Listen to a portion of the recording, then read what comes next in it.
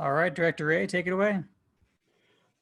Good evening, everyone. I'm calling to order a special meeting of the Douglas County School District Board of Education on May 26th at 5:30. We will begin with roll call for this special meeting. Director Chancho Shore. Here. Director Graziano. Here. Hanson. Here. Holtzman. Here. Lung. Here. Meek. Here. And Ray is here. Our first agenda item is to accept the agenda for this special meeting. Is there a motion? Motion to accept the agenda. Second. Motion made by Graziano, seconded by Chancho Shore. Let's go ahead and vote. Chancho Shore, Aye. Graziano, Aye. Hanson, Aye. Holtzman. Whoops. Aye. Thank you, Holtzman. Director Lung, Aye. Meek, Aye. and Ray is an aye. That motion passes unanimously. So tonight's meeting is, as I mentioned at the beginning, a special board meeting. It's not a regular board meeting, but it's a special meeting for us to conduct a work session with our superintendent and our finance department to begin looking at the first draft of the 2021 proposed budget. The end goal, of course, is for us to submit a approved budget in June 23rd, but tonight is not for that purpose to approve a budget as of yet. I think it would be fair, and I just want to set the stage a little bit. I think it would be fair for us all to say that none of us became board directors because we want, or all of us, I should say, became board directors because we wanted to ensure that we have an educational system where our employees have the resources they need to do their job, to feel valued, and that we have an educational environment where all our students can grow and thrive. None of us that campaigned as board directors because we wanted to reduce the financial commitment to our students or cut dollars from a budget that barely covered the essentials even before this pandemic hit. The reality is that even before this economic crisis, we lived in a state where voters approved laws for a highly constricted government that is unable to effectively fund essential services and cannot save for a rainy day. And this has resulted in Douglas County School District being underfunded by nearly $600 million in just the last few years. And that was the current situation we were dealing with before the pandemic hit. Tonight, our superintendent and staff have had the overwhelming challenge of listening to hundreds of voices, including ours, and mapping out a path through this economic crisis on top of the financial shortfall we were already experiencing a few months ago. So I share this because I think it's very easy for those of us that are tuning into this meeting to assume that there isn't a realization that every dollar that we talk about tonight, it impacts someone's welfare. It impacts educational program. And although everything is being done not to impact our classrooms, the reality is that there will be an impact to classrooms. The significant amounts that we are needing to reduce creates a ripple effect that just makes it inescapable for us to think we can do business like we did a few months ago.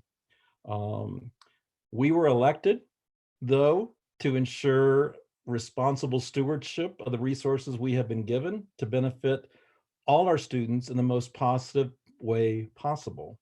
And staff have been employed and are dedicated to do the same, to do what is in the best interest of students. And so I want to caution us tonight not to pontificate or spend our time admiring the problem. Each of us have grieved what is happening. Each of us have cried out in frustration about the impact that these decisions will have on our employees and students. And there's not one of us who can stake a claim and say that I care more about students and employees than anybody else. And I just want to make sure that people understand the task for us tonight. I mean, it would certainly be good therapy for us to sit here and scream how devastating this is, but it simply won't move us forward. None of us, including staff, signed up out of the desire to do this kind of work. And those of you who are watching this work session, if you think that any of my colleagues that are broadcasted here tonight are not heartbroken about the current conditions, I would just say you are simply wrong. So I just want to acknowledge the turmoil that we feel, because we absolutely value all employees and all students. So those of you that are watching, when you see us getting down to business to figure out how to navigate going forward, please know that whether it shows or not, there is an underlayer of emotional distress that each of us feels. I believe there's none that feel the responsibility, the burden any greater, of course, than our superintendent and our interim chief financial officers, Colleen Doan and Janice Leisner. I believe they deserve a huge amount of respect due to the complexity of this task, and especially with so many moving targets that continue even today.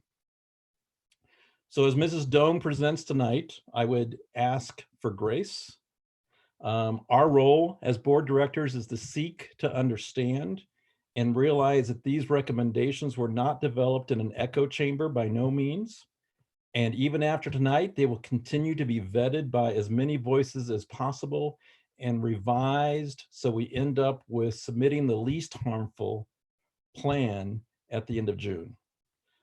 So I just want to set the stage for that. And with that, I want to welcome our presenters, our interim chief financial officers, Colleen Doan and Janice Leisner, as they begin walking through this complex task of figuring out how to help us ultimately approve a balanced budget at the end of June. So welcome, Mrs. Doan. We're looking forward to the presentation tonight. Thank you, Director Ray. I'm going to share my screen with you all so that you can follow along with this presentation.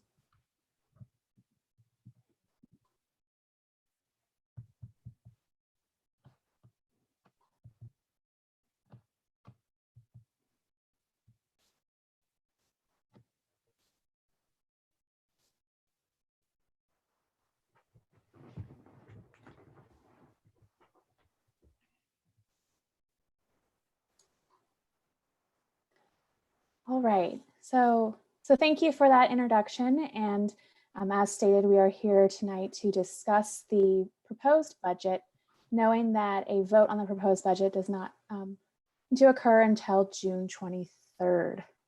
So tonight's presentation is going to go through a variety of different items. So I'm going to start with an update on the state of the State and School Finance Act, what we do know as of today and what's still unknown, because quite a bit is still unknown. A reminder on the mandatory expense increases we've been talking about since February. Speak to compensation from the perspective of salaries and benefits for the upcoming year. We're going to talk about the staff recommended budget cuts and revenue increases. We do have principal and committee feedback that Ms. Leisner will be sharing with you. That will come at the conclusion of this full presentation, as it is a separate slide deck, but we just wanted to make note that we will have that feedback as well. I'm going to walk through the model department budget cuts requested by the Board of Education, and then look at what that looks like for our budget on 3 different scenarios and some of our other funds and what that could mean. We're then going to move forward modeling future years, given the information prepared within this budget.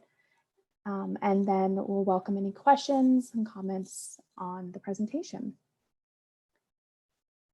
So as we speak to the State of the State and the School Finance Act, most of this information is representing data as of last Wednesday, May 20th. We know that the legislature reconvened today, May 26th. This does not reflect anything that they may have discussed in session today, but it does comment on the Joint Budget Committee's recommendations from the past week. So as we look at the state of the state, The forecast released May 12th, the date of our last Board of Education meeting, indicated that Colorado would be $3.5 billion under the revenue projections that were released earlier this year. So this is a combination of declining revenue in the current year, the 1920 fiscal year, of 1.1 billion and 2.4 billion estimated for the upcoming year.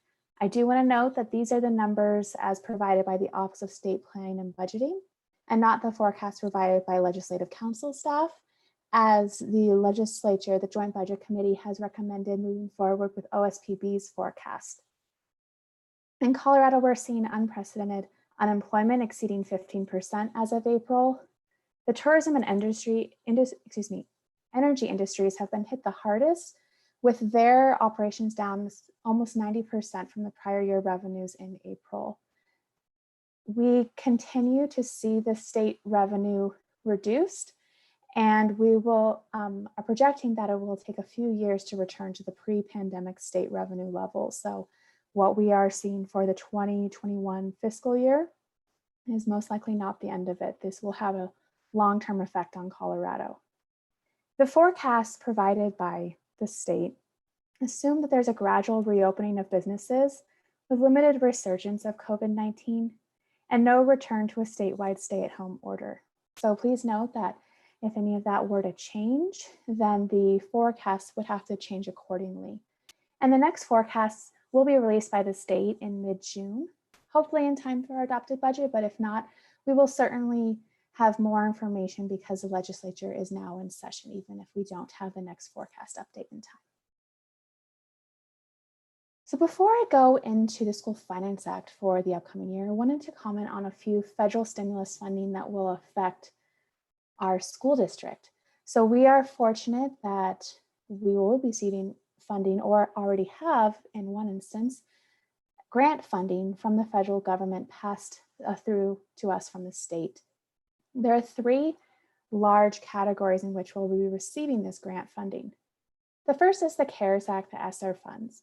So this is the first that we were aware of, and it's 13.6 billion nationwide for formula-related grants for COVID response activities. This means it can't backfill in lost revenue or just from normal operations.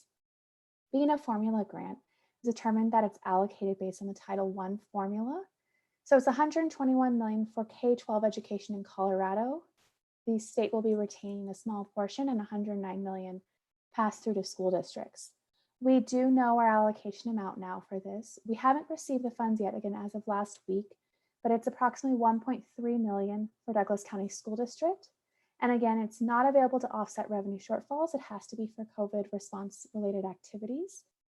It is required to be shared with non-publics and charters, but how that will be shared is still to be determined, as well as the precise details on the eligible COVID response activities. The next one is the Coronavirus Relief Fund, and this is actually the newest that we've been informed of, as it was announced just this month. And so it's 1.67 billion for Colorado, with 510 million allocated to K-12 education. Of this, it's given on a per pupil basis to school districts across the state, and so it's not based upon a Title I formula. So our allocation is 27 million.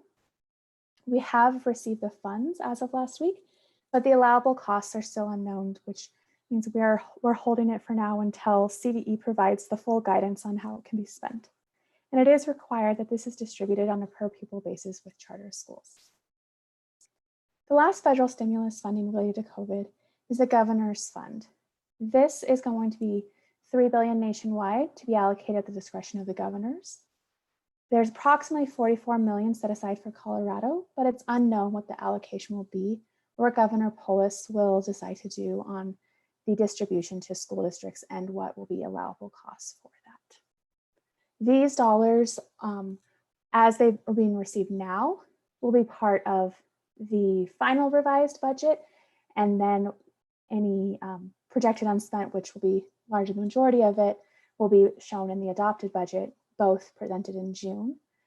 And again, we will not be appropriating it and listing out the allocations on what it'll be spent for until we know that guidance. It is not part of the general fund. It has to be restricted within our, as a grant. It is a grant, and so it is not offsetting the School Finance Act directly within our budget. So when it comes to the School Finance Act, there are multiple scenarios that the Joint Budget Committee reflected upon last week when they announced some of their recommendations to the full committee for the legislature to start reviewing as of today. So we do know that their recommendation was 577 million reduced from K-12 education this upcoming year. And there are a few different ways that they could enact this. They could increase our budget stabilization factor, which would put it to a level we haven't seen since the last recession. They could adjust some of the additional factors that are applied on top of the base, such as the cost of living, which affects different school districts in a different manner depending upon the specific demographics and student characteristics of the district. They could also repurpose local mill levy overrides to have more local dollars offset the state share of total program. So there are a few different ways that this could be accomplished. And each of these ways will have a different effect upon DCSD because it comes all to the difference in what that per pupil revenue is going to be. So this is why we're projecting a range for our budget deficit. And this range, as we get more guidance and the state passes the School Finance Act and the long bill, we'll know precisely what that per pupil revenue is going to be and how much we do need to adjust within our budget in order to balance it. So the range we're showing right now is a $30 to $60 million range for district-run schools and programs. This means that charter school budget deficits are in addition, as we serve as the pass-through to them, and we do not implement the budgetary cuts for their schools. Again, it's dependent upon what options are used in the School Finance Act and how the Colorado Department of Education runs those numbers when they build out the per pupil revenue. And the other thing to note is this assumes our currently projected DCSD enrollment and return to in-person learning. So if we have more or less kids in the fall, and if we have a different way to operate in the fall, that deficit may be different. So given this information, we are modeling budget cuts and revenue increases that are based upon reductions in the per pupil revenue. So that's looking at the total program formula and making percentage reductions to that formula, knowing that the cuts would come on the state share side. So we're modeling those at a 9%, 12%, and 15% reduction to the per pupil revenue. I do want to note that per pupil revenue, while it makes up a large percentage of our budget, it is not the entire general fund, as there are many other sources of revenue, such as categoricals or additional specific ownership tax or tuition, whatnot. So this isn't a 9, 12, and 15% cut to the entire budget. I just want to be very clear about that. It's to the total program formula. And again, whatever we would be cut from a per pupil revenue perspective, the charters would be equally cut as well, as we act as a pass-through to them. And again, these model percentage cuts do not include any federal stimulus funding, as those allowable uses are still to be determined.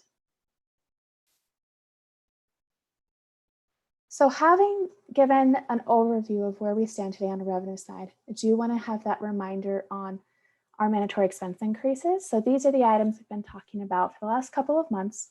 They are built into the proposed budget. So all of the fund schedules that are included already account for these expenses. And those expenses add up to 7.9 million. I do want to note that this is a lower number than what was presented last month because a few items have been omitted. So we've omitted the increase to SBB allocations and the department-based staff and operations because those are now listed as potential budget cut options. They are not mandatory increases. They were increases already contemplated within the budget. So as we reduce it, this 7.9 million is truly what our expenses that we have regardless of that available revenue. So I want to walk through some of these again in more detail, since we may have some viewers who haven't seen this level of detail before. So the first one that loss of projected neighborhood funded pupil count. This means that our neighborhood funded pupil count is lower than it was in the prior year. And so as we have less kids, it's less funding to retain for district run operations and essentially more pass through to charter schools as the charter schools become a larger share of the total enrollment. So we are projecting the neighborhood funded pupil count is down 521 funded pupils from the current year.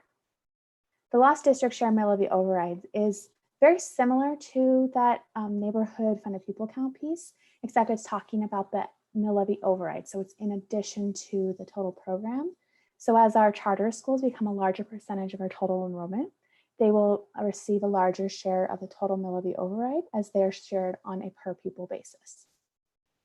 The increase of special education school-based staffing, this is all within the site-based budget or SBB.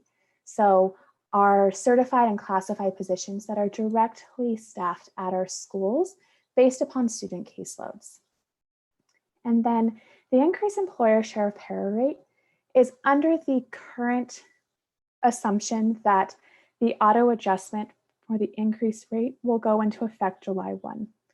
Now there has been the discussion and a request from certain groups within the state that this auto adjust be delayed a year or waived, and there not be the employer share or the employee share increase, but that is not official yet. That is still just a discussion, and it's probably not likely because the Joint Budget Committee is already recommending that they no longer withhold the $225 million direct transfer to para. So para is already going to be at a lower funding level than originally anticipated as they try and achieve their full funding status. So next up, we have compensation. So we know that compensation makes up a huge percentage of our budget, particularly the general fund at 85 to 86% of general fund expenditures. So the next couple of slides include some staff recommendations on items that have not yet been voted upon by the board, as well as a recap of items that have been voted upon. So salaries, be very clear that no official decision has been made yet for salaries for the upcoming year, as it is the Board of Education's responsibility and their authority to set if there's going to be a salary increase. However, staff's recommendation is that there not be a salary increase in July of 2020. This would mean that employees would pay their 1.25% share of the para increase. So it is applied to their paycheck, and they would have that increase taken out, which means that their take-home pay would be less in 2021 than in 1920. This would be a net pay decrease of 1.25% due to that para contribution increase for all employees.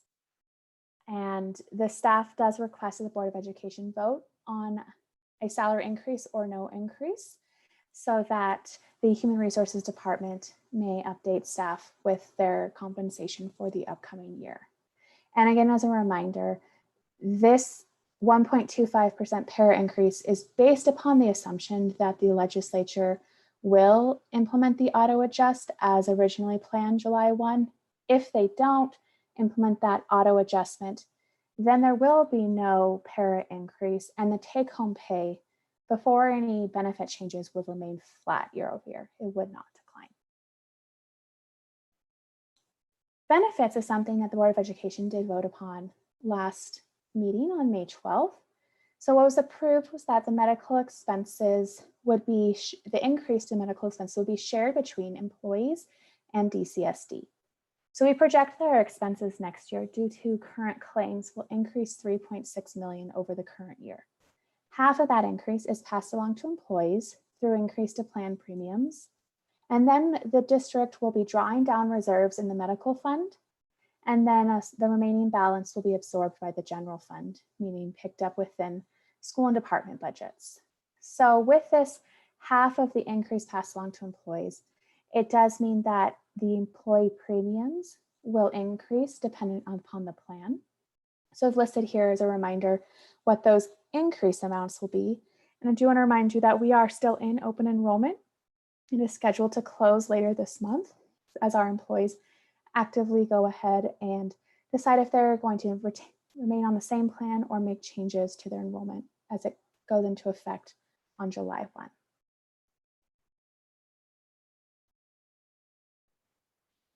So this brings us to staff's recommended budget cuts and revenue increases. And again, as another reminder, we will at the end of this presentation pull up the feedback from committees and principals on budget cuts and revenue increases. So when this information was prepared, the goal was to keep cuts as far away from the classroom as possible and spread the cuts across the district so that they were not all consolidated in one area of programming or operations. In order to implement this, the dollar amount would vary depending upon that total reduction to School Finance Act. So again, as a percentage cut to per pupil revenue. So that's what the three different columns represent. It represents three different recommendations depending upon the total revenue situation that we'll be looking at for next year. And so most of them exist in all three categories. There are a few lower down the list where there may not be the recommended implementation of a cut at the lower end of the category. We wanted to tier it to show you what it would look like at all levels. And again, as a reminder, those cut percentages, so 9%, 12%, and 15%, that's based upon a reduction of that per pupil revenue amount.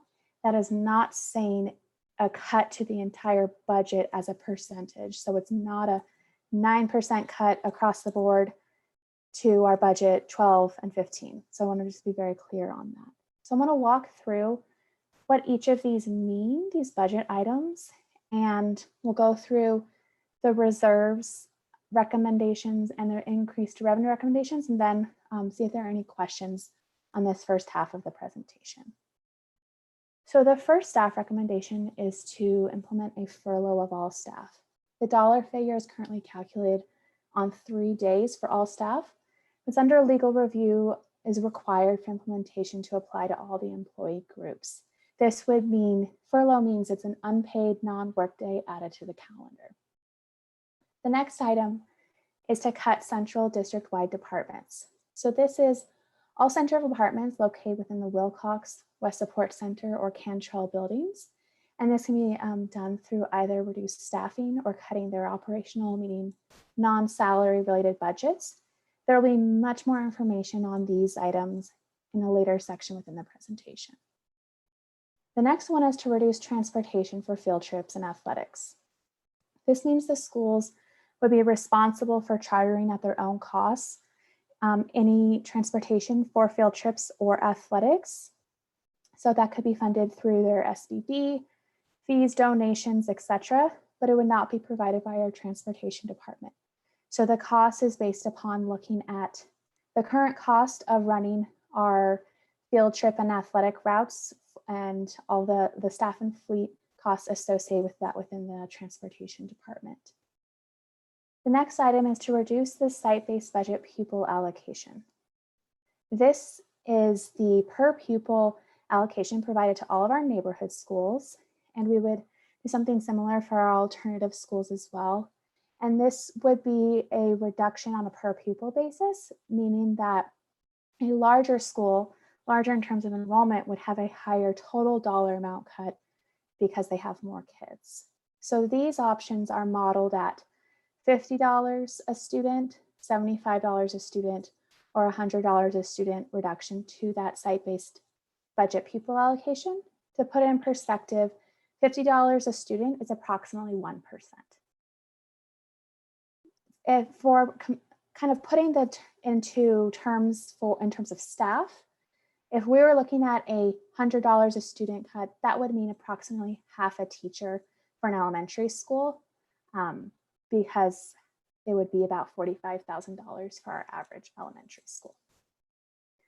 Next up is to reduce our district contingency. DCSD holds 1% of our general operating budget as an appropriate contingency per Board of Education policy. So implementing this recommendation would require change to BOE policy. And the recommended reductions here are 20% or 25% reductions. District contingency is an annual appropriation. It is not a fund balance. I want to just make that clear. The next one is to reduce overtime and or additional pays. We may pay overtime to classified staff who qualify if they work more than 40 hours a week. And then many of our staff around the district receive additional pays for additional work done above and beyond their job. So it's above and beyond their base salary. I do want to note that currently additional pays, about 65% is paid to our certified teachers. So it is for staff that is out in buildings for doing additional work. So the range is looking at, on the low end, it's just not allowing overtime and all work has to be completed within a 40-hour work week. And then the higher range includes reducing the additional pays. The next item on the list is building closure days. So a building closure day is not a furlough day. This is a physical plant closure, meaning that it would be a virtual work day or days for staff. So the savings are through the items of utilities, custodial services, and other daily costs for maintaining buildings. So it would be a mandatory remote working day, or staff could elect to take a personal day if provided by their supervisor. The next one is to reduce funding for assistant principals at high schools. So in addition to the site-based budget pupil allocation, our high schools receive additional funding as a student to staff ratio.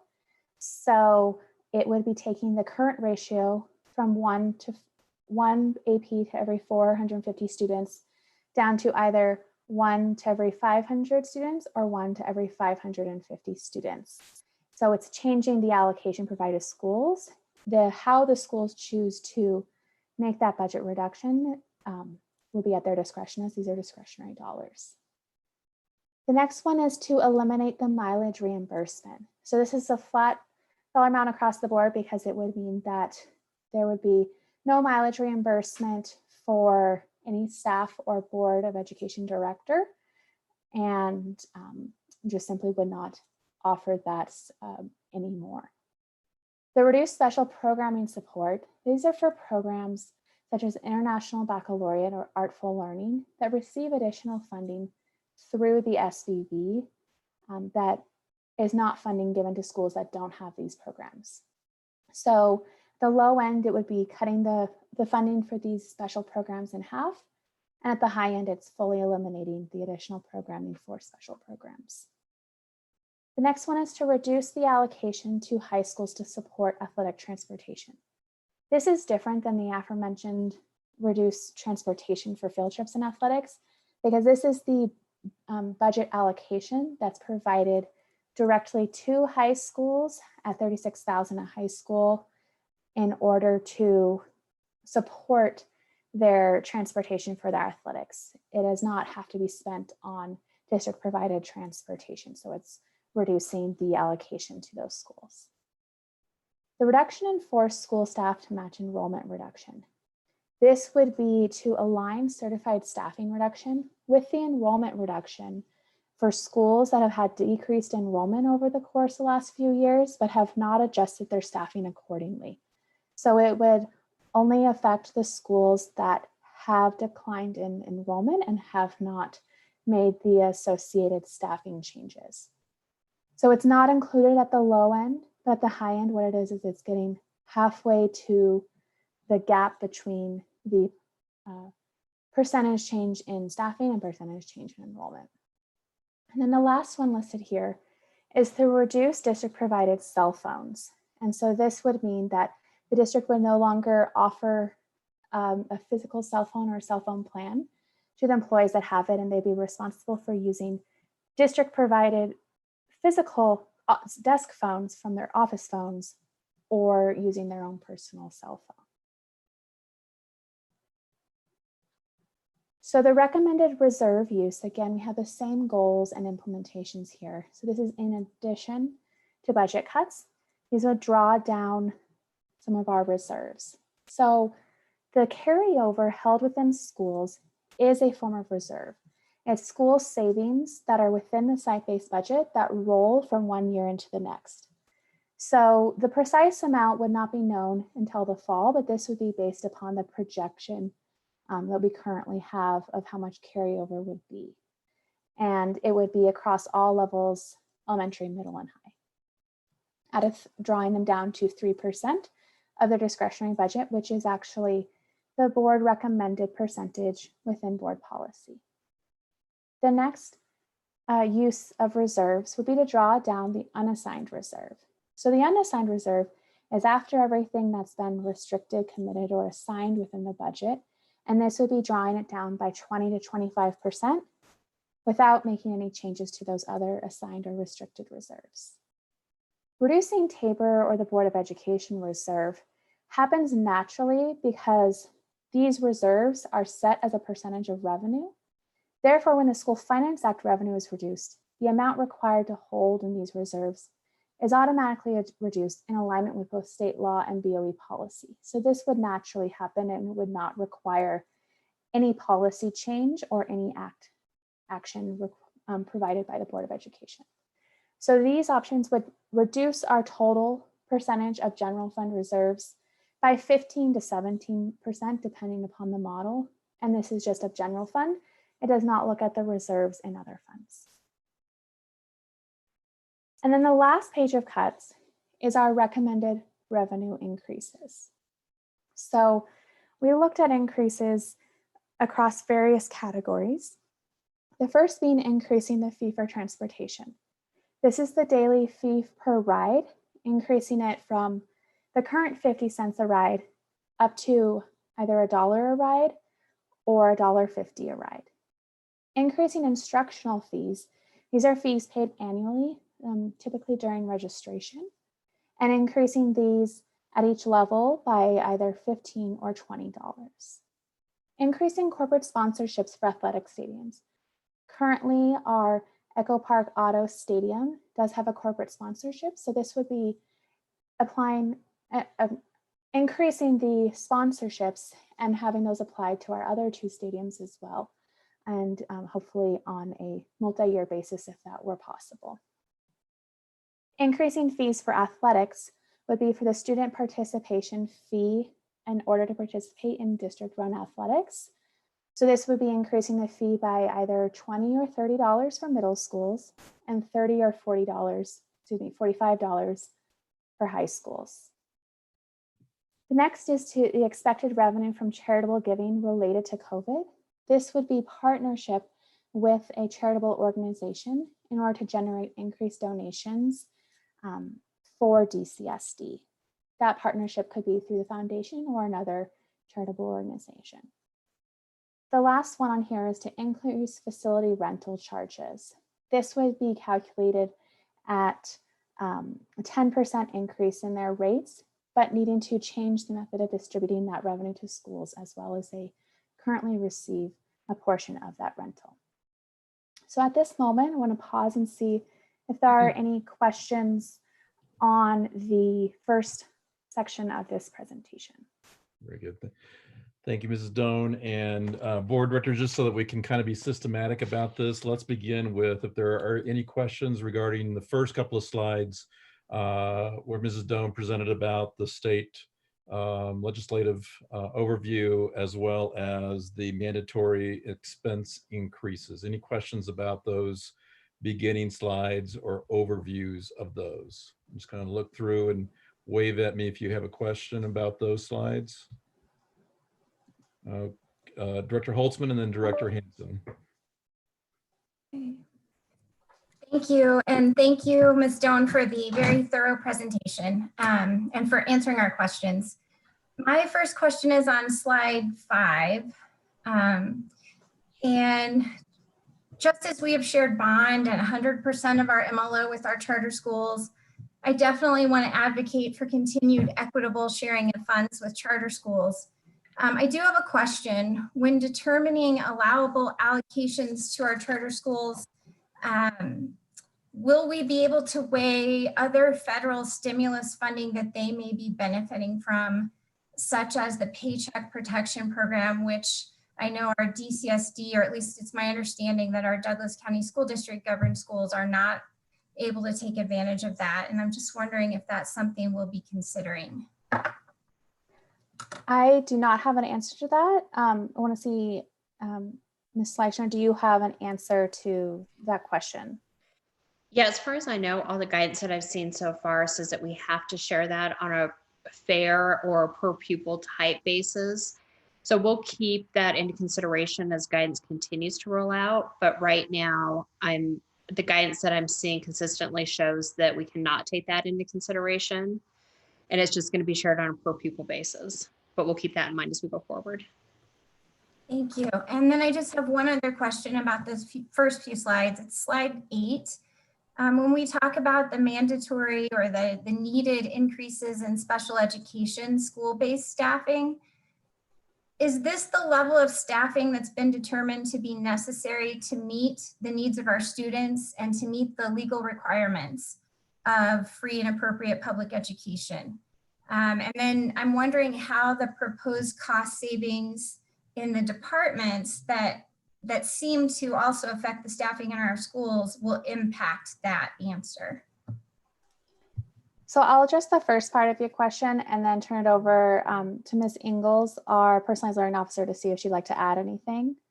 So on the first part of your question, yes, it has been decided that this is the staffing for our schools that will meet a free and appropriate education within our school-based staffing. These allocations are provided directly by our special education department based upon a very thorough review of students on an individualized educational plan and everything that's required in order to support those students based upon the current model we have in terms of how we set up our staff. For the second part of your question, Ms. Ingalls, I'm not sure if you're on the call, if you're able to address that piece. Nancy Ingalls, our personalized learning officer. Are you on? I am. Good evening, everyone. Good evening. Go ahead. Thank you, Director Holtzman, for your question. Every school district in our country is responsible for providing the free and appropriate public education for all students with disabilities. And every school district decides on the way in which they will do that. And so our school-based allocations are based on ratios, which is how we have decided as a district to meet all of the needs of our students with disabilities. Your second question about the department allocated positions, the reduction that we're going to see in the presentation upcoming will change the way in which we continue to support special education centrally, both to schools and to students directly. Students will continue to have all of their needs met. The way in which we do it may change with a change in budget, but this will not impact our ability to provide free and appropriate public education for any student with a disability. Very good. Thank you very much. And Director Hansen. My question, for the most part, has been answered. I was just going to follow up on how charters would be included in the distribution of the CARES funds. So I guess my question is if you would please keep us posted as you continue to learn more. This is something that I absolutely will advocate for as well. And if we need to introduce a resolution of some sort to support the equitable distribution, I'd be happy to do that. Just need to have the information at hand so that we can get that started. Definitely, we will certainly keep the Board of Education informed. Thank you. Okay, so directors, the next slide I want to focus on is the salary slide, and just let's focus there for a second to see if there's any questions about that, and then we'll move on to the next slide. Dr. Ray, you did not see me raise my hand. Oh, I apologize, Director Long, you are correct. Director Long, questions about the first few slides? Yes, slide number 6, please. Well, in here, your assumptions in the middle of the screen say, assume current projected DCSD enrollment and return to in-person learning. As we can see from Jeff Coe's proposal, so that it's a very highly likely that there will be a mix between the remote learning and in-person learning according to Jeff Coe's model. Do we have another projections based on a hybrid model, or in the worst case, remote learning model? We do not have a current projection of the finances associated with that, as we have a task force currently working on the various scenarios of what it could look like for the return to learning in the fall. And so as the task force prepares information, we'll be sure to have a financial update on that.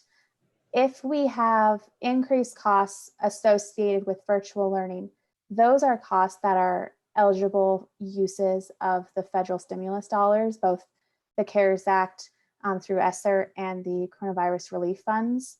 And so there is a possibility that if there are increased costs associated with doing some sort of hybrid, that we would be able to utilize these one-time grants to offset some of that cost. So by the time that we take a vote on June 23rd, are we going to vote on the versions that are assuming that in-person learning only? Because right now it's May 25th, okay? We only have one more board meeting. If we have not even presented with alternative options of remote learning or hybrid learning, how else can we adjust when we take a vote on June 23rd? Director Long, this is Thomas here. By June 23rd, we'll have greater guidance from Colorado Department of Education. As a matter of fact, they sent out some guidance today in terms of a back to school kit to plan both in-person learning, remote learning, and a combination of the two. So when you look at this, there are only 3 options we'll have when we look at the fall. We'll start back on time in person. There is total online, or we go back to remote teaching and learning, headed to e-learning, or there's a blended model. And so those 3 things we do know for a fact. But as Mrs. Doan stated, it would be very advantageous to us to bring our school district committee. As you know, nearly 2,000 people applied for our re-entry and recovery plan. And by that time, we would have had several meetings to better gauge where our community is, in addition to guidance from the Colorado Department of Education.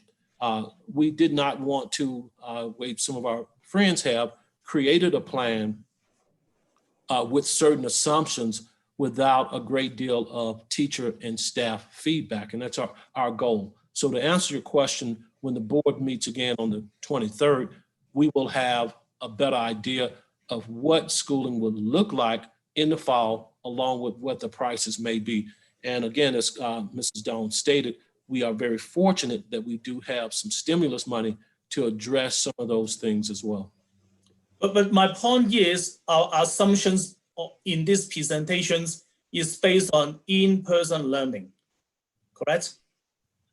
That's correct. But again, prior to the board voting on this, we'll have some assumptions based on 1 or 3 models: in-person learning that you already have, a blended approach to learning, or totally starting out with remote teaching and learning. Again, it's, in my opinion, it is in the opinion of our cabinet members and our groups that we're forming, it's probably too mature. It's probably not at the right time right now. It's probably too premature to go ahead and give you assumptions on one way or multiple ways when we simply just don't know. Okay, and then, I'm sorry, go ahead. Oh, and I was just saying, Director Long, just to clarify too, we have 2 meetings, 2 board meetings, June 9th and June 23rd. And June 9th, we'll also have an opportunity for an update to just continue to understand what we are looking at for June 23rd. So, right. I just brought up that because our friends from JETCO has already have a hybrid model, while we have assumptions in here is an in-person learning. But thank you very much for your answer. Yeah, and we do have those models, but again, we want to make sure those models are predicated on what our specific community wants versus a few handful of folks coming together and saying this is what these models are going to be. But we'll have our models will be robust and better in line when our entire community comes together and helps to outline a plan of what effective teaching and learning is going to look like in the fall. And also our FOC chair sent Director Graziano and I an email this morning. So in the appropriate time, I will let the public knows what is the FOC's suggestion is. And on this particular slide number 6, the FOC in the last Thursday's meeting has asked the district to prepare 20% options. The reason why the FOC is doing that is because they say that they want to make sure that if unemployment and state revenues go even worse, we have the worst case scenario in case we have to take the recessions or a cut that's more than we expected. We have something that we have a model.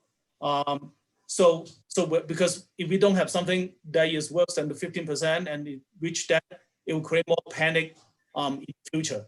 Again, I'm just related to what your FOC, signal is. Thank you. Director Long, I just want to remind directors, this is not a time for us to insert feedback from our committees or our own value judgments right now. This is simply to ask questions. So I do see another director, Director Meek, I believe had a question with these first few slides as well. Director Meek. Thank you, President Ray. Ms. Doan, on slide number 5 with the CARES Act money,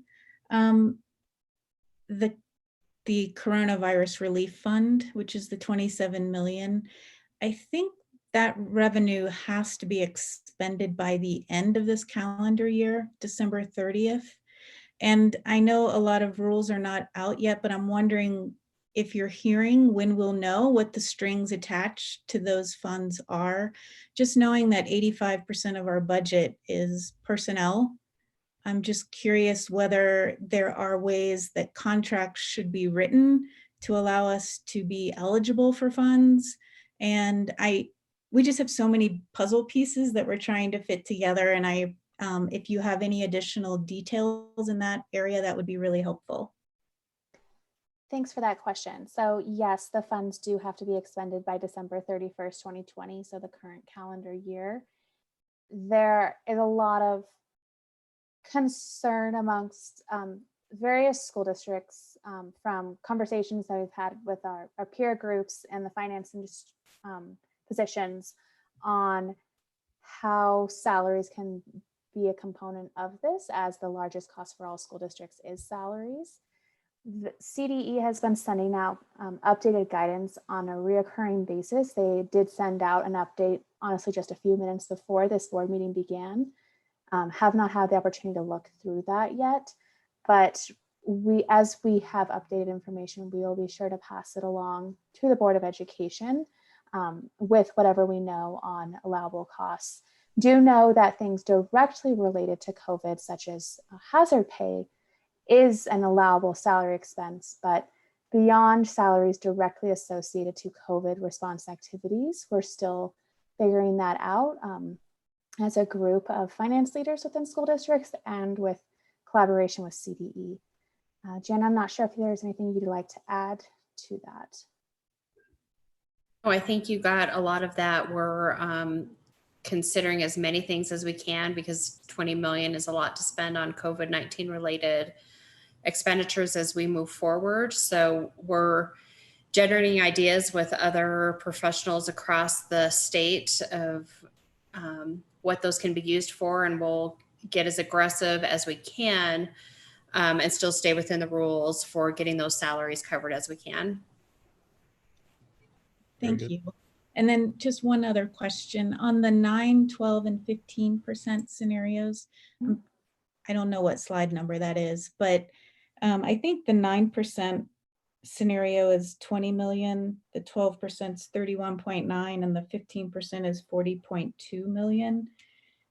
Is the 7.9 million mandatory increases a part of that 20 million number, 31.9 and 40.2, or is that in addition to those numbers? It's an addition because all else held equal, we have those increased costs regardless of the revenue situation. Okay, thank you. And then just one quick comment. If it is possible to have a range by the next board meeting, just a rough estimate of reopening schools, knowing that the task force hasn't even started, but if at least by the next meeting, there's a range that could help us think through that as we move forward, that would be really helpful. Thank you. Just to clarify, when you say a range, you mean a range of the financial cost to implement something other than in person? Is that what you're asking? Exactly. Okay. Exactly. Thank you. And directors, again, I'll just remind us that this is not comment time. This is not make suggestions or give direction for staff yet. This is simply to ask clarifying questions. So I'm going to move us on to recommended budget cuts. That is the next slide. Are there questions regarding, again, clarifying questions regarding the recommended budget cuts? And again, if you can show me with your hands, Director Chancho, sure. So on the recommended budget cuts, page 13, high schools are highly impacted. Were these recommended based on all of the survey data that has been received? They're separate from the surveys. So the surveys were done in kind of in conjunction with the staff recommendation. And we'll be providing the staff recommendation, the survey feedback from committees and the principals at the conclusion of this. And we'll be highlighting any alignment between this recommendation and their feedback and any differences and the reason why. Thank you. And Colleen, the special programming support to IB, for example, that's like at 7,000 children that are served in our school district through that programming. Is that then assumed by school-based budgets, or is it that we would not have an IB programs? It would be assumed by the site-based budget unless the school were to decide to not offer the program anymore, but that would be a school leadership decision. So thank you. I'll continue that question later on in the presentation. Thank you. Okay, Director Holtzman. Yeah, so my first question is regarding the reduced site-based budget pupil allocation. So we have models at 9, 12, and 15% cuts. And I'm just wondering if this percentage is actually higher. If you add in the cost savings recommendations, for instance, especially at high schools, as Director Chanchashore mentioned, for assistant principals, the allocation for athletic transportation, and I believe also the allocation for mileage reimbursement goes into site-based budgeting.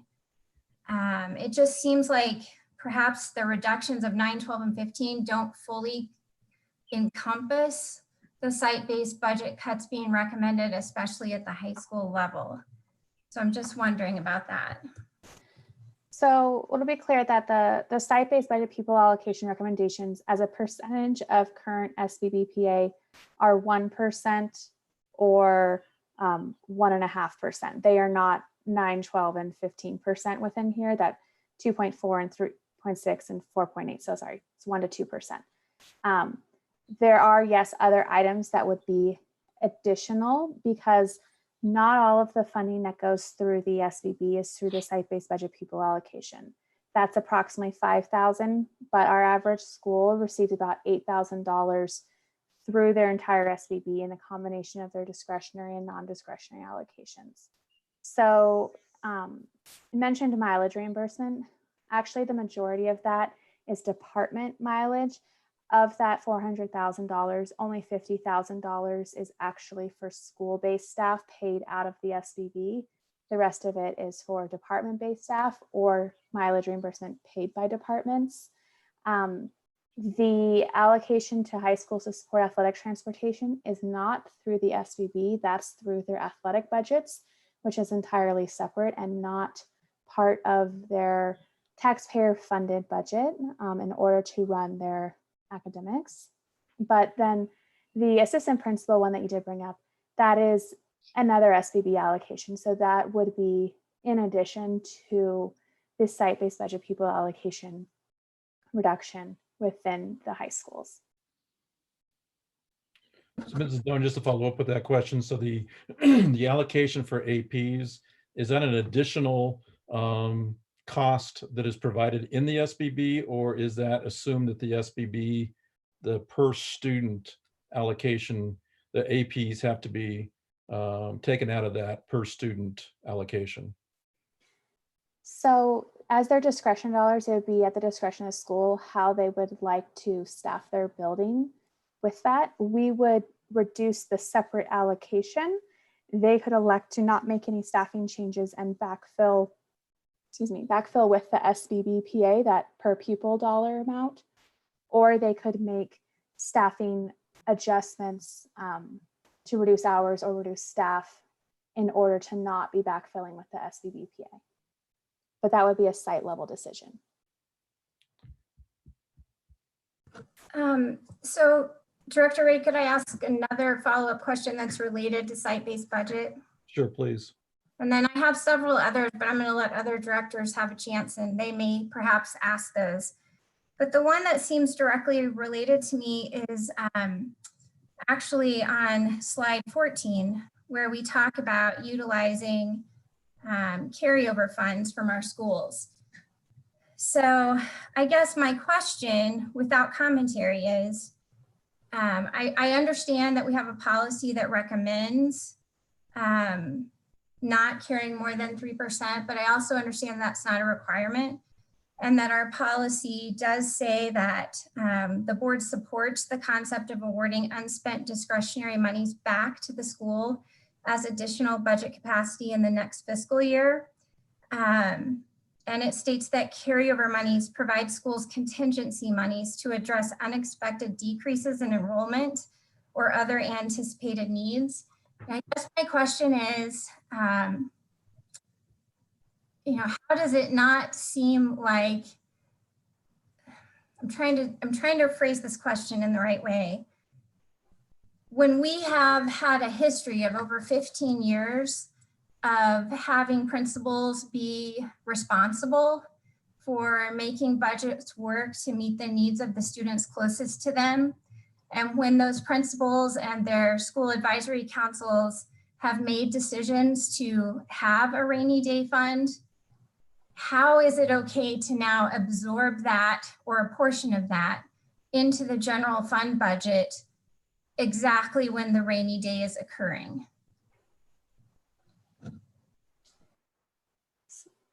That's a great question. I think it comes down to the matter of priorities. So schools cannot, under our current budget office guidance, staff classroom teachers out of their carryover within their SBB. So it comes down to really, having those rainy day funds for additional programming, enrollment, contingencies, etc., versus reductions in staff. So we are recommending to, preserve the staff as much as possible, which is why the carryover is included within this at that 3%. Do want to point that they'll still have the 3%, so they'll still have a portion of their rainy day funds. And for many schools, they're right around the 3%. Our average is between 4 and 5% at most schools. And so they will still have reserves available to them in order to offset some of those costs. But it comes down to the priorities of what dollars we do recommend changing within our budget based upon the resources that we have available. Thank you. Those are the questions I have about that. I do want to discuss it later during our board discussion time, but I don't think I have other questions about those two. Thank you, Director Holtzman. And so other questions, board directors, and I would include, when I say Director Long, I include the other slides too, the reserve use as well as the recommended revenue increases. Director Long? I have a question on slide 13. So in there it say furlough all staff and the $6.1 million. If I hear you correctly, you say that that is equal to 3 furlough days, right? That's correct. And in here, when you say all staff, what exactly does it mean? Does it mean classified teacher, administrations, POTAC, cabinet, superintendents? Yes, it includes anyone who has a full-time equivalency-based position. So the only positions it excludes are the stipend-based positions or per diem-based, such as daily substitutes or coaches. But any other position that is essentially a year-long position would be included within this. And the follow-up on that is, does this furlough saving, including the cost of benefit saving? It is the cost of the associated para and Medicare. It would not affect their benefits eligibility for medical or dental. There would be no decrease in those. Okay, thank you. Okay, directors, other questions?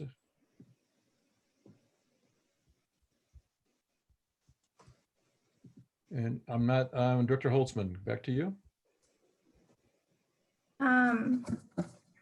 So I'm wondering on slide 13, and it's a follow-up to Director Lung's question on the furlough all staff. Can that be done at the same time as the building closure days? They could be implemented on the same day. Certainly that is an opportunity. The building closure days contemplate many more days than just the 3 furlough staff, as it's minimal savings each day. And that's actually looking at 1 day a week each of our breaks, fall, winter, spring, and summer. So certainly are not recommending having that many furlough days, but yes, you could pair them on the same day, or looking at the calendars, you could put them on other days. The goal would be to have the furlough days be days with the least amount of impact on students. So not having it be on instructional days. Just have a couple more questions if that's okay. This one is related to this reduction in special programming support to schools. I was just wondering if we could get a list of what all those special programs would be.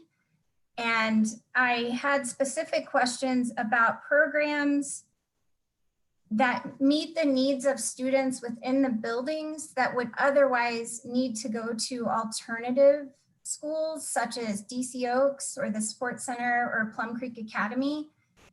And I guess my question being, have we taken into account that if those programs go away, how it will affect our alternative programs that I believe are already at and over capacity? So just if we've taken that into account and if we could get a list of the programs that will be affected.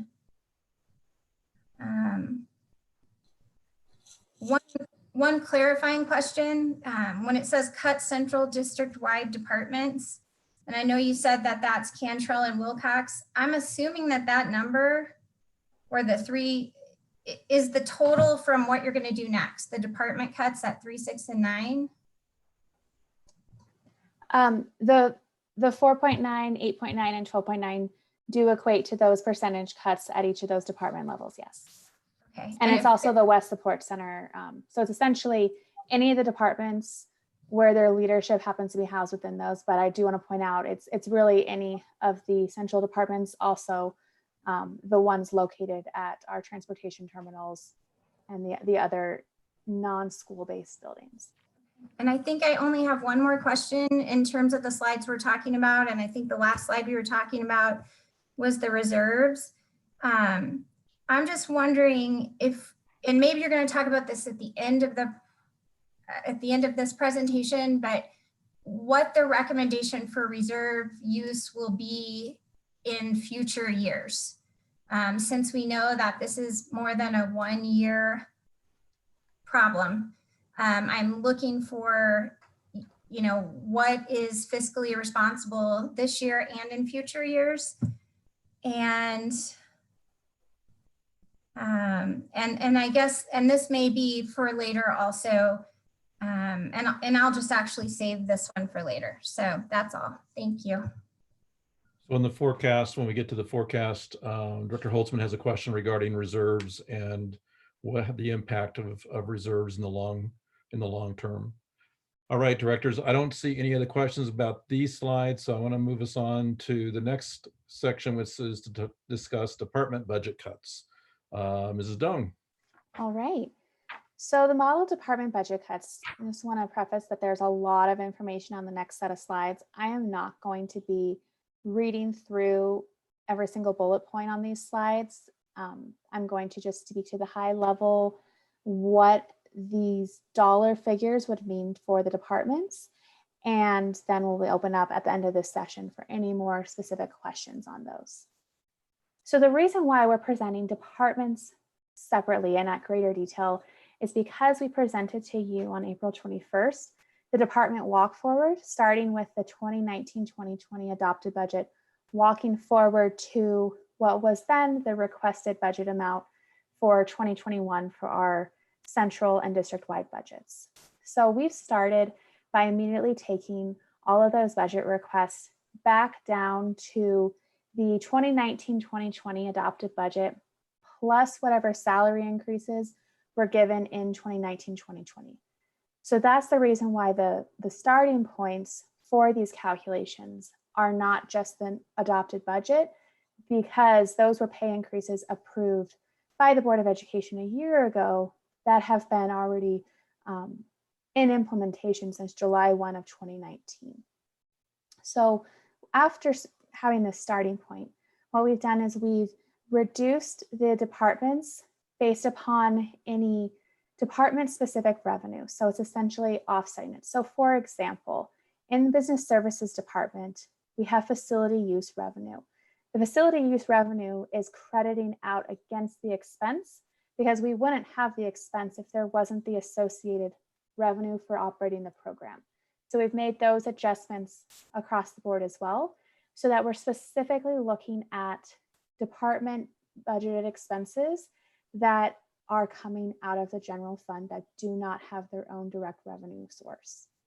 So from there, we took all of the budget recommendations back down to that 2019-2020 level so that it's flat year over year, since the presentation on the 21st did show an increase to departments.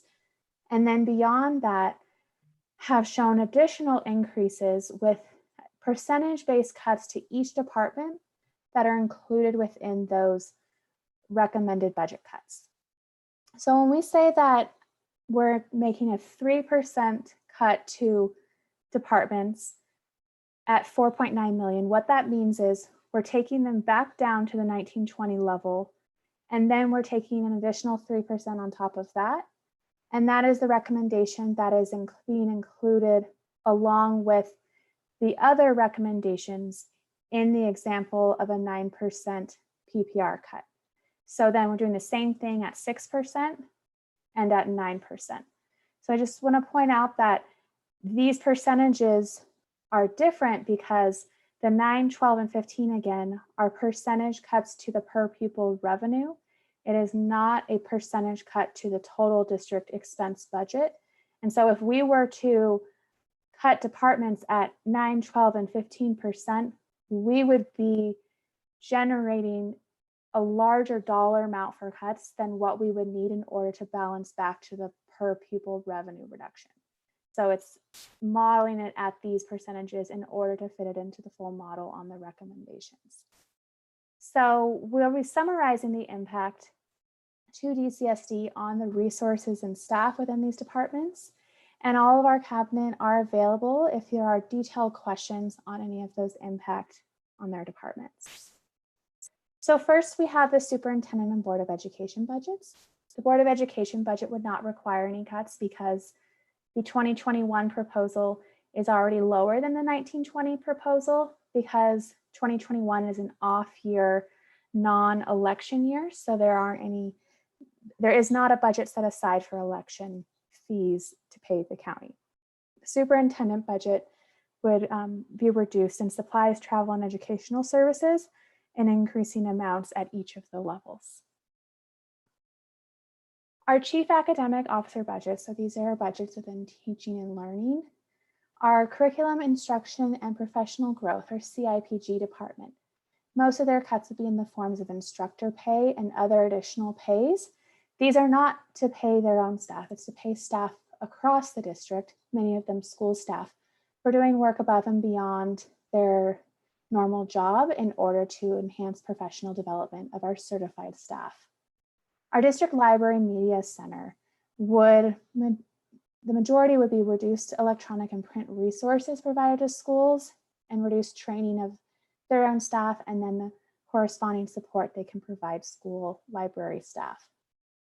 Our support staff professional development provides the professional development to our certified and professional technical staff.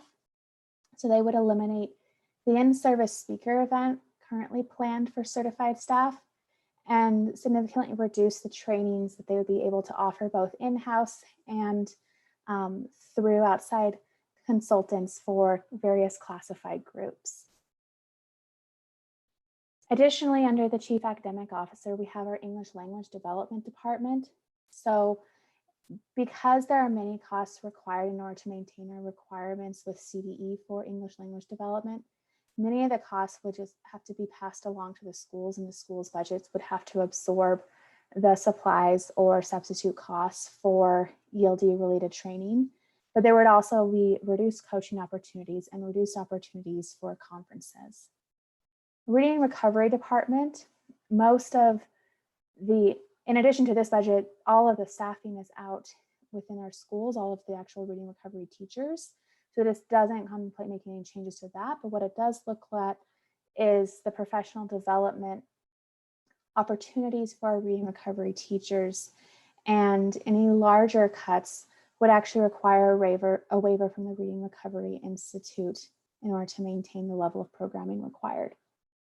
Our Gifted and Talented Department, similar to these others, the staff are out within the schools, and these cuts do not recommend any changes to the school-based staff in these areas, but the schools would be absorbing costs in order to maintain their requirements for things like their supplies or their professional development. There would also be reduced stipends given to teachers for being leaders within the Gifted and Talented. And this is one where there are additional federal requirements as well, and there is revenue for both ELD and GT that offset some of the school costs, but it does not fully cover the costs from that revenue from the categorical state funding. Next, we have the departments under the assistant superintendent. So first we have the athletics activities and the stadiums. So the focus here is really around coach pay, as that's the largest component of athletics and activities. And so each of the options look at reducing from a percentage standpoint the coach pay. So you may have heard of the term Schedule A, which is the matrix we use to pay our coaches and activity leads. And it would be a reduction in pay in order to maintain the number of stipends. But there are scenarios provided here as well of eliminating some stipends at the middle school level in order to not cut as high of a percentage of coach pay. Additionally, under the assistant superintendent, we have career and technical education. So career and technical education receives a lot of additional resources from the 2018 Millivy override.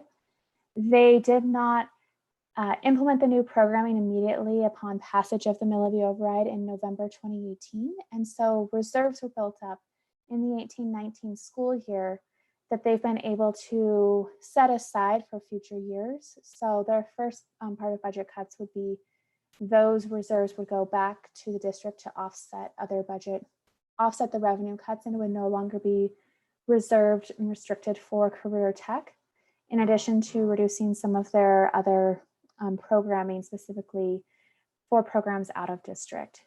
Our choice programming does not have any cuts shown here because the choice programming budgeted expenses are offset by the charter school purchase service revenue for the direct district staff. So for example, percentage of their staff is directly paid by the charter schools. And so that charter school purchase service increase was higher for 2021 than their expense grew in order to be catching up on actual salaries and benefits predominantly. And so there is not additional cut required on the choice programming. And then the foundation for Douglas County Schools, the staff for the foundation are budgeted through the district. And so there would have be staff hours reduced in the foundation as well. Additionally, under the assistant superintendent, we have two programs that really are schools, but they budget like departments. But because they operate as schools, and these are our Home Education Cloverleaf and our DC Student Support Center, we are not recommending that their budgets be reduced by the amount shown on the screen here, and that instead they have the same reductions as our other alternative schools, which would be aligned with whatever recommendation or whatever budget cut is implemented and approved by the Board of Education for our schools. School leadership would have a reduction in the support staff through a secretary to multiple directors position. And then our security department would eliminate a position and decrease the supplies, travel, technology, and then would also eliminate this portion of the school marshal program at the higher level of cuts. Within personalized learning, we first have the early childhood department, which has two different budgets. They have the early childhood education, the tuition generated program, and then they have their special education program. So all students are afforded a free and appropriate public education. So we do want to keep that in mind when we look at any of these that are related to special education. So within the early childhood, it would be classrooms reduced at each of the levels for both ECE and ECE SPED. And what that would result in is an increased caseload for our preschoolers on an IEP, and would increase the preschool IEP numbers in the other classrooms by reducing the number of classrooms and positions associated with those classrooms. Within the personalized learning officer, there is a personalized learning budget as well. And this one would not require any cuts because it was already lower. However, in order to offset some of the cuts that would be needed to special education, this budget would recommend eliminating the YES Officer program in order to apply some of those savings to special education out of district tuition, which the costs for that go up considerably year over year. So as I mentioned with the special education out of district tuition, our next budget under personalized learning is special education. And so with this one, it would be through quite a few positions as listed here within this spreadsheet. So each one is cumulative, adding on top of it. And then additionally, the out of district tuition. So I do want to point out with the out of district tuition that those are costs that we typically are required to pay in order to maintain federal and state compliance. And so there may be increased burden on utilizing contingency or other resources in order to fund that if the budget is pulled back within what they start with at the beginning of the year with the adopted budget. And then we have the mental health as well, which has limited cuts required, but would, because of the changes year over year. However, again, similar to personalized learning, with offsetting some of the cuts needed to out of district tuition, would reduce the intern program for the psychologist intern program and other positions in order to offset some of those costs of special education. We then have two budgets that fall under health wellness prevention. They're the Medicaid and then the health wellness prevention. So the Medicaid is a federally reimbursed program. The other one is funded through general fund dollars. So within these, we would look at reducing positions and operational for mental health prevention programming, SEL, suicide prevention materials, and training, and in order to balance these budgets. Next up are the departments under the assessment officer. So the largest budget first is the assessment budget, and this would not have to make any further reductions because the budget already presented included reducing the testing per pupil allocation for our high schools and reducing stipends to school paid staff. So the cuts already exceeded the percentages that are modeled here for all departments. And then our educator effectiveness department would make reductions to the stipends for the site focus group in order to meet those levels of budget cuts. Next, we have our Chief Technology Officer budget. So the Information Technology Department would reduce their IT software resource budget, which would impact software support and turnaround time. And then it would also, at the higher levels, reduce positions associated with this delivery and support work on systems.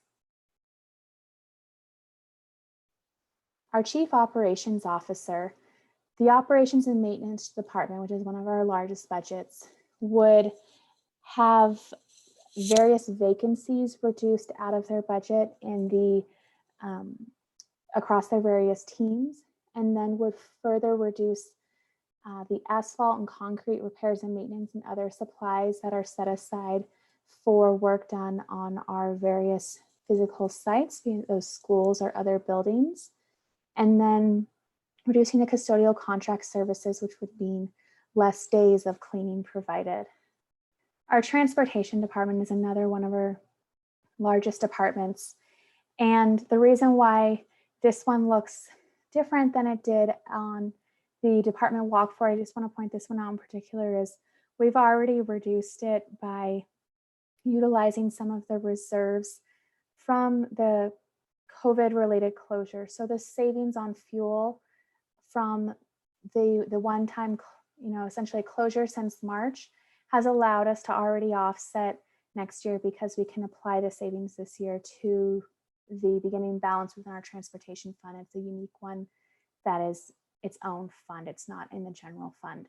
So that already reduces that. And then in addition, maybe reducing vacant driver positions at 2 different levels depending upon the amount. And depending upon the busing requirements for students with special education needs, assuming the same routes, this could result in continued elimination of all extended day field trips, reducing consolidated neighborhood stops, eliminating stops within gated communities, and eliminating special programming routes and stops within walk zones. Additionally, under the COO, we have the actual COO budget. This one looks at reducing miscellaneous engineering consulting and civil and traffic consulting, and then expenses associated with the master capital plan, in addition to reducing hours of one position. And our construction department would need to reduce their services for architects and engineering professionals, as well as reducing the hours of one position. The Chief Financial Officer budget for Business Services Department would need to reduce the supplies and equipment, eliminate all travel for conferences, as well as eliminate 1 vacant position within the department. And then at higher levels would have reduced hours or positions eliminated depending upon the budget level sought to be reduced, as well as cutting the purchase of any new Kronos costs, and then additional supplies and materials that would no longer be available for the department. Under our Chief Human Resources Officer, we have the Human Resources and Benefits Department. So this is another department that already had implemented reductions when we presented departments last month. So in addition to those, there would be reduced recruitment in the areas of travel and advertisement, and background fingerprint fees would be passed along to new hires while they're currently paid by the Human Resources Department. And then at the highest level, there would be an elimination of a position, meaning that responsibilities will be absorbed by the employee relations and HR generalist staff. Our communications officer budget would look at eliminating the Volunteer Connect partnership with Douglas County Libraries and other government partners, in addition to reducing hours of positions and multiple various supply items as shown on the screen, depending upon the level of cuts required. Within our legal counsel, we have both the legal counsel and the risk management budget. So first, to focus on legal counsel. To reduce this budget, it would be a 17.5% reduction to the anticipated costs for legal services, because this is one, there was anticipated increases for the upcoming year.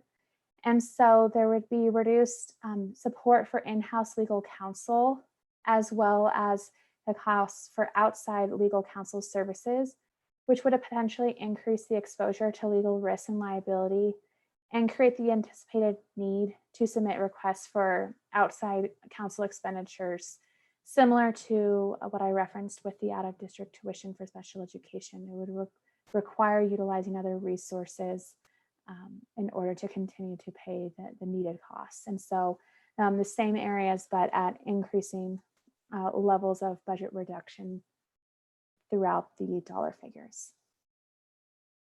Within risk management, the budget would reduce, has already reduced the repairs and maintenance, and it would additionally make reductions to the technical services, which pay for inspection of equipment in buildings, and it would increase the risk and potential for legal liabilities, and then reducing self-funded insurance losses, both for liability and property at increasing amounts throughout this, which would, at the higher levels, would put the budget lower than the district's deductible, which would be setting aside amount less, significantly less than the anticipated amount needed, creating the likely need for future budget approvals when the funds have been depleted. And then finally, we have our district-wide budgets. So these are budgets that, while managed by individual departments, do not belong to any one department because they serve the whole district. And so there are things like utilities and software and unemployment and paying the treasurer fees and so on. So within this one, the first level would be to eliminate the tuition reimbursement program for staff and to further reduce electrical utilities to align more with our historical actuals that we've generated energy efficiencies. And then adding in eliminating professional membership stipends for administrators that goes to principals, assistant principals, and department directors, and then making further cuts to utilities.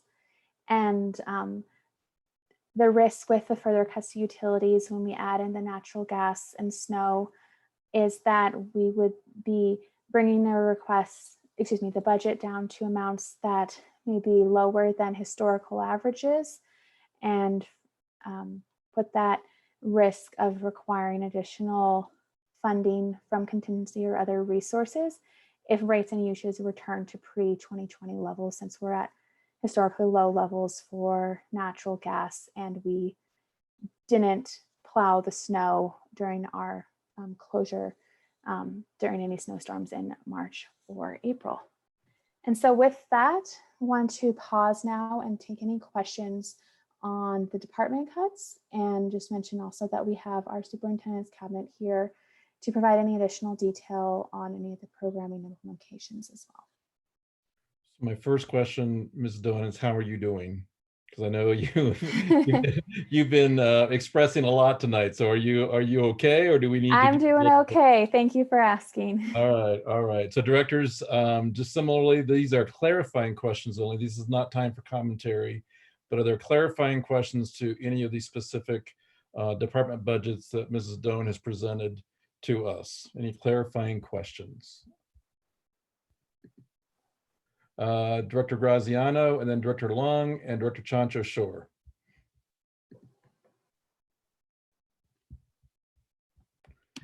Sorry about that. Colleen, thanks so much for all your work through this. You're doing so great. Appreciate all the details. Question I just had was around your comments around CTE, about money that I guess had already been allocated by the MLO and then repurposing that. Was that, did I understand that correctly? Where the thought would be to move funds that would be earmarked for career and tech ed would be essentially moved somewhere else as an offset? Not out of new mill levy override dollars. So the mill levy override, we generate that revenue annually, and it annually sets aside $2 million for career technical education. So the first year when we received mill levy override funds in the 18-19 school year, our career tech department did not make any budget increases in that year because we were already halfway through the year. And so they spent that spring planning and not spending any dollars. And so we had $2 million set aside that was unspent that first year. So it's not making any changes to the 40 million, the allocation of the 40 million under the 2021 budget. It's simply looking at those reserves that have been built up from not spending dollars the first year and having those go back to the general fund and have career technical education just operate off of the dollars that will come in this year's mill levy override. Okay, and then one other question was related to the security programs that were cut or would be potentially cut. Can you just give one of the line items was the school marshal program. Would that be, could you kind of explain that more in detail? Who would be impacted, which schools or? So the school marshal program serves our elementary schools. And if Mr. Knight is on the call, I was wondering if he can speak to this anymore on what that impact would be on eliminating the school marshal program. Ted Knight, Assistant Superintendent, are you on? I am, Director Ray. Can you hear me? Yes, we can. Please go ahead. So this proposed elimination at 6% is only for the Parker Police Department School Marshal. And that is in conjunction with Parker, who also, I believe, is looking at some budget cuts. So it's kind of a collaborative that if they need to cut some funding and we need to cut some funding, we could eliminate one school marshal, and that's the school marshal out in Parker. And then we would backfill that with other internal positions, security managers, and other folks within the district. Thank you. Thank you, Mr. Knight. Graziano, another way we could support security is through our well-known Watchdog DAGS program, which is very, very popular, and getting additional community members trained and get them trained so that they can assist us in the program. Very good. Director Long and then Director Chancho Shore. Well, I have several questions, but I'm going to only ask two. And if all the other directors, after they ask questions and they have not addressed mine, I will ask you to give me an opportunity to ask another questions. So my first question is in number 19, about the cost for the curriculums, instructions, and professional growth. I mean, in the business world, we do a lot of outsourcing, especially, for training. And so in here, have we considered outsource the entire professional development to organizations like Dallas County Federations or any training provider that do something similar to that to save money? That is not considered within this recommendation. Okay. Then my second question is in number 24, page 24. And in here, So are the numbers in the classroom compliant with the current CDC Tri-County Health recommendations for 6 feet distance in the classroom? I mean, this number that you provide has taken into the considerations of 6 feet. I mean, social distancing. A couple things here, Director Long, to respond to your first question. Interestingly enough, today we did talk with Cali Labor and Mrs. Sarah Mesmer today about courses and how we could utilize staff or the union or other folks to teach these courses, but we're going to have to start paying folks to teach these courses in the future. And I think that's what you're getting at in terms of outsourcing the courses. Again, when you're asking about these numbers here, have we taken into consideration the new guidelines that came down from the Center for Disease Control, as well as the Colorado Department of Health within the last 48 hours or so? The answer here is no. As we started the presentation, these numbers were predicated on us starting back in the fall. As we get recommendations for our committee, again, I am so thankful that nearly 2,000 people have shown interest in helping us with their expertise in helping us get started in the fall. We would be remiss if we did not take time to listen to the recommendations that they have, that those various internal task forces will have. When we do come back later in June, we will have, these numbers will look different because we'll incorporate their input, the input of our task forces. All right, very good. Director Chancho-Shore. Thank you so much. I have a couple of questions, of course, about slides 24 and 25. I see many cuts that are specific and directed towards schools, but I don't see any staff in departments cuts. I see that there are cuts that go to schools. Am I missing that there are staff cuts in the departments as well somewhere in the formula? So when it comes to the early childhood positions on slide 24, those positions are all staffed by the department. So they report up through the department. And so as there would be adjustments in the number of classrooms, there would naturally be adjustments in the number of classes specific to that. On slide 25, when you were speaking to those positions are department positions. They are not classroom positions. This does not include cuts to the special education staff that are budgeted and located out at our individual schools. That is completely separate from this and not included within the recommendation. Thank you.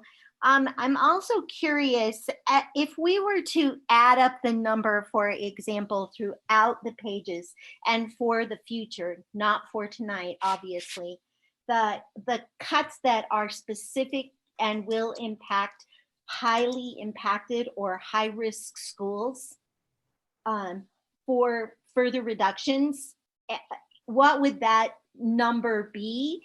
And is there is somewhere in the formula, and again, this is for the future, somewhere in the formula, will the highly impacted schools and the high-risk schools be addressed somewhere else in the formula except through cuts?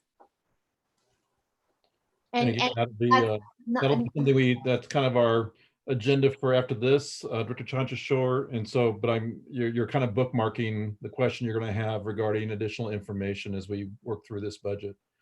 Yes, and then as we continue to look at the slides, I'm just curious, and this might not be the right place to ask the question, but I want to make sure it's somewhere in the next process.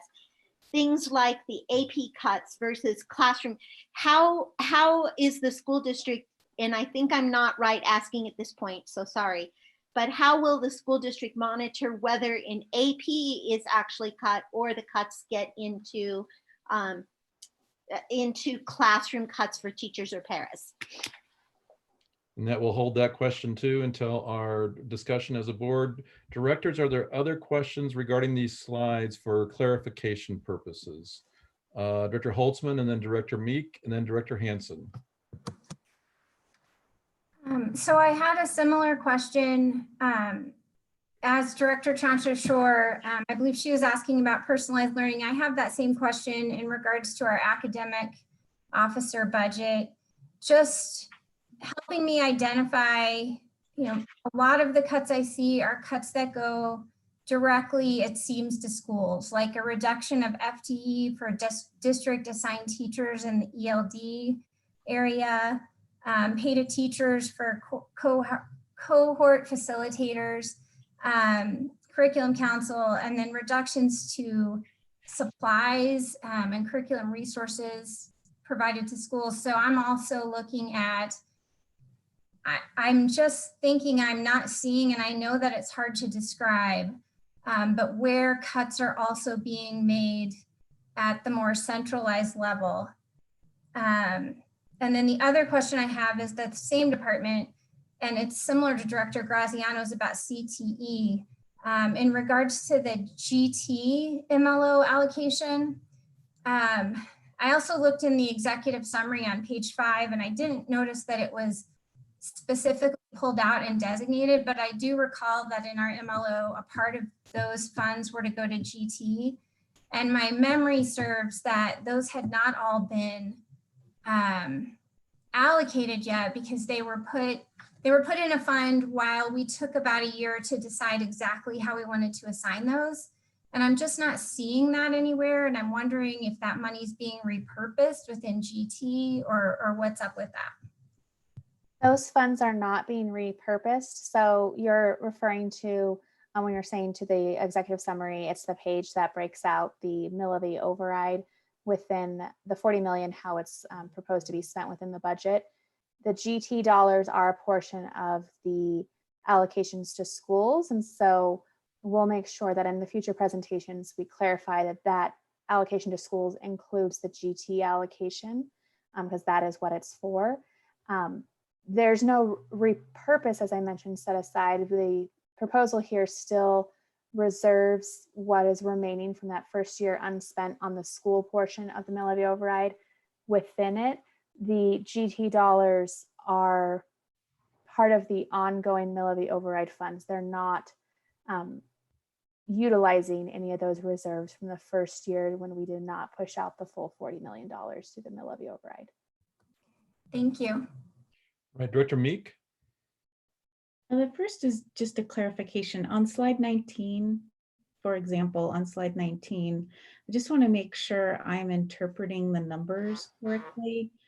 In the 3%, 6%, and 9% columns, every time there's a number that's in parentheses, that's not an increase to that budget item.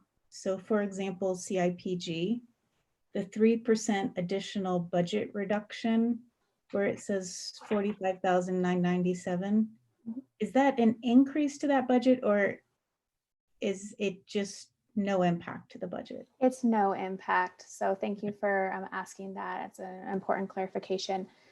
We're just saying that there's no impact needed because the 3% reduction, they've already exceeded that. We are not recommending adding additional dollars to any of the departments. Okay, I just wanted to make sure that's how people are interpreting that for all of the slides that have that. Yes. Okay. Yes, that's this methodology across all slides. If there is a number in parentheses represented as a negative, it's just simply saying there isn't a cut needed because they've already met that threshold. We're not putting dollars back into departments. Thank you. And then my other question is, it's clear it's been painstakingly detailed out what the 3, 6, 9% scenarios look like. It looks like we are just taking an equal percentage off every department. Have we, or did you consider using the strategic plan to prioritize cuts where it's not addressed equally across all departments? Was that considered? Um, w- I'm not quite sure how to answer that question. We looked at it a few different ways, but we didn't. We were seeking to present what we thought was directly asked of the Board of Education. I don't know, Dr. Tucker, if you want to add on to that. Well, I think the first thing what you do is to mirror the cuts the way the board has asked us to across the board, to go back to the 1920 budget, then apply the cuts. We did that, but I certainly, Director Meek, understand and appreciate your question, because of our strategic plan is going to be our North Star, our guiding light, if you will. There has to be some programs that may take less of a cut, and conversely, other programs that may see a larger cut. And we did have that conversation a little bit with legal. We'll come back, when we come back again as a cabinet, we'll be certain to apply. So we've had this presentation with the board. Here's the feedback. Here's some feedback from community members. I know that many of our community members are very astute community members and staff who are looking, and they have given us some feedback as well relative to certain programs. So we'll take that into consideration and use our strategic plan as a lens. And again, I do appreciate you asking that question. Thank you. Very good. Director Long? Okay, in number page 27. So in here, DCSD developed our own system for evaluations.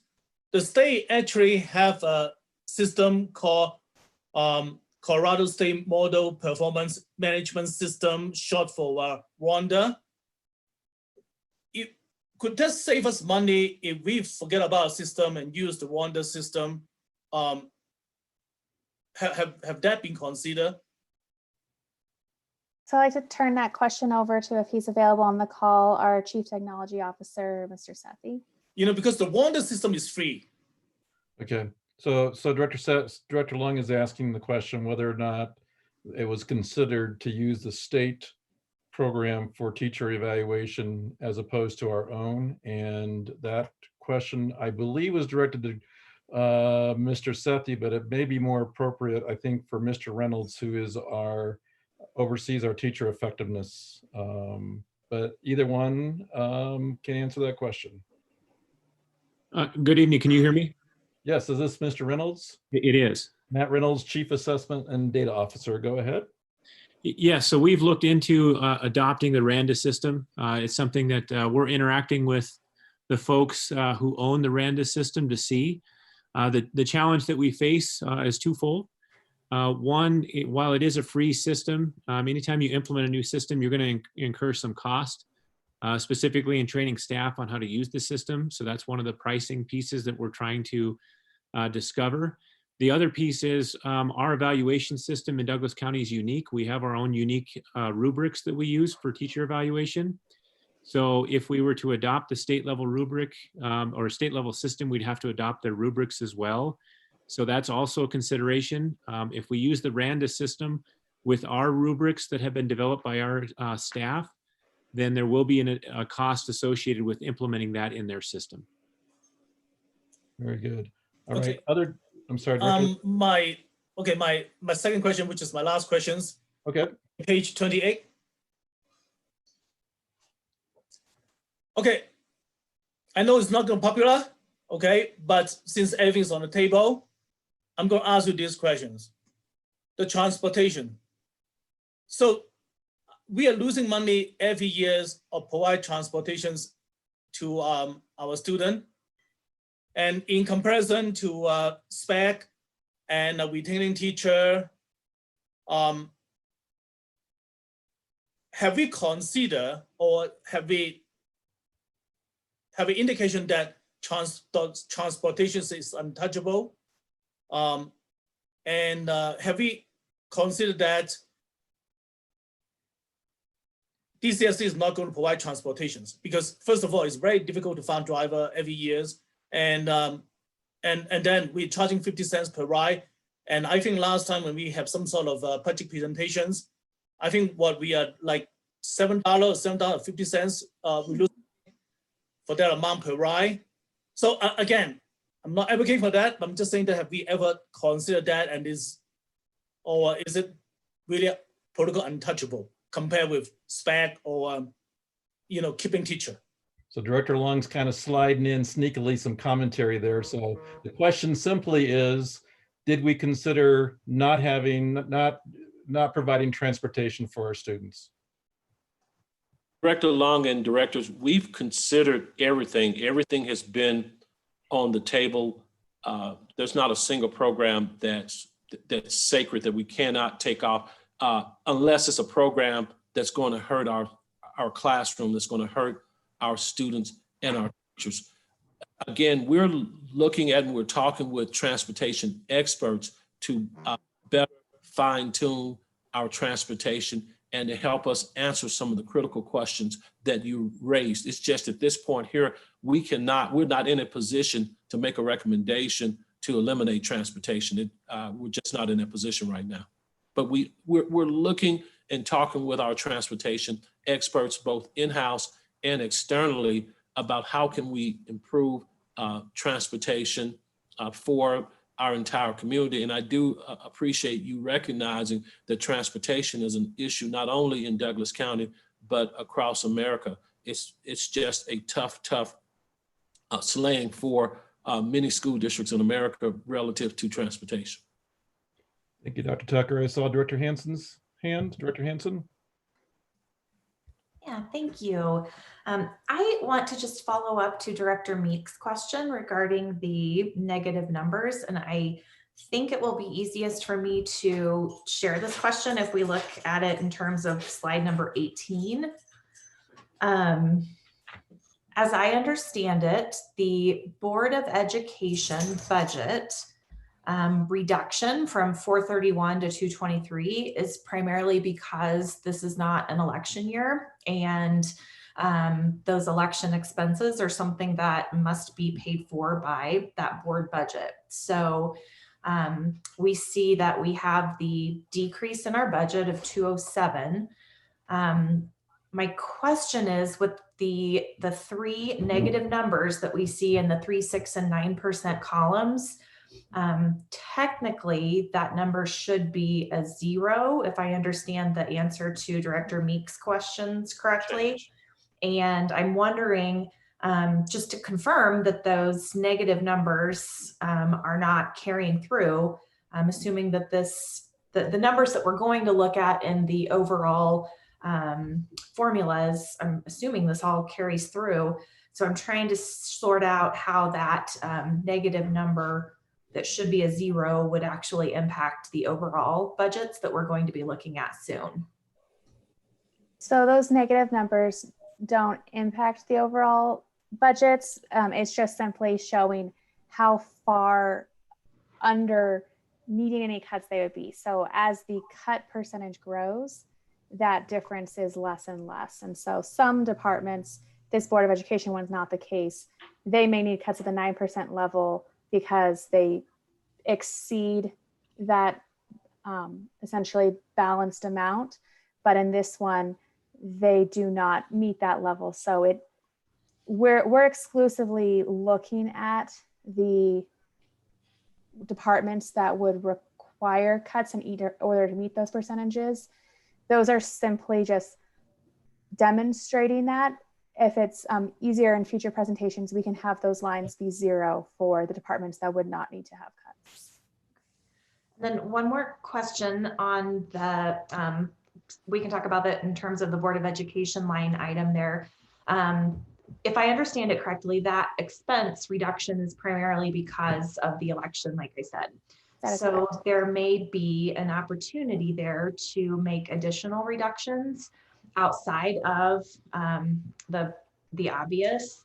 And I'm wondering if there are other departments that would be in a similar situation where their budgets were reduced only from circumstances. And if asked, those different departments could dig deeper and make additional cuts beyond just what was just from circumstances.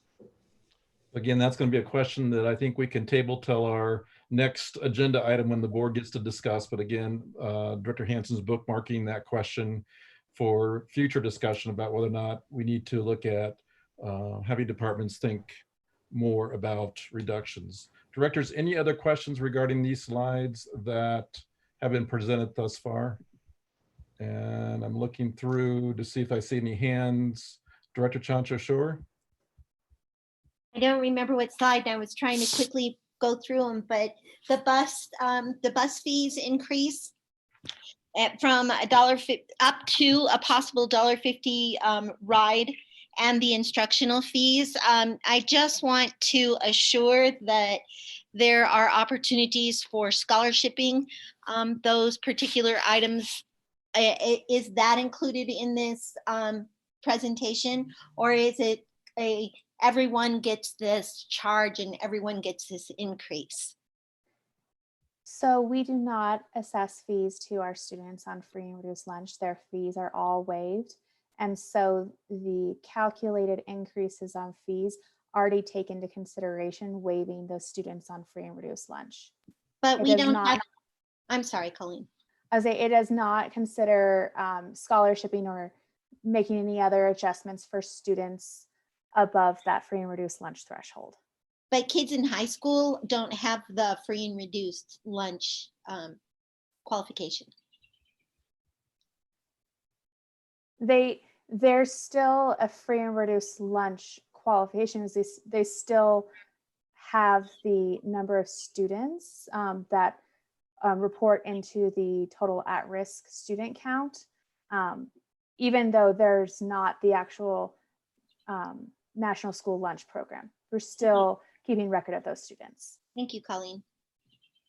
Okay, directors, let's, I think we're ready to move on, if we can, to the next slides, Mrs. Doan. All right, thank you. So the next few slides are going to look at what all of these recommendations when it comes to schools, departments, revenue increases, uses of reserves, what those look like in the actual budget compared to what's provided in your balanced budget based upon the executive summary that's been provided as another attachment to this board agenda item. And then we'll move into modeling out the future years.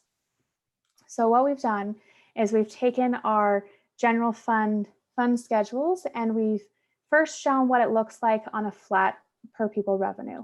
So having a flat PPR means that our budget would be built off of the 1920 rate. And this, I want to just put out there, is not realistic. We know this is not going to happen. We know there's going to be something of a cut. We just don't know how big yet. But having a balanced budget, this is what it looks like before making any changes. So the changes that you do see in here on the revenue, comparing the revised budget for 1920 to the proposed budget for 2021, are based on changes outside of the PPR. It might be enrollment changes or other factors outside the School Finance Act. And I do want to point out that our projected enrollment has changed. When we were presenting enrollment in conjunction with the planning department in early March, I believe our last in-person Board of Education meeting, we did not yet have final charter enrollment numbers. These are now included within here. So it's a pass-through. So the reduced enrollment affects the state equalization funding and it affects the charter pass-through, but they do have a loss in enrollment year over year due to Ascent joining the CSI and then Hope's elementary program closing. So these are the expenses associated with that. So you can see on the change in fund balance line at the very bottom is a balanced budget, revenue equals expense, no use of fund balance. So any of the changes that you see in here, such as the reduction in salaries year over year, it just simply reflects less budgeted department staff already and any turnover savings. It's not contemplating any included budgetary cuts. And then the benefit increases are due to the para rate and medical rates. And all of the reserves are reflected as percentages of revenue. So again, that's the balanced budget. From what we've discussed with other financial leaders in districts, most districts are presenting something like this with a proposed budget that's balanced with no cuts, no decrease to the revenue, and then modeling from there. So that first model is that 9%. So everything that's been presented so far, the staff recommended cuts, the details on departments are all incorporated within this. So you can see the revenue is reduced on the state equalization, that's the equalization entitlements line, but there's also a slight increase in the other local revenue due to some of those proposed fee increases. And then on the expense side, this is where you do see the implementation of a lot of those changes. So we have reduction in salaries and benefits for the implementation of furlough days, the reduction in overtime or additional pay, modeling out an assumption on how much of the site-based budget pupil allocation would be applied towards staffing and the high school assistant principals, and then similar modeling out assumption on the departments, what would be put towards staffing. Reducing the purchase services for those closure days. Again, those are physical closures, special programming support, and then the mileage. And the charter schools pass-through reflects their adjustment as well, and then all of the reserves updated as well. So this one shows a change in fund balance of about 13 million, meaning that our expenses exceed our revenue by 13 million because we'd be drawing down Tabor, BOE, school carryover, and unassigned. The next option takes the exact same budget model, but inputs the 12% cut option. So it just increases those dollar figures. So on the revenue side, again, there's that adjustment on the equalization and the other local revenue. And on the expense side, there are those reductions again. The new ones included at this level are the reduction in force in school staff. That was not included in the previous one, and then higher amounts on the SBBPA and the department cuts. And then additionally, within the purchase services, this one adds in the cell phones. And then you'll see that this one shows a change in fund balance of 15 million approximately, meaning expenses exceed revenues by 15 million, drawing down intentionally those same reserve groups. And then the last one is that 15% cut in per pupil revenue. So this one has the lowest total revenue and the lowest expenditures because it would require the greatest number of cuts, approximately 16 million. This one is the same as previous, but just at higher dollar amounts. Again, using fund balance from the board and Tabor, school carryover, and the unassigned reserves. This one, which is the greatest use, would still leave over 18 million within the unassigned reserves based upon this budget. So within our other funds, there are a few notable things to include outside of the general fund. So our outdoor education fund assumes that programming will resume as normal in 2021. So if it's virtual only in the fall, and again, this will be part of the task force work, we will adjust at the adopted budget and it will reflect those adjustments. Our capital projects fund, this is predominantly our revenue in lieu of land from developers and then any of our school funded building modifications. So it continues to assume we'll receive that revenue in lieu of land and that our school building modifications will continue to occur, but those dollars are held in reserve until the schools spend them. Those are the school's dollars, not to be repurposed for other things unless the school chooses to do so. We'll no longer have a separate full-day kindergarten fund as we have free full-day kindergarten and no longer tuition-based program.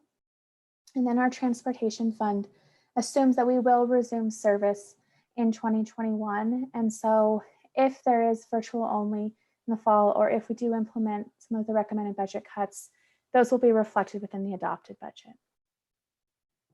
Our special revenue funds are nutrition services, similar to our outdoor education, which is another one of our enterprises.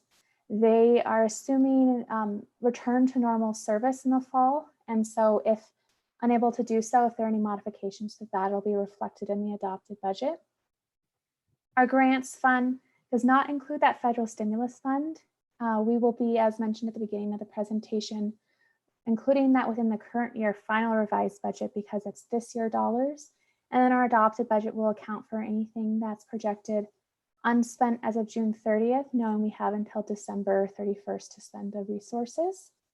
And then our athletics and activities assume that we will resume programming for any sports and activities in the fall. And if they are canceled or we implement the recommended cuts, the adopted budget will reflect that. And then our childcare is our basic before and after school program. And similar to our other enterprises, it assumes resuming normal programming. There are largely no changes to our bond redemption, our certificate of participation lease payment, or our building fund, and same with our short-term disability and trust.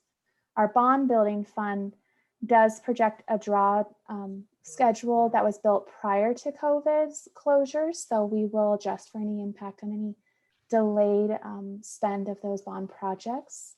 And then our medical fund here does include the adjustments for our health insurance premiums per the information that was approved by the Board of Education on May 12th. And then our pupil activity, those are school dollars again, and that assumes normal operations, but those are all always the school dollars that are held specifically for their use. So when we look at taking the general fund out a few years, we are modeling by using the 12%, the middle ground, as the starting point. So if we wanted to go up or down to either the 9 or 15 or even lower than the 9%, we could certainly do so, but wanted to take the middle ground as the starting point. So these assumptions do not represent a recommendation from staff. They're simply for financial modeling purposes. So on the revenue side, we have collaborated with our financial advisors, Hilltop Securities, to determine what the Division of Taxation's projection on the residential assessment rate would mean to property taxes for Douglas County. So they provided us a recommendation to drop the assessed value projection by 6.85% in calendar year 2021.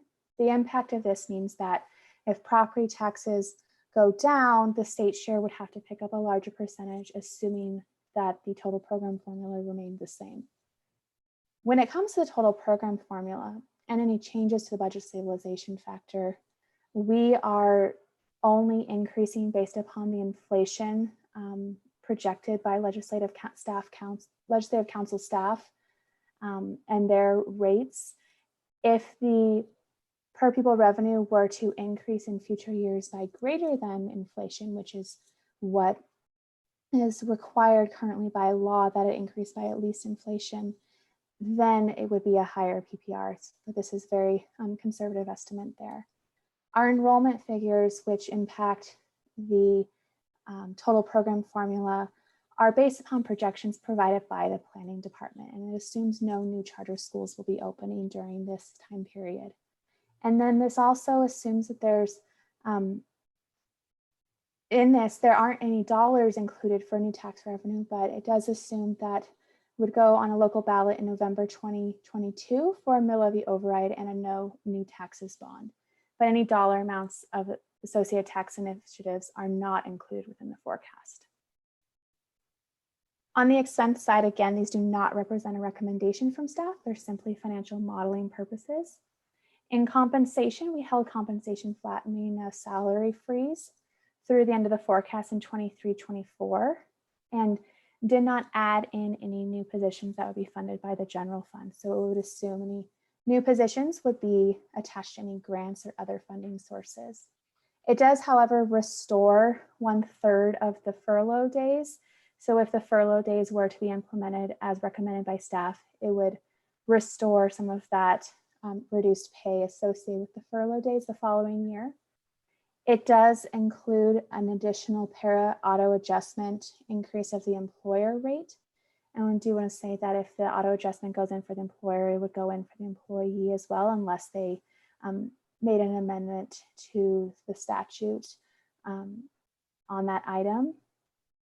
And then within the other expenses, we held most of them flat, with the exception of the charter pass-through does adjust accordingly with their enrollment and the per pupil revenue, and then any commitments in our other funds that receive a transfer from the general fund.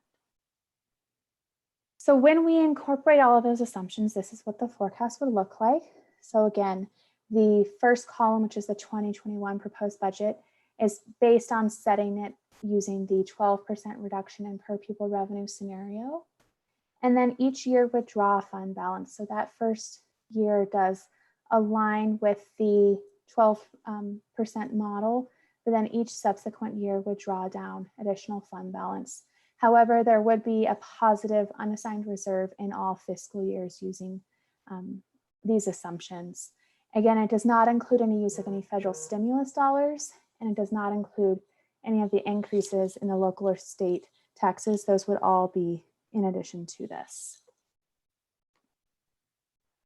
So before we wrap it up here, just want to say that we do have the separate committee and principal feedback. And so Mrs. Doan, if I can interrupt yes, you for just certainly. a moment. I Sure. know you're on a roll. We're gonna first of all, I think we're gonna postpone our questions regarding Okay. the forecast. I want us to take a break. I'm gonna change up our agenda a little bit because we also have the executive director from our Colorado Finance Project to kind of just give us some insights about the state perspective in addition to what Mrs. Doan has already presented to us. So I'm going to ask that we take a break.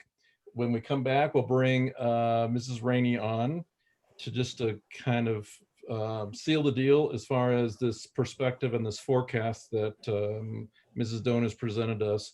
And then we will go into the feedback, Mrs. Doan, regarding these stakeholders, okay? So at this time, let's take about a 10-minute break. And by my watch, that means we're coming back about a few minutes before 8 o'clock. All right, virtual break. Thank you, Mrs. Doan.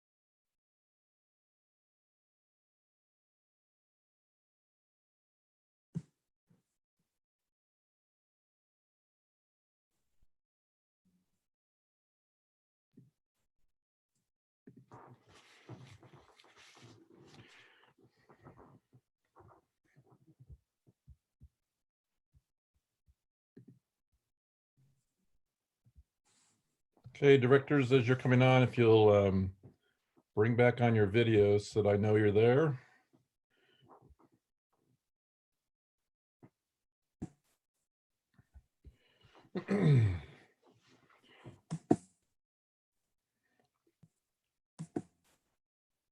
I am here. This is Elizabeth, but I am unable to start my video. Okay. Mrs. Rainey, hello. Hello. Thank you for being with us today. Oh, my pleasure. Hope you're all doing well. Well, we are doing. So, directors, we're going to go ahead and resume our meeting. I have asked Mrs. Tracy Rainey, who's the director of the Colorado Finance Project, to join us as well. And I think it's a perfect insert because we left off with Mrs. Doan's forecast for the next few years of our budget. And Mrs. Rainey, I know you are in high demand with helping people make sense of the issues that we have in front of us. And so I'm truly grateful. I also know that Ms. Rainey has a 9 o'clock phone call as well. So I want to be respectful of her time, but we've really asked her to give us just a state perspective of either some hope that's coming to us or the reality check of things from the state perspective that we need to be aware of too as we continue to navigate that. So again, welcome to our board meeting, Mrs. Rainey, and we'll let you take it from there. Well, thank you. And I have a variety of slides, but the main thing is going to be for you to be able to ask questions, and I don't have to go through in detail on slides, and you can obviously call me back or email me with any questions. So very good. There's a lot of information, but it has to be the most relevant for you. Very good. And I think, you know, certainly like I said, with the, where we left off was talking about forecasts. So if you can give us any idea of what might be coming down the pike in terms of possible state legislative actions or things that may help school funding or things that we need to be aware of as we continue to navigate. That sounds great.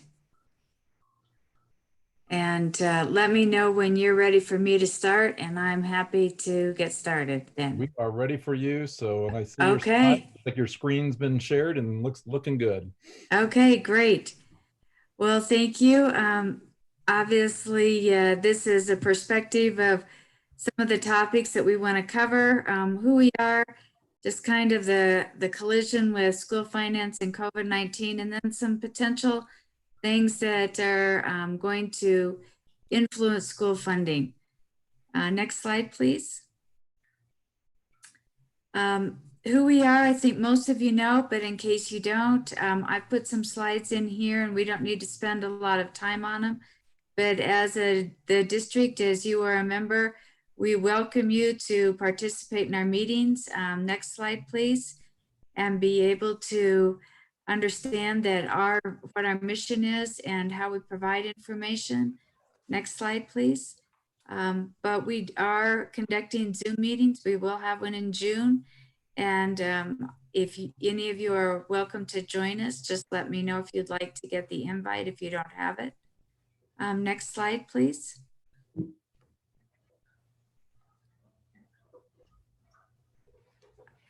I don't know if next slide, please.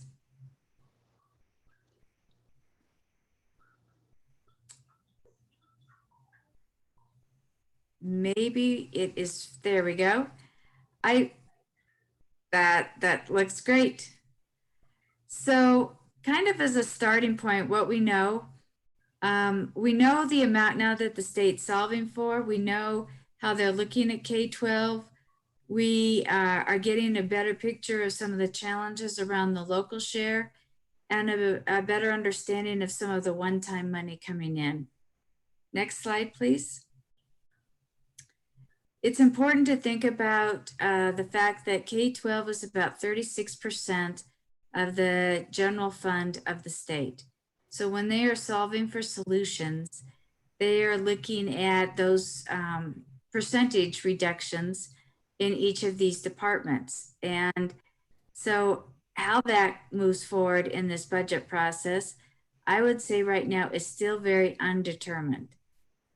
Next slide, please. I'm not sure what happened here. On my slide, it is not showing quite clear. So hopefully you are able to see that there's both a local portion of funding and a state share portion of funding. For Douglas County, you get about 37% of your funding through local sources and about 63% from the state. And the reason that this becomes really important is that in the equalization for funding that goes out to school districts, the state is to backfill and be able to have a level playing field for each school district as that goes through the School Finance Act. The challenge becomes when the state is making reductions and there's a change in local share, that the state obligation becomes greater, which makes it more difficult to backfill versus creating more of a shortfall and the budget stabilization factor potentially growing more. The next slide, please.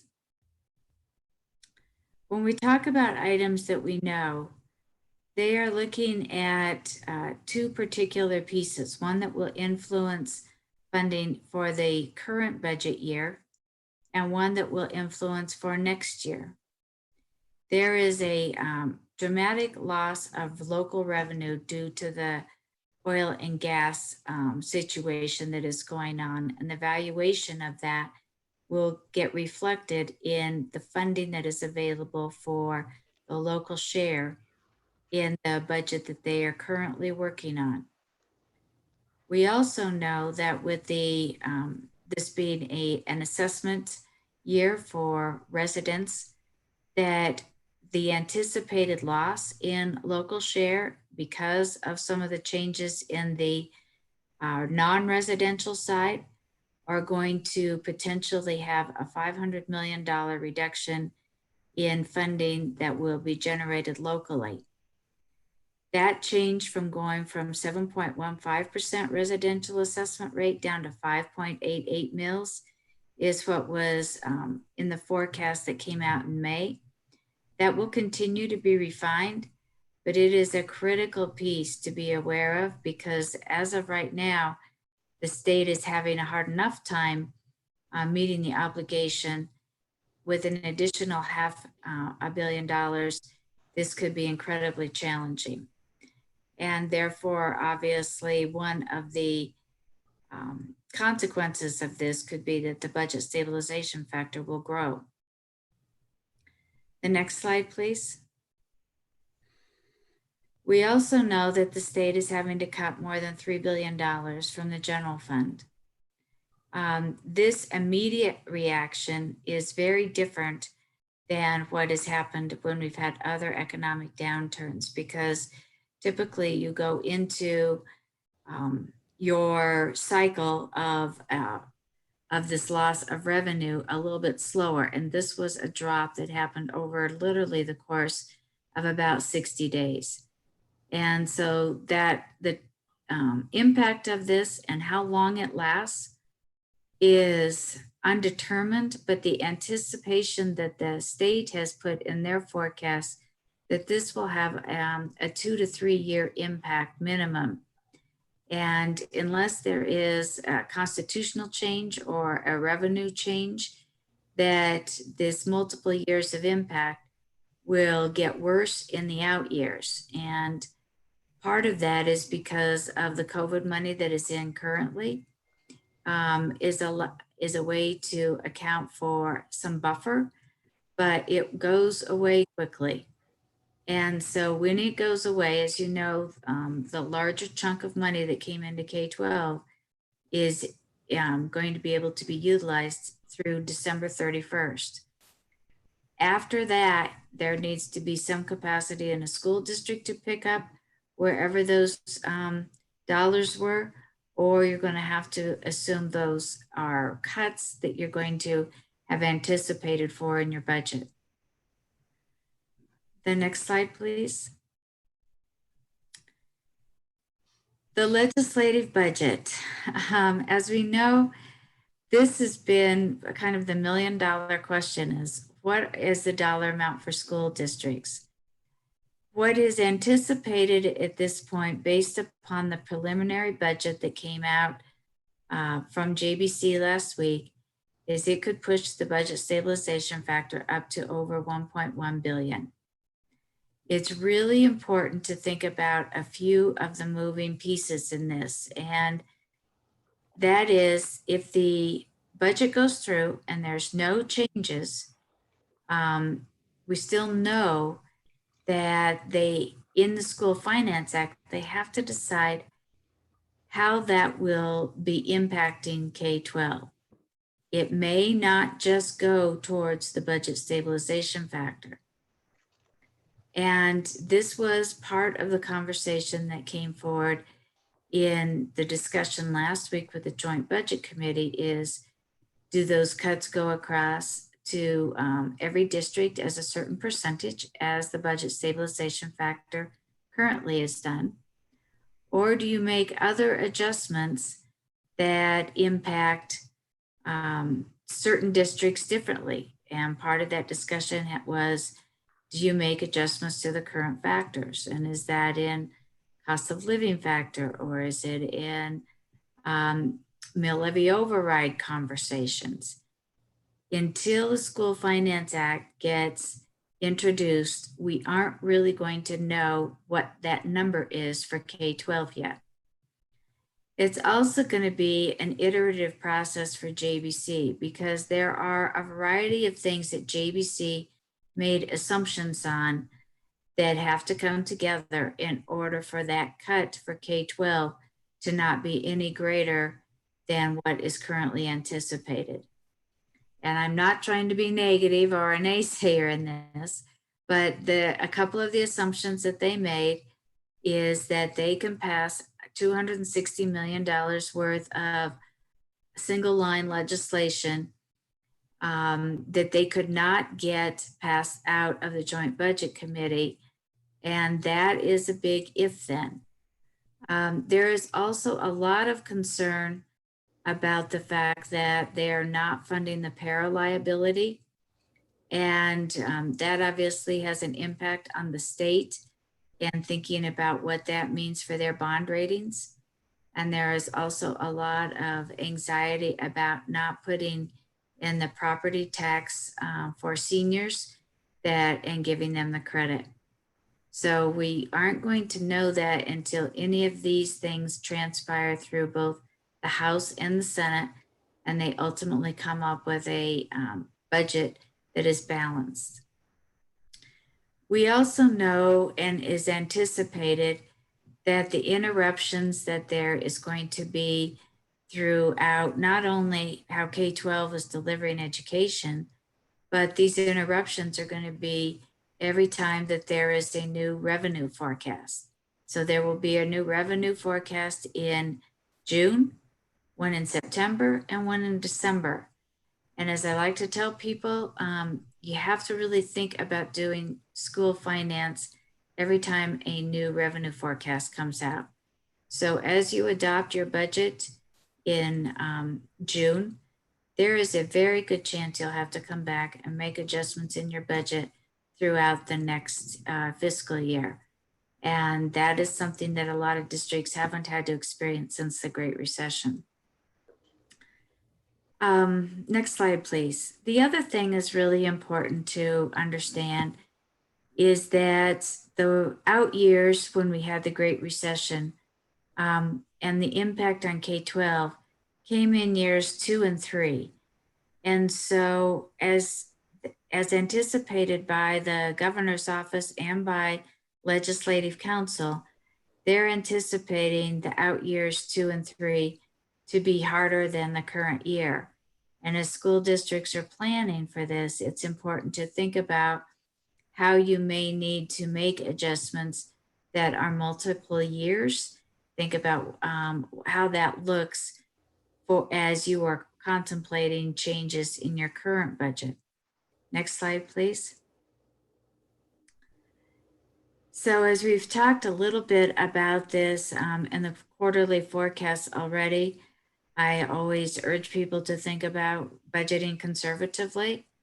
It's critically important to think about the CARES money that's coming in or the ESSER money that you'll be getting from the relief packages, that they are one-time money and that not to use for ongoing costs.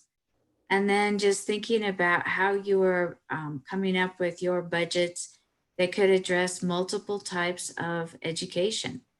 You know, whether it's completely at the traditional school, a hybrid model, a combination of those, and then some in remote learning. I think that that creates a very different challenge for school districts as they're creating their budgets, because you have different cost pressures for each of these types of education models. Next slide, please. One of the other things that is becoming more clear for school districts is really having a grounded and understanding of what it means if you have to utilize a RIF policy or furloughs. What does it mean for the contracts that you've currently extended? The attrition numbers that you're counting on for your budget. There has been a lot of changes by individuals that districts thought were going to retire and are now not, and vice versa, or people they thought were going to stay and now are not. And so making sure that you're comfortable with where you are with your numbers is very important. As you're also looking at a change in your local share because of the drop in residential assessment rate, to know what language you have used for your MLOs and your bonds. So if you are anticipating any loss of revenue, that gets built into your budget. Making sure that you not only know what your fund balance is now, but also kind of keeping track of what that looks like as you're moving forward and knowing that you might be needing to make some changes. And part of those changes may be based upon the impact of your demographics and your student population.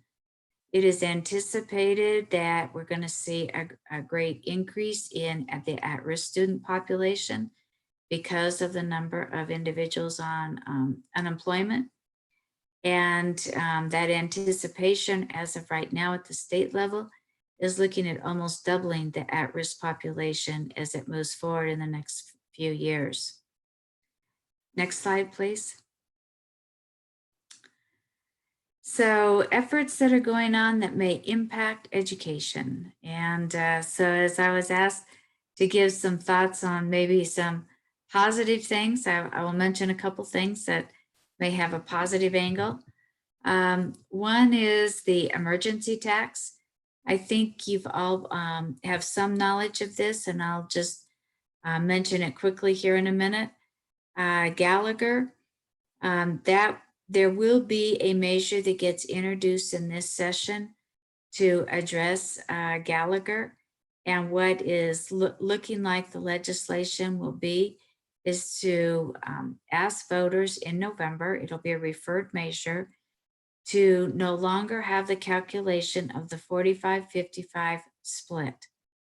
So by doing that, it doesn't create the pressure of dropping the residential assessment rate every time there are the fluctuations that we see between the residential and non-residential, that then the only avenue is to balance that split is to lower the residential assessment rate.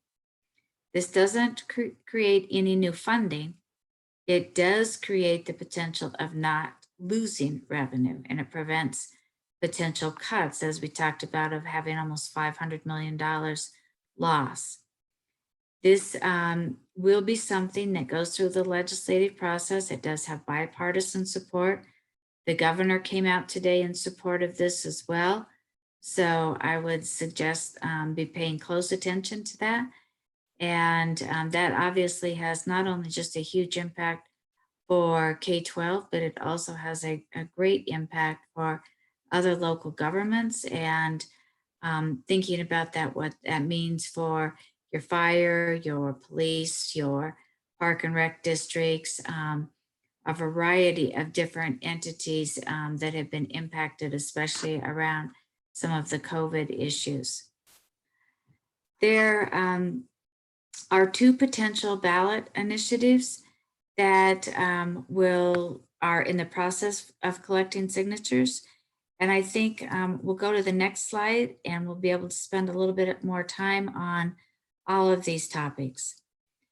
The emergency tax.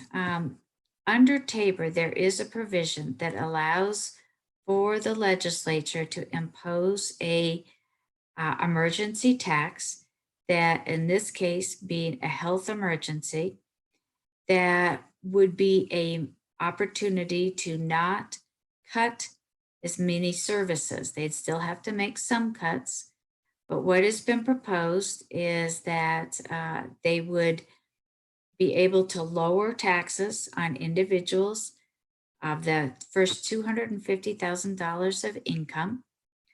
That would cover approximately 95 to 96% of the individuals in Colorado getting a permanent tax cut.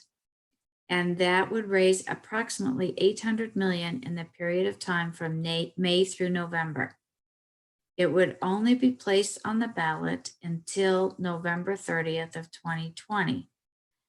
At that time, then, the Initiative 271 or Fair Tax Colorado would be the permanent component to replace that.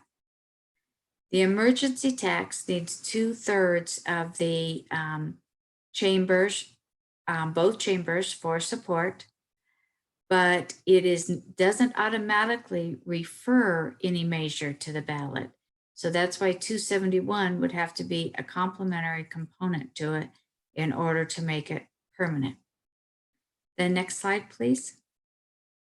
Initiative 271 would have the same mechanism for the taxing entity as what would be referred, or not referred, excuse me, as the emergency tax would have in place.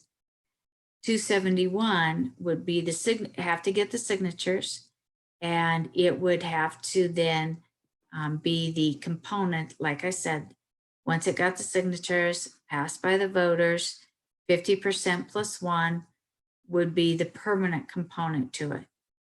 And so this would be a measure that has never been used by the legislature, but would be able to provide an opportunity to not make the level of cuts that they are currently anticipating. Next slide, please. One of the things that is been talked a lot about is the uses of the CARES dollars.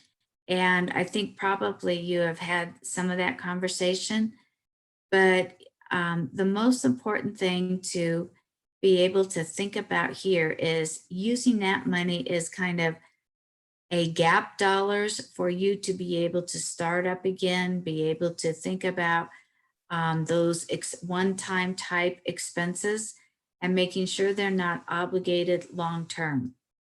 The next slide, please, and then you can actually go to the one after that. This is more just informational pieces for you so that you can have this documentation, which I'm sure your district has. This came directly from the Department of Education. The next slide, please. So the one thing, I thought there was another one before this slide. So I'm going to ask you to go back a second then to keep going back one more. Again, sorry. And go back one more. There is another initiative that is trying to get signatures on the ballot right now, which is Initiative 306, which is Energize Our Economy. This also lowers the income tax rate on individuals, but it would also remove revenue of about $160 million permanently. And so understanding the difference between Fair Tax Colorado and Energize Our Economy has a huge long-term impact for the state, where Fair Tax Colorado would not only lower taxes, it would also put money into the system, where Energize Our Economy would reduce the income tax rate, but it would not have a mechanism that added anything into the system from a revenue standpoint. It would just have it would deduct revenue. So making sure that you have a clear distinction between that, and obviously you as a board then have to decide how you want to participate in any of those conversations is up to you. But just so you have the information is more what I wanted to ensure.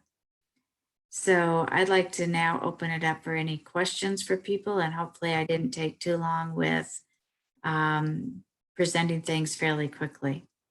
No, you did a great job, Ms. Rainey. Thank you so much again for presenting kind of the higher level perspective for us to understand in terms of the impact. So I'm truly grateful for the work that you have done for many, many years to advocate for school funding. So this is not just a recent project for you. So truly grateful for your investment and dedication.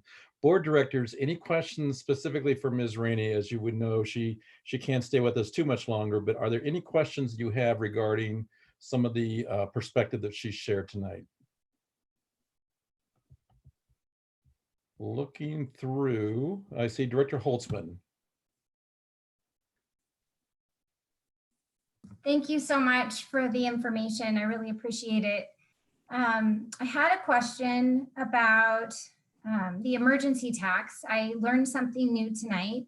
I didn't realize that if our legislators choose to impose the emergency tax based on this health crisis, that there's not a simultaneous referral to the ballot in November. So that I didn't understand. I guess my question is, if they wanted to refer something to the ballot, could they do that in a separate action? And would that also require 2/3 of each house or not? Yes, it would require a separate action. So they could refer a measure to the ballot, and then they would have to get 2/3. The emergency tax, like I said, would have to get 2/3, but that just puts the temporary tax in place, but it doesn't refer anything to the ballot. Okay, so just to make sure I'm understanding, if they chose to put an emergency tax in place that looked similar to the Initiative 271 fair tax, that would only last until November? Yes, till November 30th. Okay, and so the only other ways fair tax could get on the ballot would be for citizens to get petition signatures and get it on the ballot that way, or for the legislators to take a separate action to another vote to put it on the ballot. Correct. So they could adopt 271 and refer it. That would take separate action. As what's going on currently is Fair Tax Colorado is in the process of getting signatures, making the assumption that they would not refer it just because of the timing issue that there is with having to have signatures in by the first part of August in order to meet the deadlines for the Secretary of State. Thank you. That helps. Thanks. Director Meek. Colorado doesn't make it easy for voters. It's kind of confusing. So I'm going to belabor this a little bit. So the legislators have the ability to create an emergency tax, and it would look like whatever they want it to look like, essentially. One idea would be to mirror a ballot initiative that's already moving towards the ballot. Is that correct, Ms. Rainey? Yes, that's correct. And I think a couple things that have been trying to help them understand the emergency tax and the capacity they have, but then also to have something that would be similar so that people would have an idea of what kind of revenue could be generated versus having it be one thing, you know, something that looked very different. So this would be a more continuous opportunity to ensure a level of revenue. It'd be mirroring something that many individuals have already signed on to, right? And expressed. Correct. And so Colorado is, you know, the only state where our lawmakers cannot set tax policy. So it really is up to us. And what they can do is refer something if they so choose at a 2/3 vote. So if the citizens do not put something on the ballot and the legislature does not act to refer anything, then we are just looking at the cuts that are before us.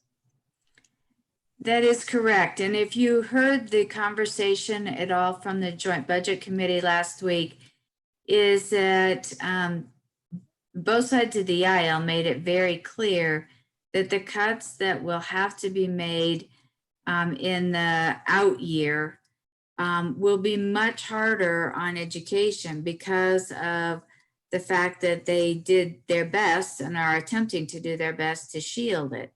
So obviously the proposed cut of $575 million is not a small amount of money, but the amount that they were originally talking about was much larger. And so that's why it's going to be critically important to see, are they looking at options that would raise revenue, and how close will that budget go through the process that mirrors what JBC's recommendations were.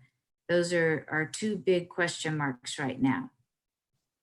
And my last question on Gallagher, is there opposition to the Gallagher that you're aware of?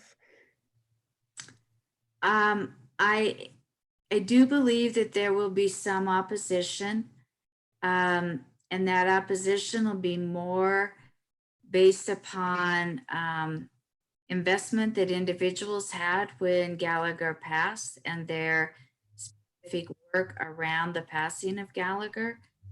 But I am hopeful that that will be not a large voice in this, because I think the impact on our local communities with the loss of local revenue could be devastating.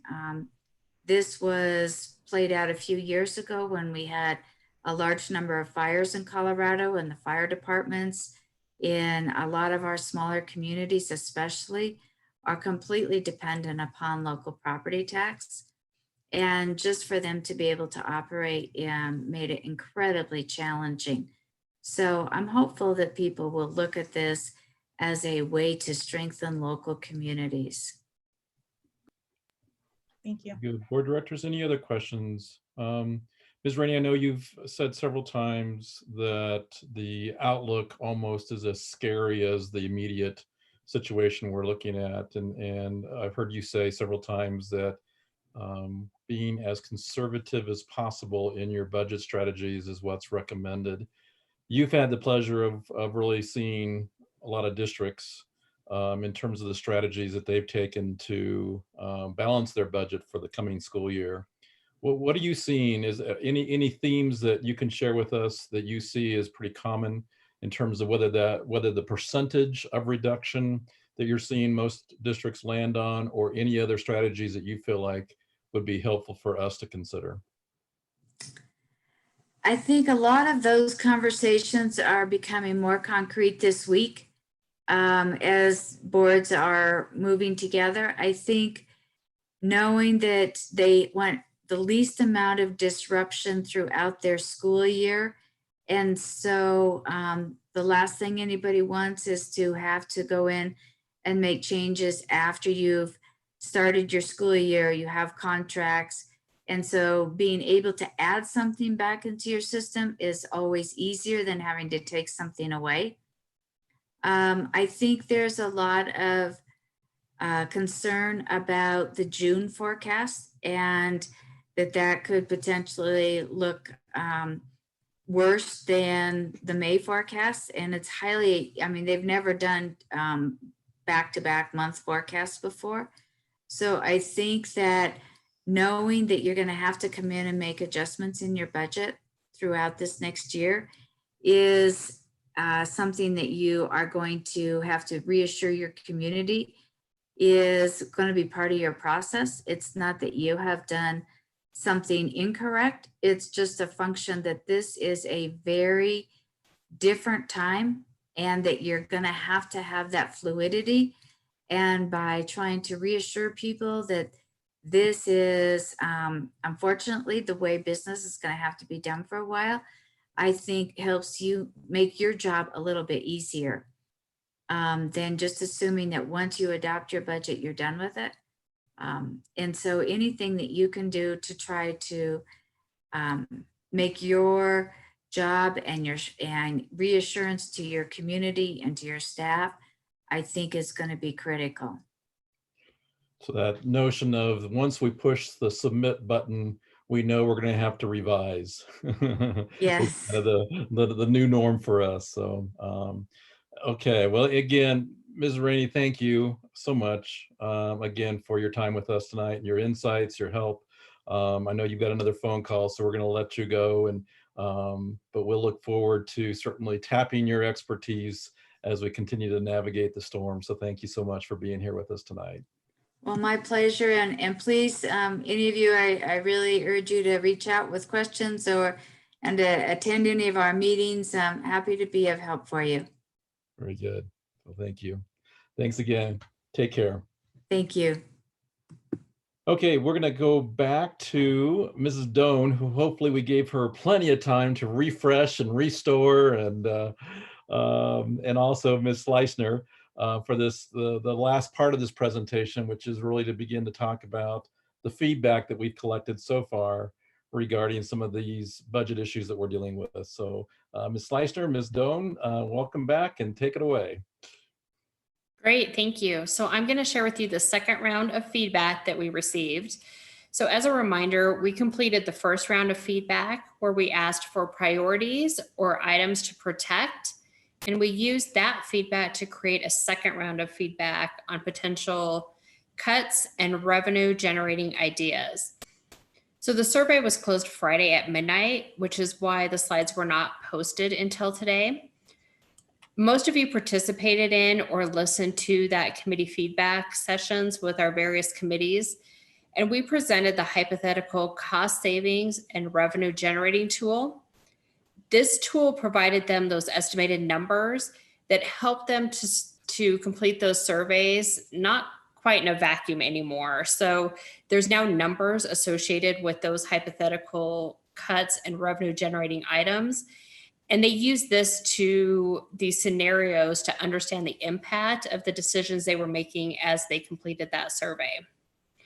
So if we look at the next slide, this talks about the principal results that we got. We sent out 75 different surveys and 68 of those principals responded. And then on the next slide, these are the committee results. So we sent out 61 surveys and 39 of those responded, most of them from the Employee Council, which is also, I believe, our largest group. So they didn't have quite as strong of response for us, but we still did get some of those back. So diving right into the next slide, this is the carryover. So these are the options that Colleen just discussed with us. If it has an asterisk next to that title, this means that it is part of that staff recommendation. So you can easily see as we go through these slides, which ones are part of the staff recommendation for budget cuts or revenue generating items and which are not, and how that corresponds with the survey results that we've received. So this one, to start right off, has very different results depending on who you talk to. So this one had 90% favorability from committees and 19% favorability from the principals, or an overall 47% favorability. So I try to put percentages to these because sometimes it's hard to see with the different response rates between principals and committees. Sometimes it's hard to tell where the support actually lies. So hopefully that helps. On the next slide, this one's a little bit easier. This one has overall 81% support from both committees and principals. On the next slide, we start talking about furloughs. So while Colleen has one item on her staff recommendation that says furlough of all staff, we have the survey broken down into 3 different sections. So this one is the certified furlough of staff. This one is 51% favorable and actually a little bit stronger in the principal support at 54%. The next slide is the admin and pro tech. This one has 58% total support, so a little bit stronger than the certified. And then finally, we have the classified. So this one had 55% support, 60% supported from principals, and 46% from committees. And all 3 of these are, again, part of our staff recommendation. If we go down to the next one, it's implementation of that 4-day school week. This had only 46% total support and was pretty evenly split between committee and principals. The next one is reducing funding for, I'm sorry, I think this one is reduced SBB, or the site budget per pupil allocation. This only had 22% support, 49% from committees, and only 6% from principals. So this one is a great example. This one and the carryover are both items that we've included on our staff recommendation list, but weren't strongly supported, especially by our schools. So the staff developed and made our recommendations before the surveys were available. So as you know, the timing is pretty tight on all of these decisions that we're making right now. And a large portion of our dollars are in the schools. If we happen to have deep cuts coming, we can't balance the budget without looking at our school budgets. Seeing the results of these surveys, we will continue to try and minimize the effect on our schools as that state budget becomes more clear. But our current strategy is to spread those cost savings among the various stakeholders, so no one has to shoulder this burden alone. So that's why you might see some differences between the staff recommendation and some of these survey results. The next one is reducing funding for assistant principals at high schools. This one again has mixed results. It had an overall 51% support in total, with 61% of that coming from the committees. Next slide is the reduced funding for kindergarten. This one had more support from the committees than the principals. So it had 41% favorable support. 53% of that coming from committees and 33% from principals. Special programming support. So again, this is the International Baccalaureate and the Artful Learning type programs that you've all had questions on. This was pretty even between committees and principal. This was about 52% total support. RIF of the school, so reduce in force for the school staff to match the enrollment.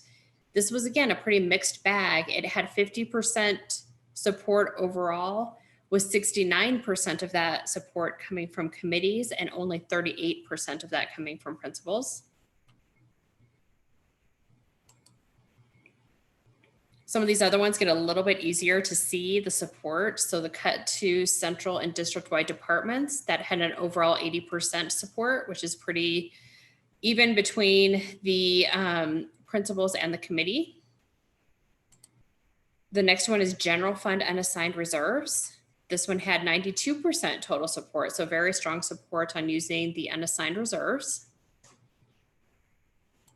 The next one is district contingency. This one also very strong support. This had 83% total support. Reducing overtime and additional pay, 75% total support.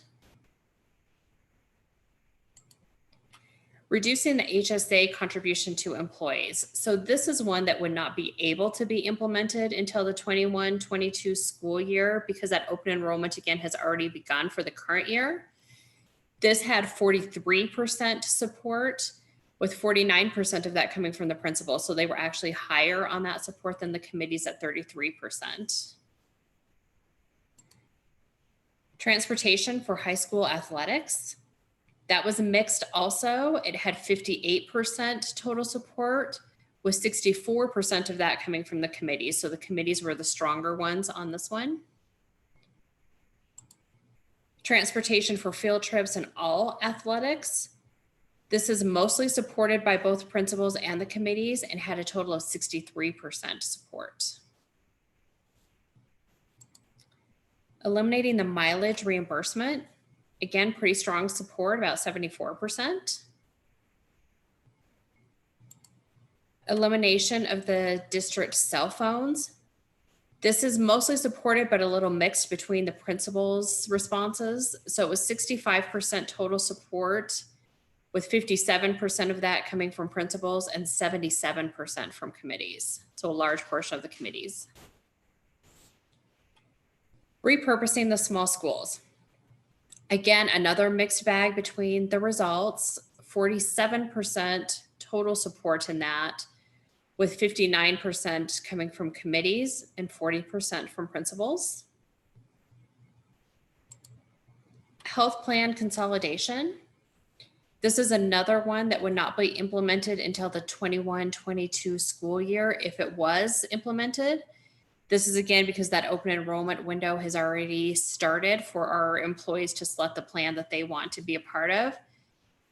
56% total support on that one. For middle school sports, this one only had 33% total support, with 41% coming from committees and 28% from principals. Corporate sponsorships for athletic stadiums. This would be adding additional corporate sponsorships. This is again very strong, 98% total support for that item. Charitable contributions, another easy one, that's 94% total support.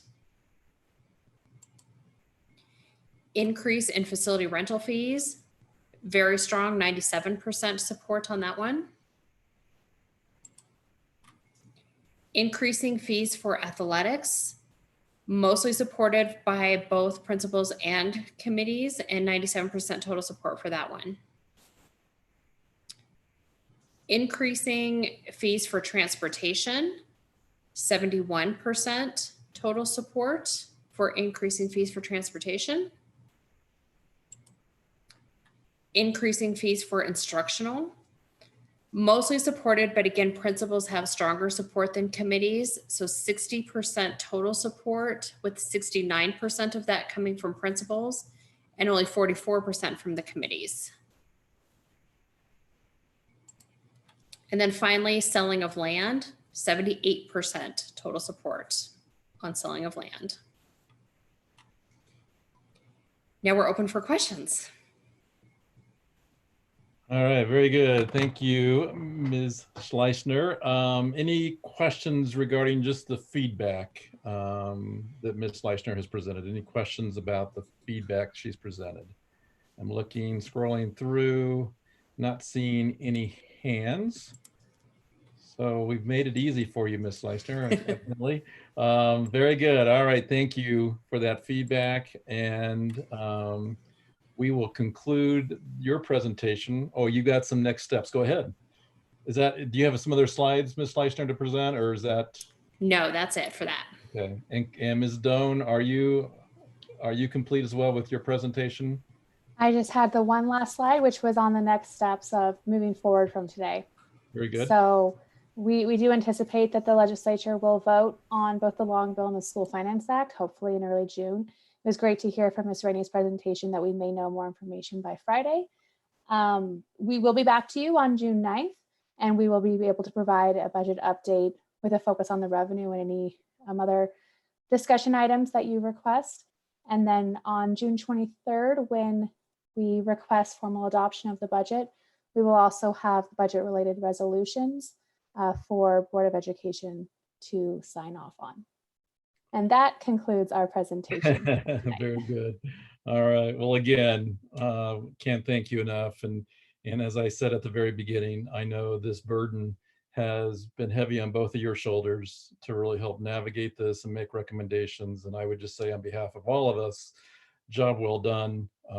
You have taken on the task that we've asked you to and responded in a most wonderful way. And I appreciate, all of us appreciate that. So we're going to move into, though, board, kind of our next agenda item, which is really to begin to react and discuss and possibly come to some agreement about some next steps in terms of things that we would like to see as we are continuing to get closer to this time where we need to approve a budget. And one of the things I'm going to just throw out at all of us is that I think that what can be problematic is that there's 7 of us that have different ideas or different needs for information or different actions that we'd like to see made. And so I'm going to really hold us to performing as a board, essentially. And if you have an action that you feel needs to be made to direct our superintendent to continue to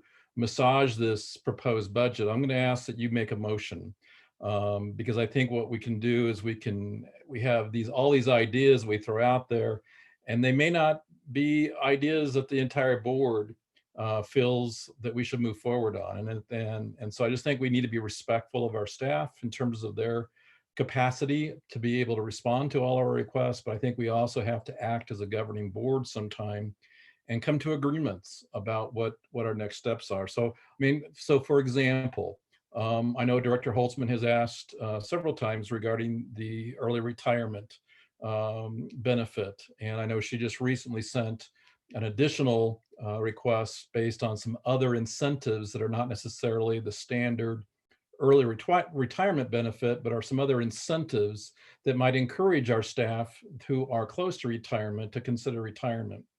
If that's an action that she would like to see us make, I would like her to make a motion that the staff consider that additional recommendation from the board to come back and bring to us the possibility of an incentive program of that nature. So that's an example of an action that we would all want. Or we also talked about tonight about, the question around, should there be equal reductions in all our departments? An action item might be, we would like to see a proposed budget come back with a greater reduction in these departments or a less reduction in these departments.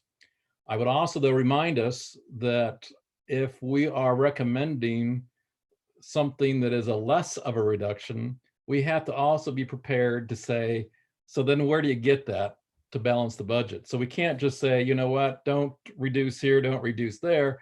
We also have to have some suggestions about where do you reduce? Because the pie doesn't get any bigger just because we say we don't want to reduce something.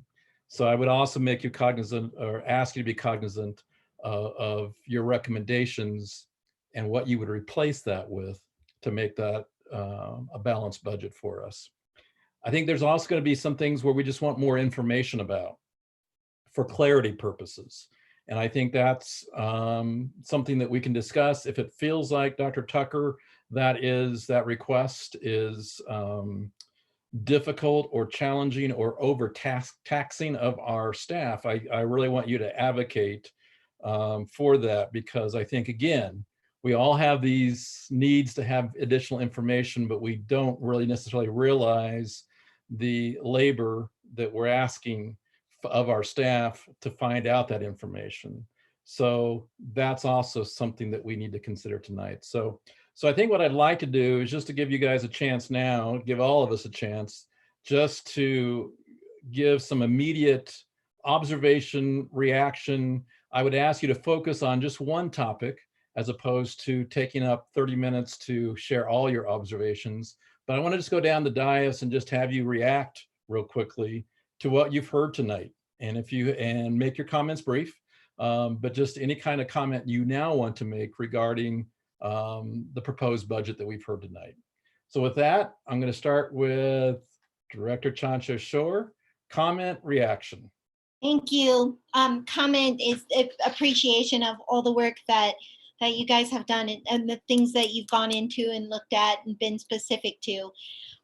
The thing that resonates with me that is still, I feel so honor bound, and I know the rest of our board and our staff do also. I'm really curious about how will we plan to accommodate with all of these budget cuts, and I'm suggesting possibly a motion, and I might need some help here, because how can we possibly, and how do we plan to accommodate for our at-risk populations so that we assure that we are being really conscientious about our most vulnerable schools with our most vulnerable children, and that across the board, when we're looking at the budget cuts for high schools and middle schools, our most vulnerable schools aren't as highly impacted with the cuts for IB and APs. And so I'm not sure if that's a motion or a question for more information, but it's what resonated with me throughout the entire process was how will we assure equity, and how will we accommodate, or how do we plan to accommodate for our most vulnerable learners? It may be an easy answer, but it may be pretty in-depth, and I'm not sure how much opportunity and time that would take. So that's, I think you're right, Director Chancellor. That's a question that I think you're requesting. It is just that implementation question.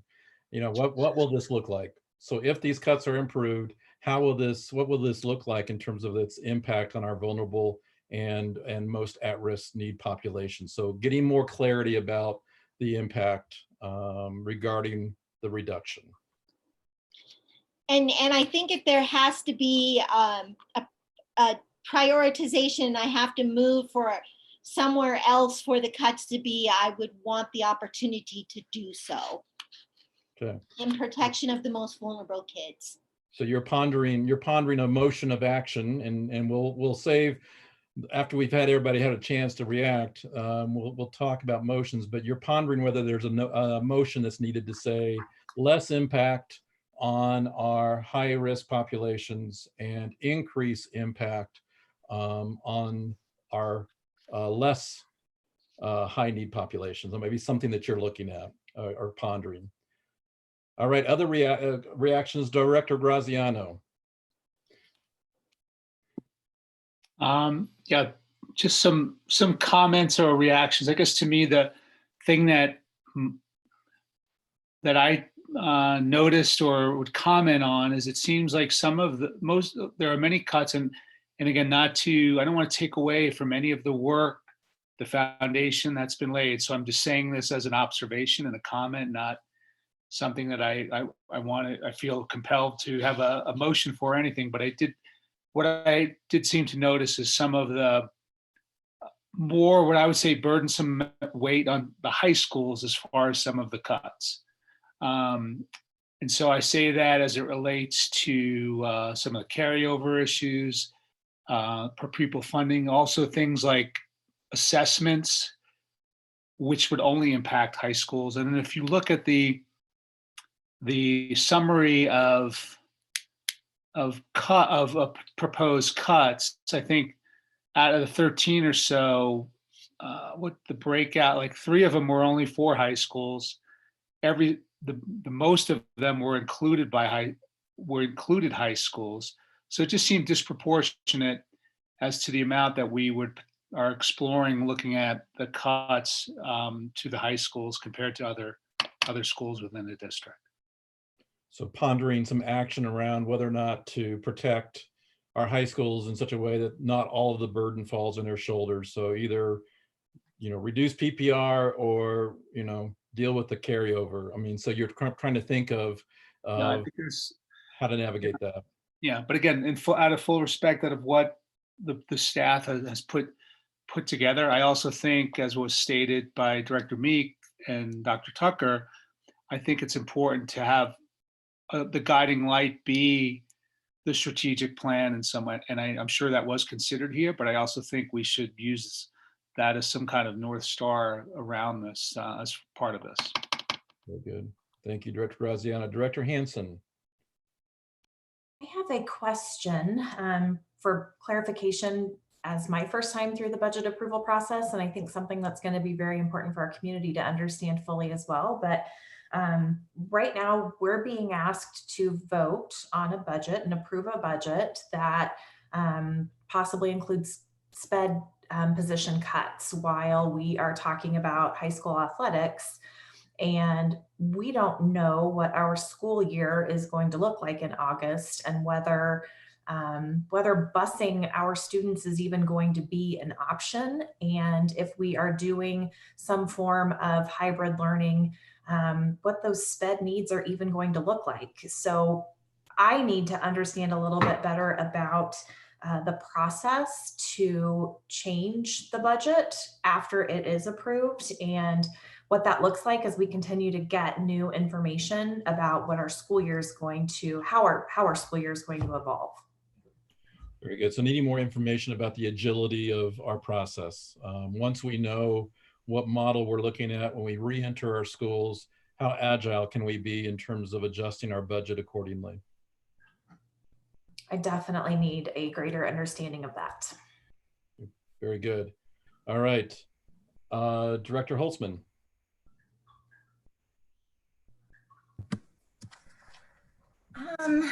So I think I asked some questions around one of my concerns, which is carryover. I think I tried to voice it in my question, but I just really have great confidence in our principals and in our building leaders. And I've seen them do great work for 20 years now. And I'm very grateful for that. And we've put a lot of responsibility on their shoulders more and more over time. And we do have policies and a rule book that they play by. And a part of that rule book is being able to make decisions with their communities. I've served on, I guess, 3 different SACs at this point, all of whom have representatives from the school in which we're in. They have teacher leaders on the committees and community members. And all of those SACs were really well-functioning SACs where principals brought us budgets, we reviewed them, we made decisions. We sometimes argued about whether or not we wanted to save money in carryover. But ultimately, at each of the schools I was at, as local communities, we made some pretty tough decisions about not spending money in certain years and saving it for rainy day years. And I just have a really hard time changing that playbook in the middle of the game for exactly the time when those dollars were saved for. It's reminiscent of other actions that previous boards have taken for me in regards to other funds that have been absorbed into the general fund when they were needed. And I just think that if we want to make structural changes to our site-based budgeting and our carryover, that the middle of a health crisis and a financial crisis is probably not the best time to do it. So I'm just strongly advocating that if we want to make those changes to carryover, that we do it over time, that we look at it for 21, 22 in conjunction with the effects that it has. All that to be said, because I do think our building leaders make decisions that are based on the students closest to them, I think it's unavoidable that we make cuts to our site-based budgets and allow them to use those dollars to care for their students in the best way that they can. And then kind of switching topics to Director Chancellor Schor, talking about our at-risk students. I I've had some of those same thoughts about, rather than just making across the board, 12% cuts to departments or whatever, that we actually look at it in terms of meeting the needs of our students and also meeting the legal requirements of some of our student groups. It's special education, it's GT, it's English language learners. There's a lot of different student groups. And I guess what I would like is for staff to come back to us and have the budget explained in a way that shows me how we meet the needs of those students in a better way. So I'm sorry that this is so complex for me and I'm having a hard time like making it into some kind of emotion, but I think other directors have kind of talked about looking at our strategic plan, looking at our board goals, what's important to us, reducing the programming at some of our schools, like the ACE program at Highlands Ranch High School. Those students have great needs and that concerns me a lot. So I'm going to leave it at that and I'll try to refine it as we go.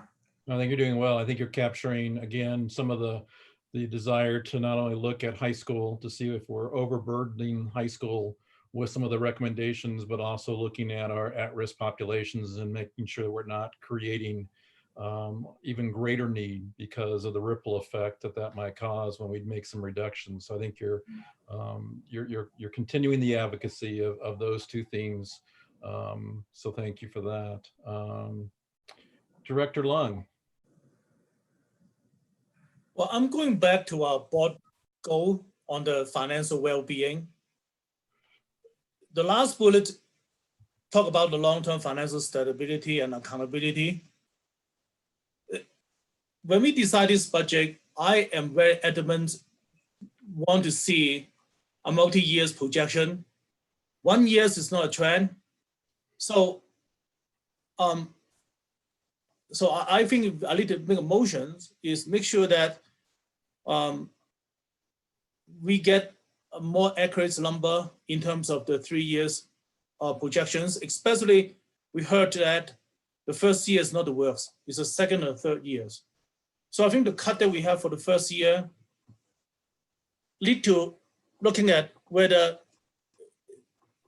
this cut will impact the second or third years. It's very easy to just take the reserve and then use it up in the first year, but what happened the second or third years? So the long-term financial stability is what I'm looking for. And the second thing, I want to make sure that we looking at all options to maintain a long-term financial stability.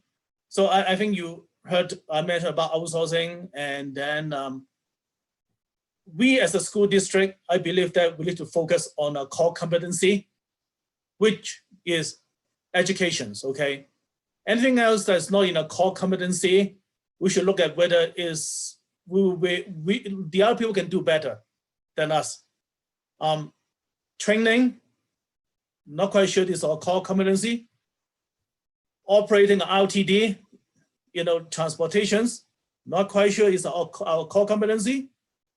So I would motion to look at all non-competency area and see where we can outsource it to look at. And also, as in the last point I want to make is in our financial well-being, we need to, several times we mentioned about all students, and then we are good steward, on behalf of our student and taxpayer. So student and taxpayer are the most important components. And I would love to see more consultations on what the taxpayer think. I think currently we talked to our committee member, but that's it. So how can we make a broader consultations? Thank you. So Director Lung, I heard a couple things in your advocacy. One, pondering a motion of whether or not we want to direct certain services to be considered as outsourced. I heard you also say that you are pondering action around changing the burden, if you will, in terms of the burden for those things that align with our board goals or our strategic plan are first and foremost. All other things should be burdened at a greater percentage than those things. I think those are the two main things I heard you advocate for. And then you're also advocating for more outreach, receiving feedback regarding the budget reductions. All right, Director Meek. So I fully concur with my colleagues' recommendations around using the strategic plan with the equity issue on the forefront, making sure that whatever cuts we're making do not have unintended consequences and ripple effects. I think what I'm struggling with, and I think what everyone is struggling with, is just the immediacy of what we have to deal with. As I think we heard Ms. Rainey speak to, in prior recessions, you kind of had a clue it was coming and you had time to put together, bigger, better feedback loops, right? But what we have right now is a problem that really snuck up on us. The school year's basically over, people are checking out, and they have no idea what's happening. And so in the DAC meeting this week, SACs have no idea. And people are kind of paralyzed in communicating because they don't know what they're communicating. We don't know what the magnitude of the problem is. And I think where I'm focused is how do we ensure that we are doing what we can to build trust at a time when this is the environment that we're trying to navigate. And from the feedback that we received tonight, I don't think there was anything on students. I mean, I think it was 0% student feedback. I think our principal leaders have had the most opportunity to engage in this process. And, I could be wrong when I'm calculating these numbers, but I think it's like 0.3% of teachers and staff have engaged and given feedback. And if we're lucky, 0.01% of parents and community, because we haven't been able to reach out more broadly. And so I'm just trying to think, and I would love to hear Dr. Tucker's recommendation for what our next steps should be, given where we are in this process, because we do need to make sure that we are communicating and explaining what's going on. And Director Meek, I would make just one clarification to remind us. The feedback that we heard tonight was second round feedback. We did have first round feedback as well. And during that first round feedback, we certainly had student feedback as well. So I want to be careful that we don't just use tonight's presentation as representative of our only time of requesting feedback. I understand what you're saying. No, absolutely. And I don't want it to come across that way. I believe the district has gone above and beyond in communicating through committees over the past several months.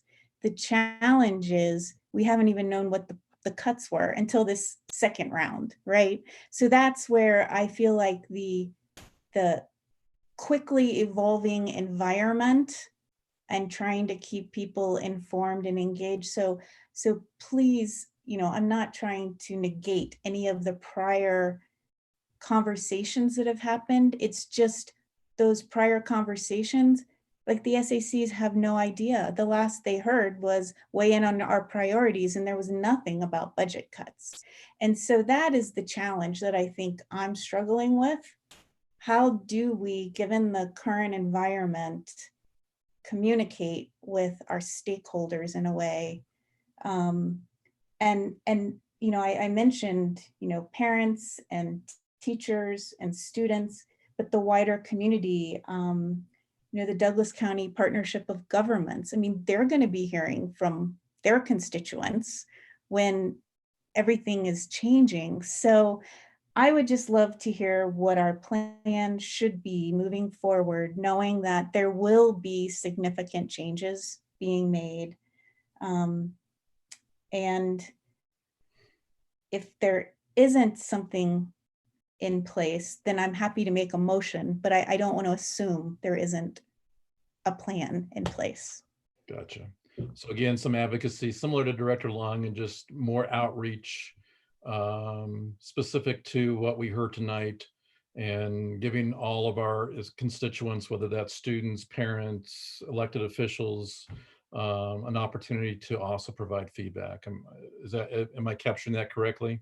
It is, and it's because it's a multi-year impact as well. I mean, we're lucky we have some one-time money this year, and that is going to soften the blow this year.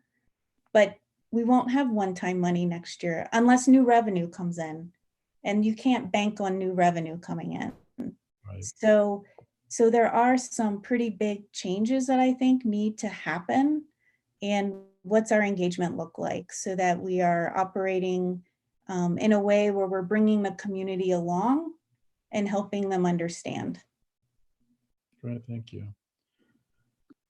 Okay, so, and I'm not sure I have any additional observations that haven't already been shared. Again, I defer back to the expertise of our staff though, and I think we always have to be somewhat cautious that we don't, that we make sure that we rely on the people that are closest to the pulse. And I know Director Holtzman mentioned that as far as principals, and I think if anything, that is the voice that speaks more loudly for me. I agree that community is important to get reaction students, but ultimately it's the responsibility of our building leaders to ensure that whatever educational experience is provided is the best one possible. And so I would just say that there's some feedback that we've gotten from principals certainly that I take to heart.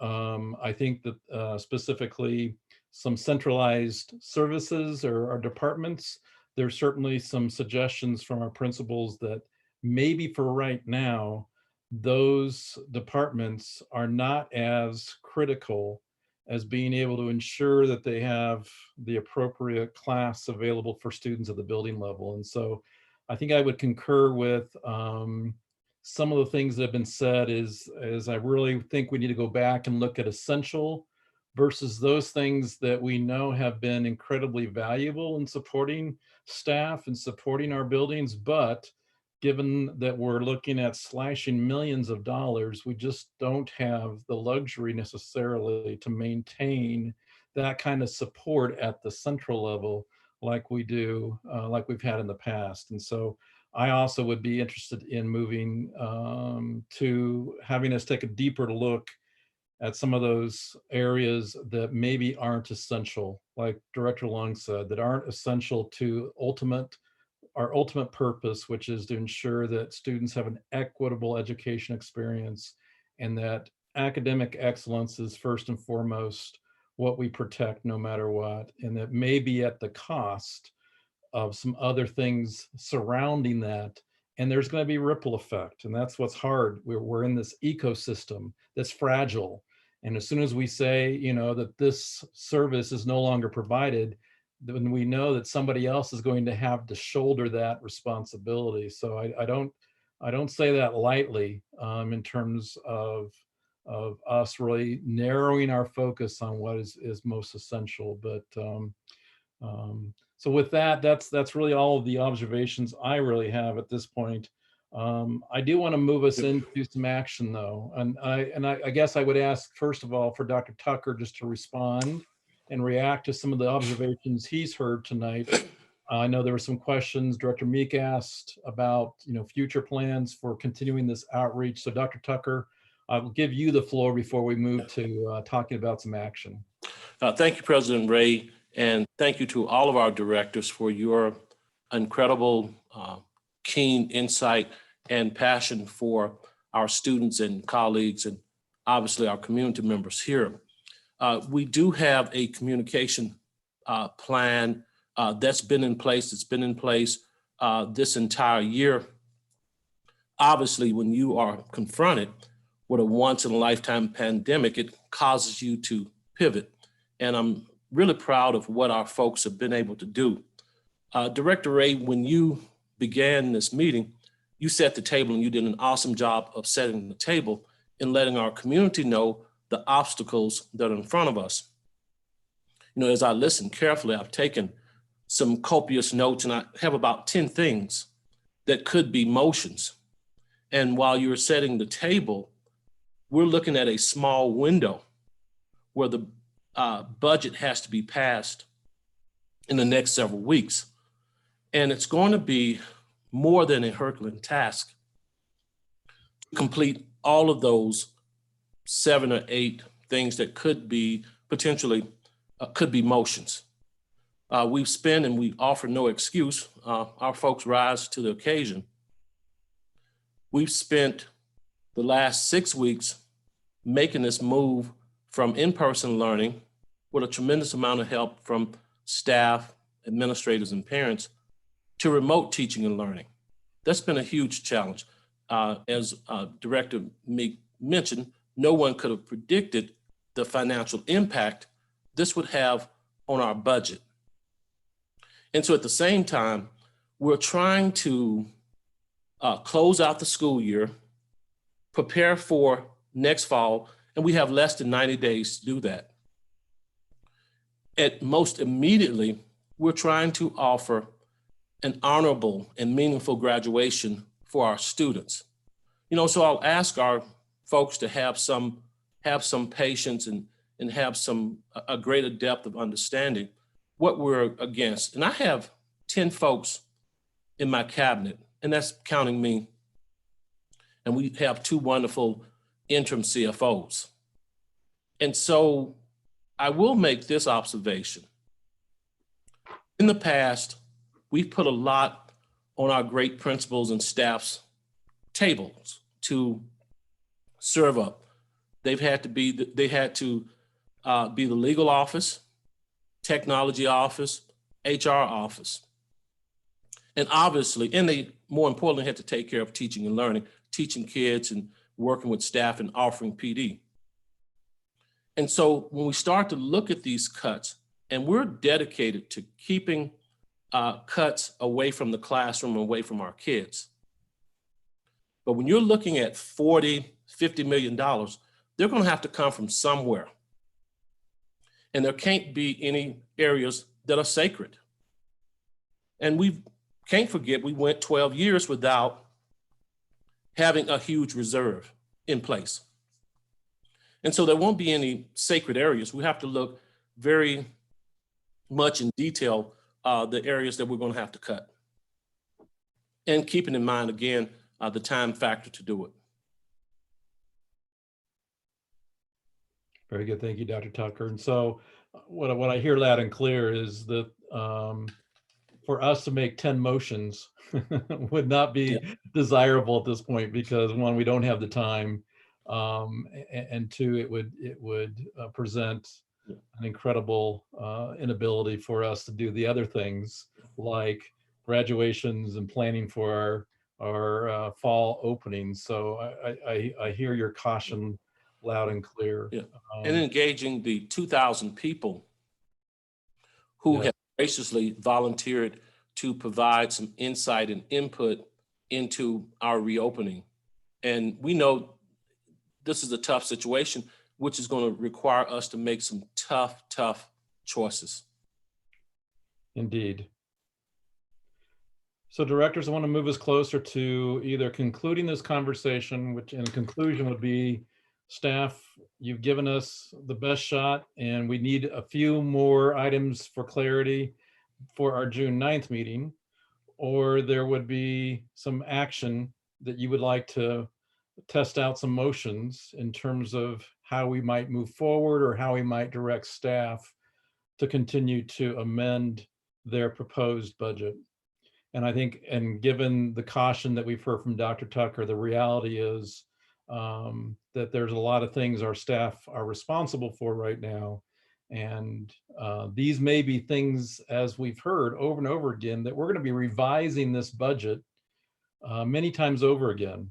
You know, we certainly heard from Ms. Rainey that we certainly don't want to get ourselves in a position where we're taking teachers out of classrooms because we're making a revision.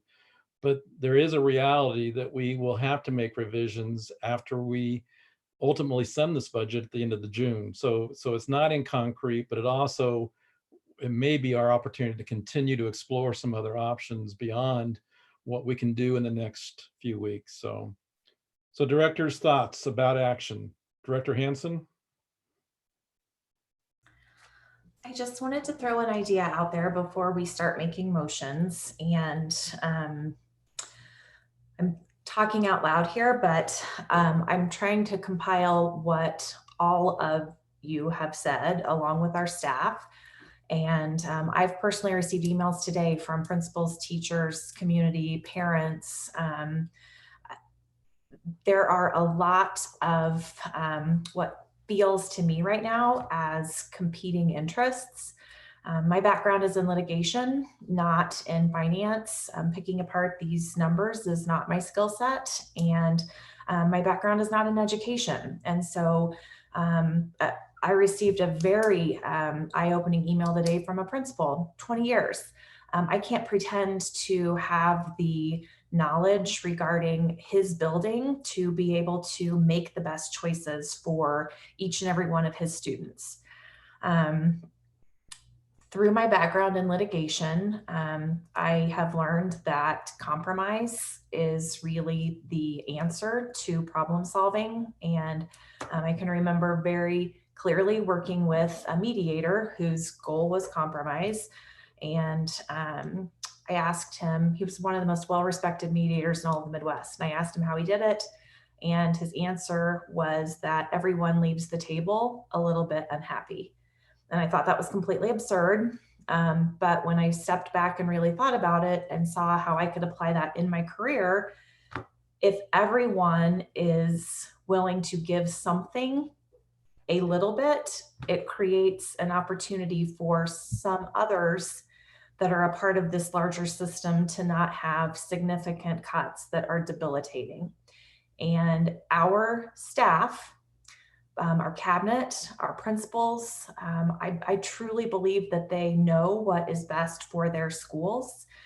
And I want to give them an opportunity, and I'd like to just think about this and incorporate this possibly as we're talking about motions, but I want to give them an opportunity to decide what's going to make them a little bit unhappy and see if we can give each of our individual schools an opportunity to volunteer something that they can cut that would be a little unhappy for them. And rather than us trying to second guess what that would look like, I think that each department and each school could come up with a number. And I think that encouraging every department and school to have that number for us prior to our next meeting would be incredibly beneficial.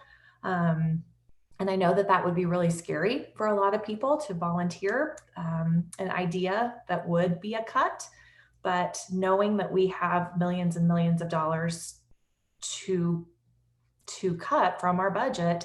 If I was a principal, if I was a parent, if I was a department director, I would want to have the ability to make those choices and have the best end outcome that would be specific to my department. So I just wanted to see if there would be a way to let our staff voluntarily participate in this process somehow as we consider motions.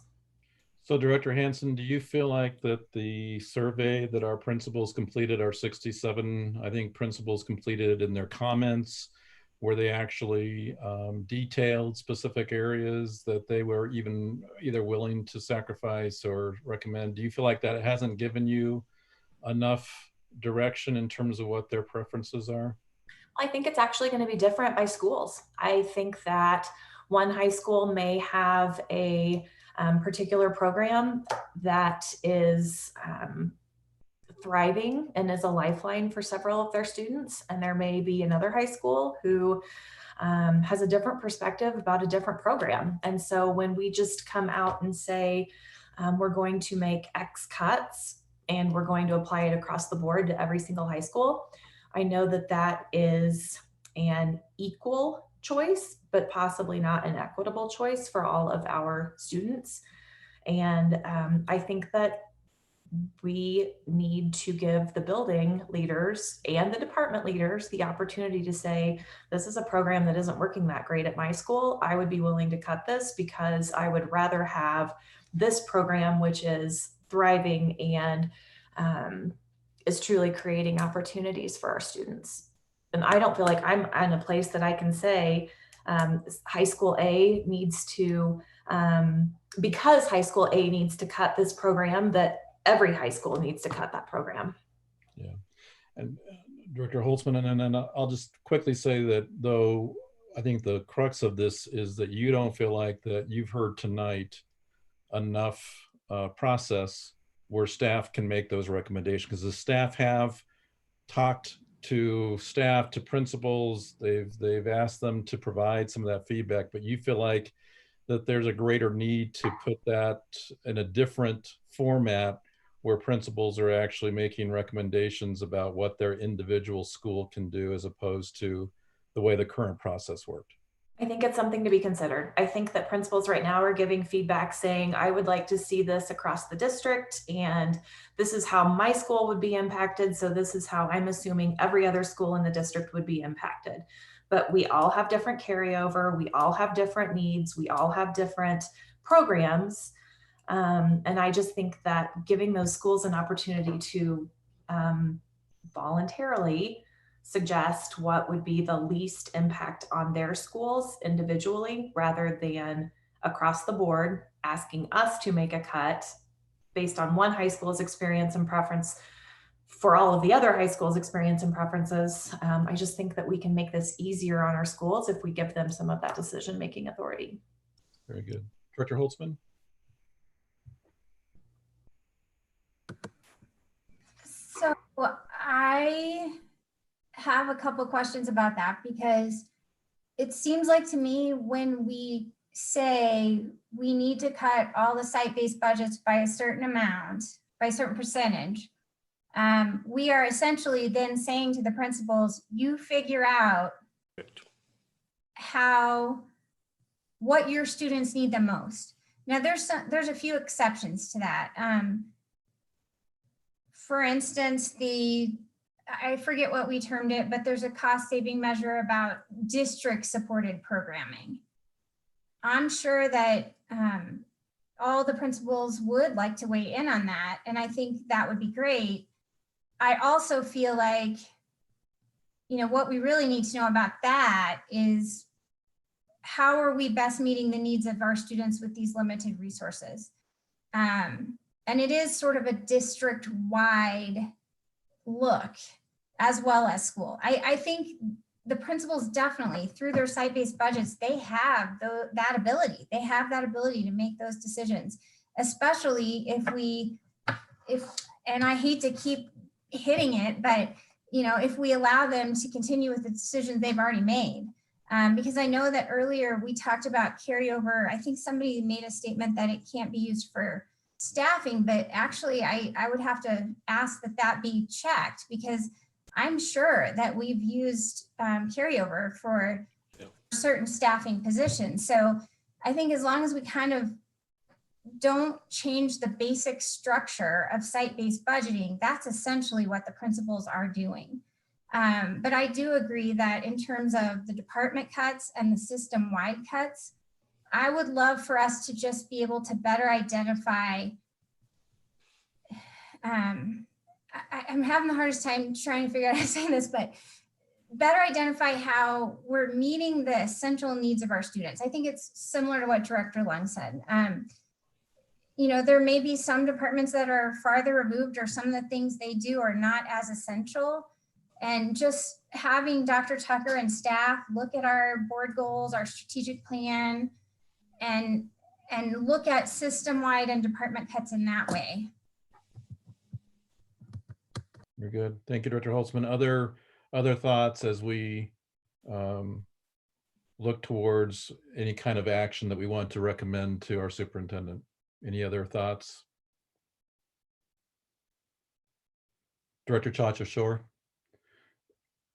I think I would like some help in wording this, but I would move that we consider less impact on high-risk populations, and looking deeper into department, school district cuts. I think you worded that well, Director Chanchashore, actually. So Director Chanchashore has put out a motion to recommend that we look at lessening the impact on high-risk populations and increasing the impact on centralized departments.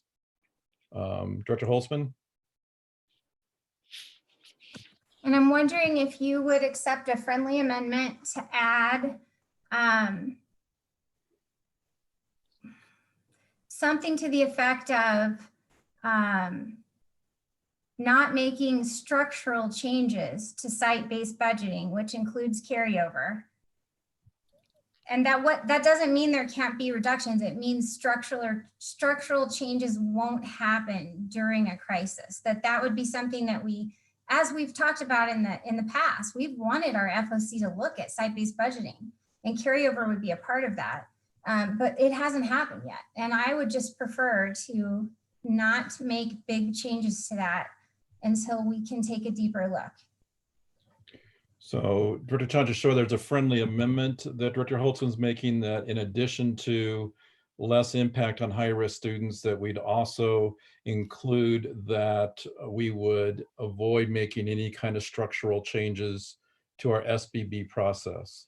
I heard her say that that doesn't necessarily mean that we won't recommend or agree with the recommendation to reduce SBB per student, but it simply means that the structure of the process right now is that we give principals that empowerment to decide how to make their budgets work, as well as being able to use their carryover as needed to be able to make their budgets work.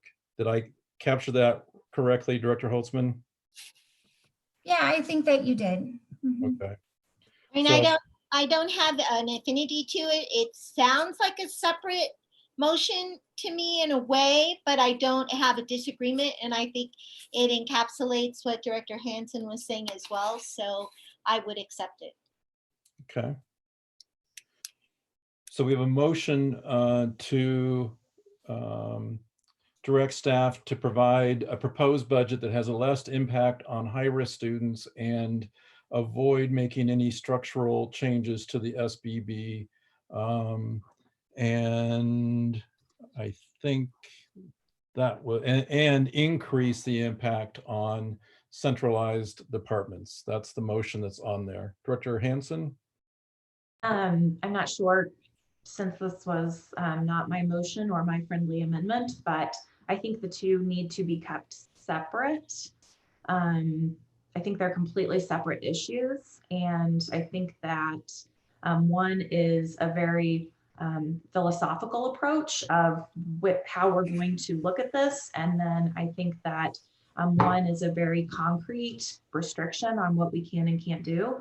I'm just reminded of a resolution we had on the table 2 months ago to not change staff salaries. And now 2 months down the road, we're at a very different place. If that resolution had passed, we would be locked in to some potential problems. And I don't personally want to change site-based budget structure, but we don't even have a budget yet. So I'm just not sure that something as concrete fits in quite as nicely with Director Chanchashore's motion about philosophically how we approach this. There's an advocacy that the motions be separated out to two different topics. Director Lung, I'm sorry, actually before Director Lung, could I just check in with Director Chanchashore and Director Holtzman, since they are the ones that are trying to word this motion, just to see where they are with that. So Director Holtzman, first of all, an advocacy that we separate these into two different motions.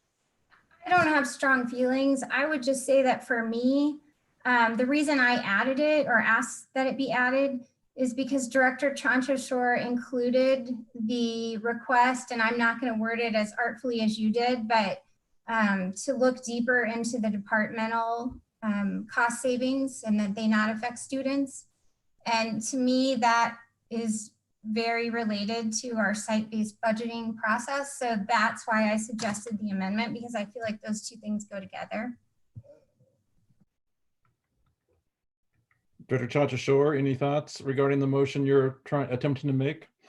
I hear both sides, and I absolutely don't have a, I think both sides have valid points. So at this point, I'd like to move that I just hold out, and then we, with my first motion, to assure that we consider equity and less impact on high-risk populations and vulnerable schools, vulnerable students separate at this point. Okay. So now Director Chacha-Shore has narrowed her motion down to simply stating that she would move that we have a proposed budget that shows less impact on high risk and highly vulnerable student populations. Is there a second for that motion? Director Holtzman? Second it. So that motion made by Chacha-Shore and seconded by Holtzman. And I would just say that we have the ability to go back now and also make separate motions regarding increasing impact on departments and or looking at the SBB as a separate topic. So Director Ray, you said that in the motion you wanted us to make a, if we were motioning to cut something, we should, or to add something or hold something sacred. So my ad was to look at department budgets more closely. So Director Chacha-Shore has just again amended the motion or just reiterated her desire to have the solution being that we take a deeper look at a higher impact to department budgets. So Director Holtzman, you seconded that. Do you accept that amended motion? So I don't actually, because it doesn't make sense to me to do that if we're not also looking at site-based budgets. So to me, those two things go together if they need to be together separately. But we need to propose a solution. We can't just say, let's look deeply into department budgets. Well, so or let's save the site-based budgeting process. I guess they go together because one is a solution for the other in some ways, but I'm not proposing against site-based budgets. It's in district department budgets, not school-based budgets. So I'm seeing a struggle with this. I'm wondering if it might be easier for us to make a motion that encompasses 3 items in our motion. So the motion would simply be that we are making a motion to request staff to present us with a proposed budget that includes the following. 1 would be less impact on high risk vulnerable populations. 2 would be to increase the impact on centralized departments. And 3 would be to avoid changing the structure of our current SBB. So we'd actually incorporate all 3 of those items into one proposal to our staff in terms of things we'd like them to come back with in June. Would there be any objection to that, Director Chacha-Shore? It just seems like we're kind of— No objection. Because that way it incorporates the solution right with, and I understand the debate here is that we want to have a solution, but it incorporates the solution right along with the desire to lessen the impact or avoid the structural change of the SBB. Director Holtzman, how do you feel about that? I agree. Yeah, I think that would work. Okay, so the motion Chacha-Shore's made is seconded by Holtzman. I have as that we are making a motion to direct staff to revise the proposed budget to include the following: lessening the impact on high risk and vulnerable populations. 2, increasing the impact on our departments. And 3, avoiding any significant structural changes to the SBB process. Director Ray, could we have for our edification, a clear definition of not changing the structure of the SBB process. Sure. I'll take a stab, and then Director Holtzman, if you want to jump in. But I think what I'm hearing is that there's concern that our process has always given principals the ability to use that SBB as they see needed for their building. And Director Hansen was certainly advocating for that as well. And the concern is that if we dictate too much how that SBB is to be used, that we take away that autonomy for that principal to do that. And included in that is the carryover. So we heard tonight that the carryover is also being recommended to be changed as well. And so we feel like that kind of violates the process that our principals have used up to this point to know that they have SBB for a rainy day, or they have their carryover for a rainy day, and it helps if their SBBs are reduced to take care of that. So I think that's the structural change that I hear Director Holtzman advocating for. Director Holtzman? Yes, yeah. And we greatly appreciate that clarification, but I will make one point. Colleen and Jana worked with our principals as we went through looking at potential cuts across all areas.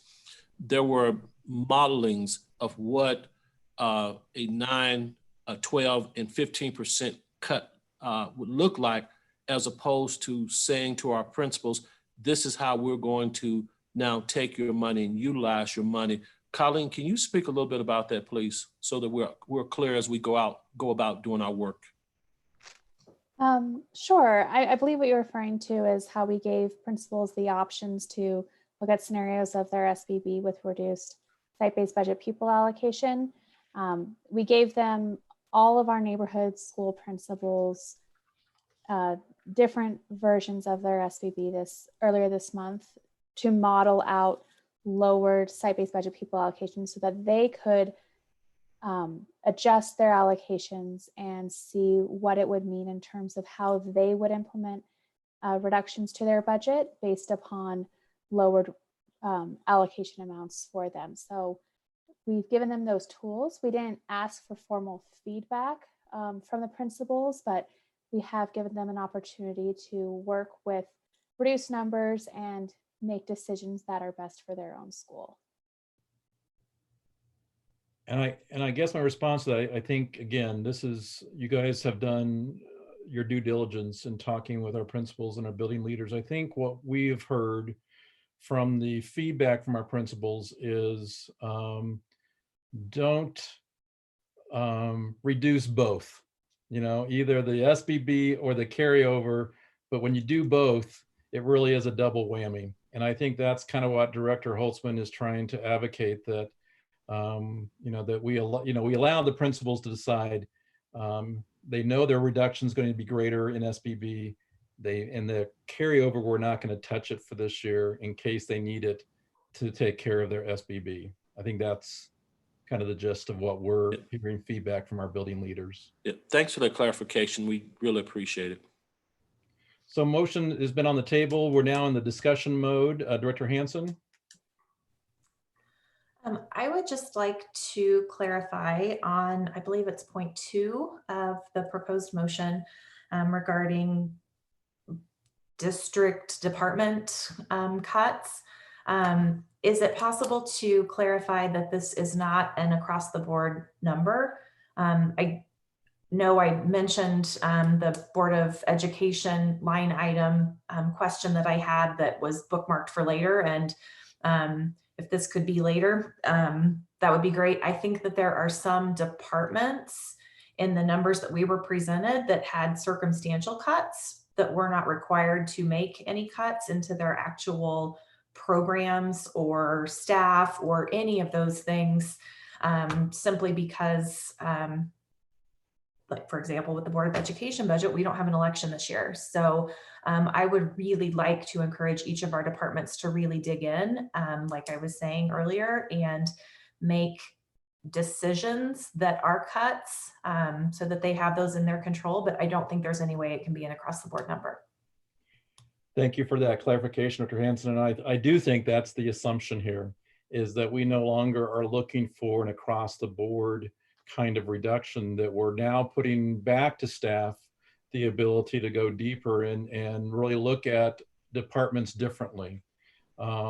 I think the only non-negotiable that Director Chancha-Shore has pointed out in her motion is that it cannot impact our high-risk populations or our vulnerable populations. And so as staff are looking at that, that would be the area they would avoid. But you're absolutely right. This is an opportunity for our staff to go back and talk to departments that maybe didn't have to make a cut just because they budgeted for less. But now we're saying that you do need to make a bigger cut in order to balance the budget, because we're saying these things we want to protect, whether that's our SBB process or whether it's our high needs population. So now it's really going back as a staff that Dr. Tucker will be doing to say, are there other places we can make those reductions in other departments? And it may not be equal across the board. And one last question for clarification. We are simply asking staff to come back with a budget that will not alter the current structure of the SBB. But if we find out in June that our numbers just don't work with that, we will still have the ability to work within the budget that we have if it becomes clear that we are going to have to make changes to that SBB structure, correct? This is a process, and you're absolutely right. So what we're saying, June 9th, during our budget update, we're asking for this amendment to be considered. The board is given direction on, but you're absolutely right. Things happen between June 9th and June 23rd that cause us to make different kinds of adjustments. Yes, we would have to do that. Yep. And one last point for clarification here. If it would please the board that we not only use an equity lens as we begin to look at deeper cuts, but we should also use a pragmatic lens in terms of not putting the level of responsibilities on our individual buildings that they've had in the past. For example, when I look at HR, we go to HR and say, what additional cuts can we make? We've shifted the background checks out of the buildings and we brought those over to human resources.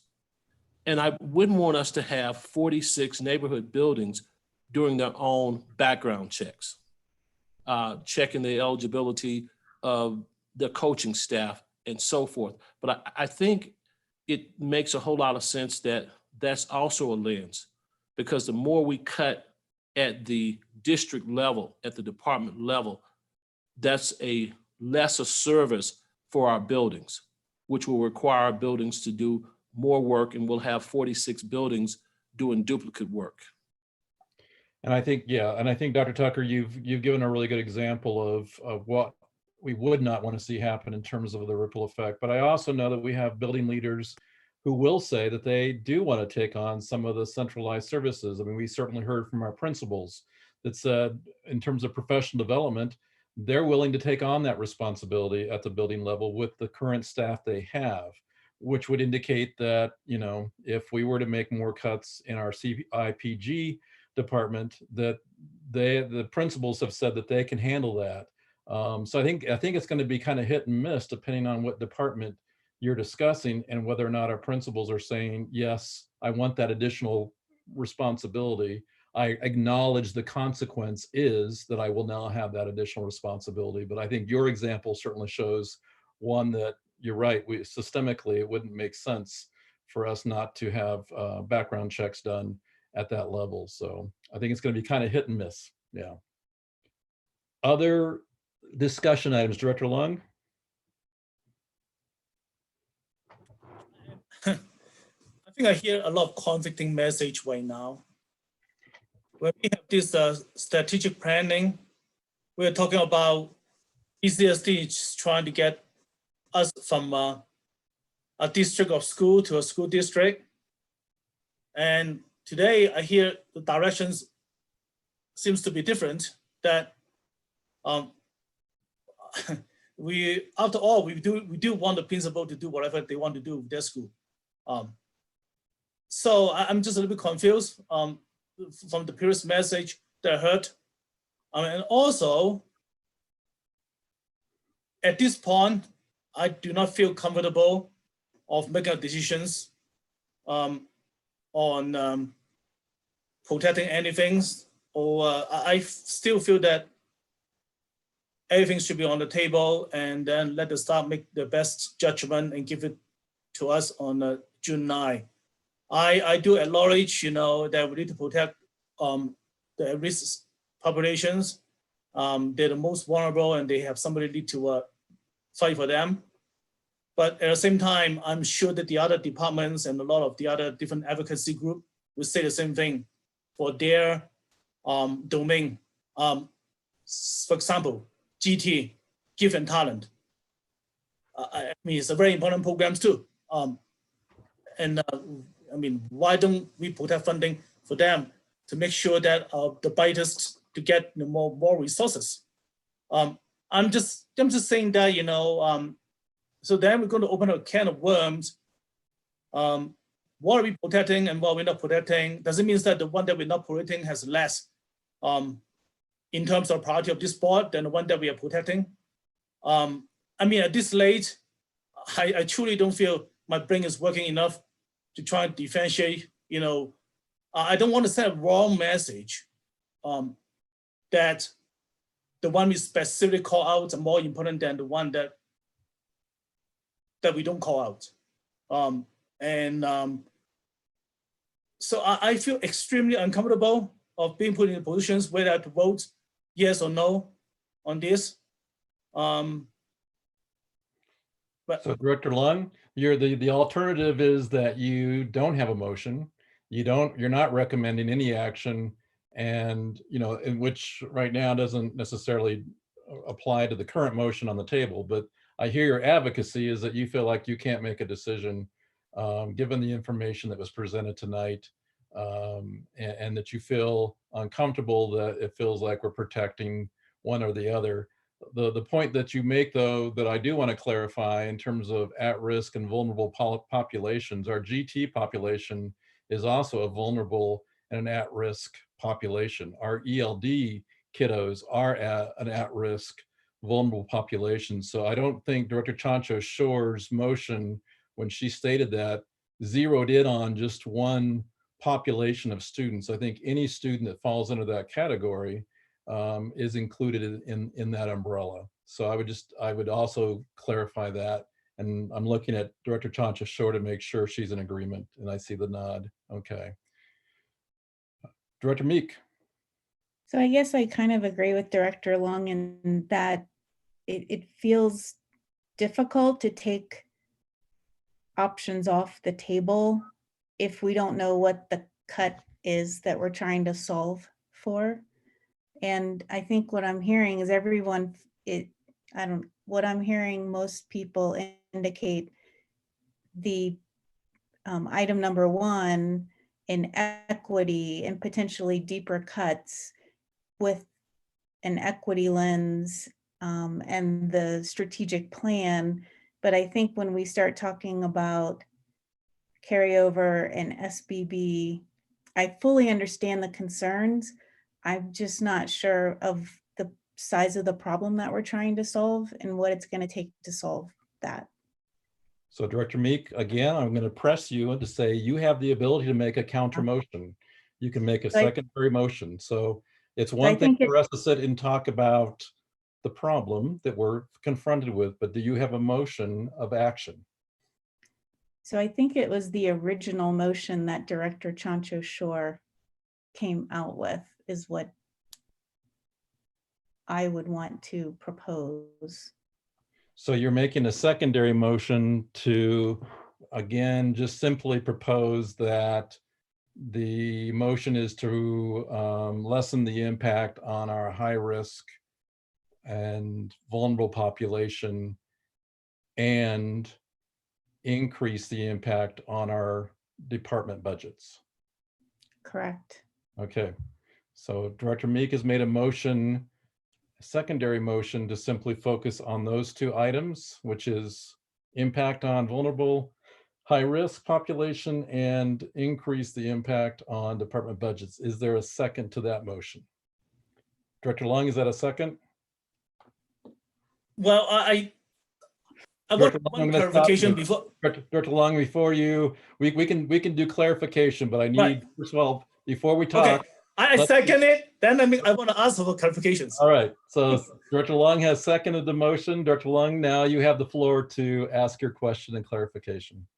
Okay, I want to know what exactly are we talking about, in terms of the at-risk, populations? Are we talking about ESL student, GT student, Yes, and free and reduced lunch student, Title I student, yes. also our so I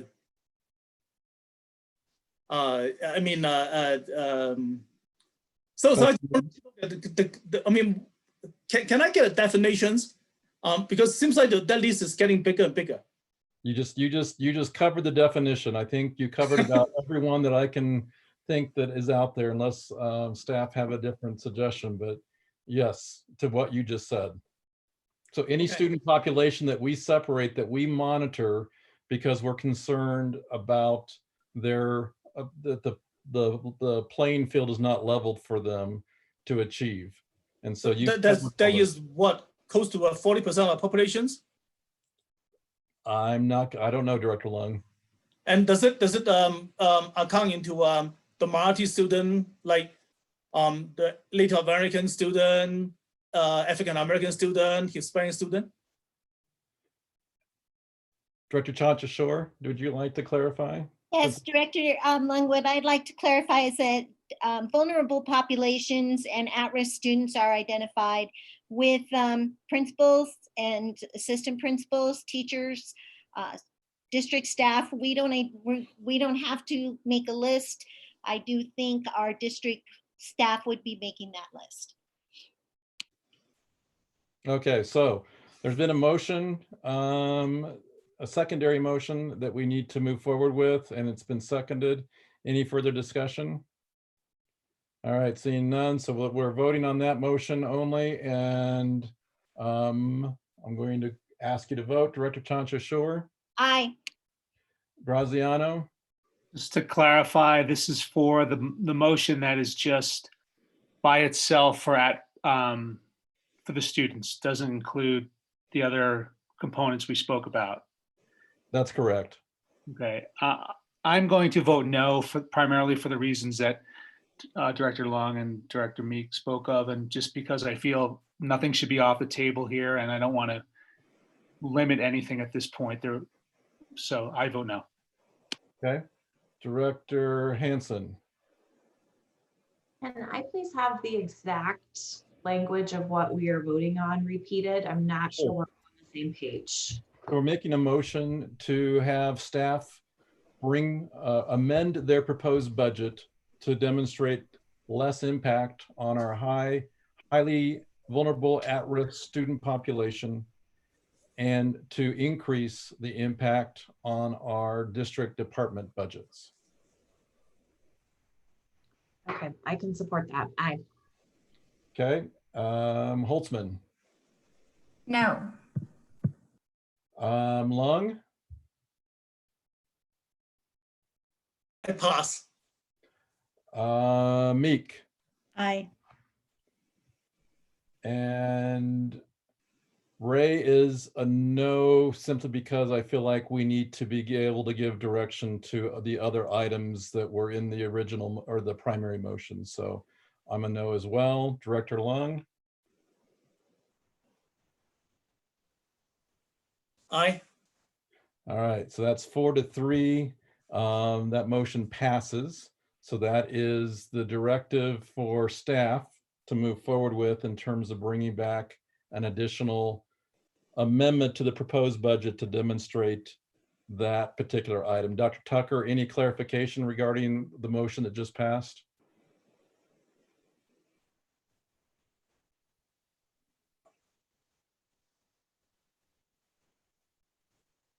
I have to put my glasses on so I could hear. No, I think we're clear, especially as it relates to, because I think SBB is tied into that, correct? No. So No, this motion, SB the motion. We pulled the that was passed- SBB. Yeah, the motion was simply to protect the high risk and the vulnerable populations, but to also increase the reductions to the department budgets. Yeah, and we pulled SBB out. Gotcha. Yeah, we're very clear. Okay, very good. All right, directors, any other action items in terms of making recommendations regarding the presentation we've heard tonight and what we're hoping for in terms of June 9th when we get our budget update? Director Holtzman? I'm going to make a separate motion that we refrain from making material structural changes to the site-based budget process for the 2021 school year. Second. Okay, so motion on the table has been to avoid any material or structural changes to the SBB for the upcoming 2020-21 school year. The SBB process, which includes SBB process, okay. And that motion was seconded, I believe, by Director Chancho Shore. All right, any discussion regarding that?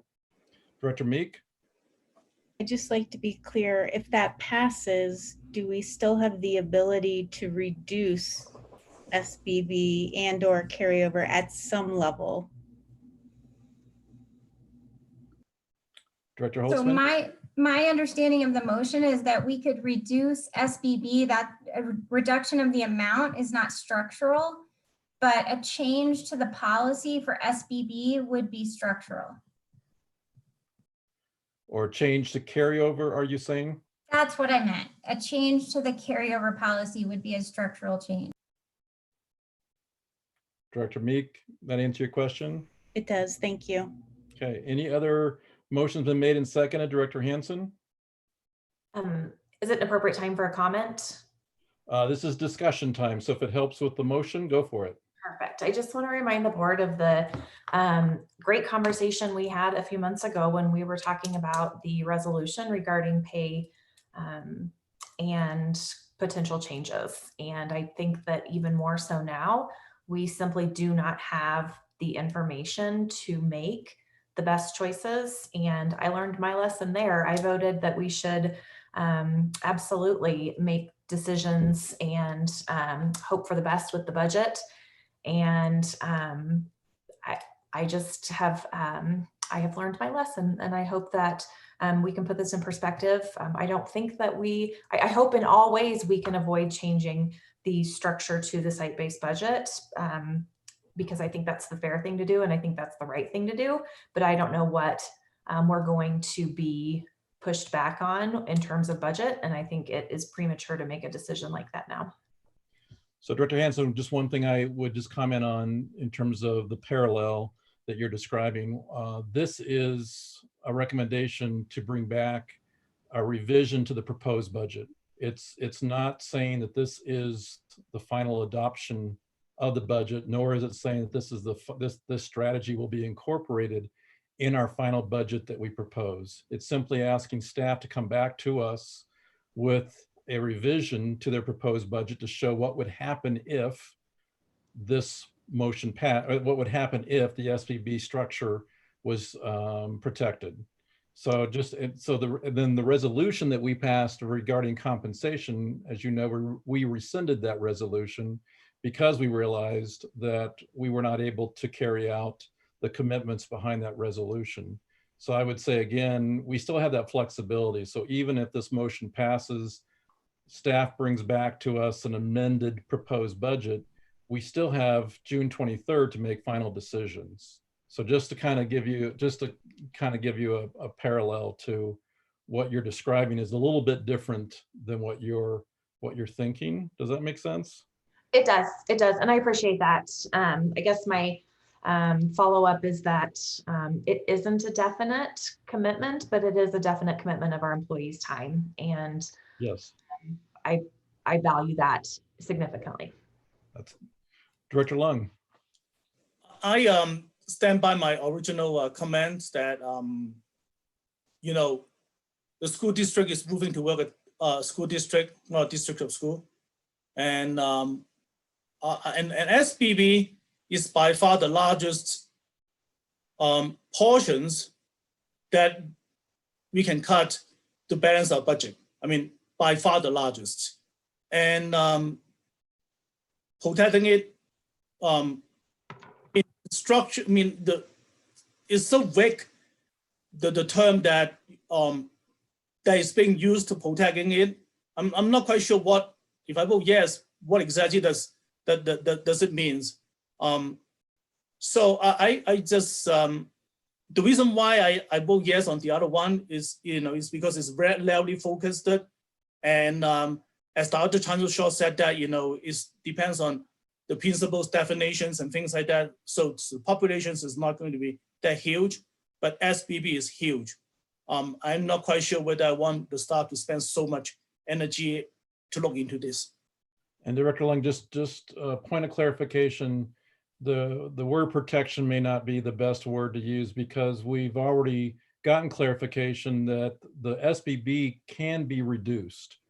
The per student allocation in the SBB can be reduced even if this motion were to pass. What's being protected and preserved, might be a better word, is the process that says that carryover in SBB are that process of being able to use your carryover to take care of your deficit in your SBB should be protected. That's what's being recommended with this motion. But the budget can be balanced by reducing the amount that's allocated for the SBB. I just want to clarify that. Director Graziano and then Director Holtzman. Just a quick question or clarifying point there, but are we referring to also just the amounts that are in place today, not to touch those or let them be almost, if you will, as part, let the carryover be for a finite period and then not to be any money pulled from for cuts if the schools have saved the money accordingly for a rainy day, as we discussed. Am I correct in that understanding? Director Holtzman? Yes, that was my intent, that the decision they made to save it, they could implement that decision, that it wouldn't be changed midway. And I would remind the board of history. It's not an exact comparison, but it is a comparison of another time when another board absorbed funds that employees had made a decision about as to how it would be allocated, and it was changed mid-game. And I think that clearly that wasn't a great decision, and I don't think it would be a great decision now to, in a time of crisis, when our principals are still the ones who will be making the decisions with their site-based budget to meet the needs of our students, and they are the closest to our students with the teachers, to tell them now that, some of the decisions you made, we're not going to honor. We're just going to go ahead and change that policy immediately. I just really think it is, it's not good for the system of schools. And yeah, I wish that we had completed more of our goals on the strategic plan, but we are where we are. And these principals, in conjunction with their SACs, have made these decisions. And for us as 7 people to undo those decisions, I can't find a place for that logic. Thank you. Director Meek? I think this conundrum is exactly why I've been pushing and pushing for the budget simulation tool, because it actually forces people to make choices. So those principals who would be most impacted would be able to say, this is how I would solve the problem, because we have this puzzle that we're trying to solve. And I think being able to allow our various stakeholders to solve it and share it with us, I think is a very realistic way to help individuals understand the magnitude of the problem that we're trying to solve. And I know that's a comment, but I'm throwing it out there because potentially it's a solution for asking folks to weigh in on how they would solve the problem that is in front of us.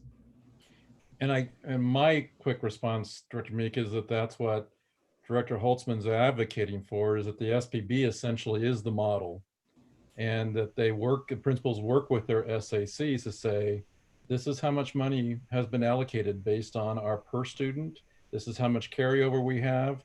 So SAC and building works together to solve the riddle of how they balance with their SBB. So I realize you have kind of I understand the models that you've been advocating for are more of a district perspective, but I think that's exactly the same principle that Director Holtzman's recommending, that we allow our buildings to continue to use their own model that they've used for several years to balance their building budget.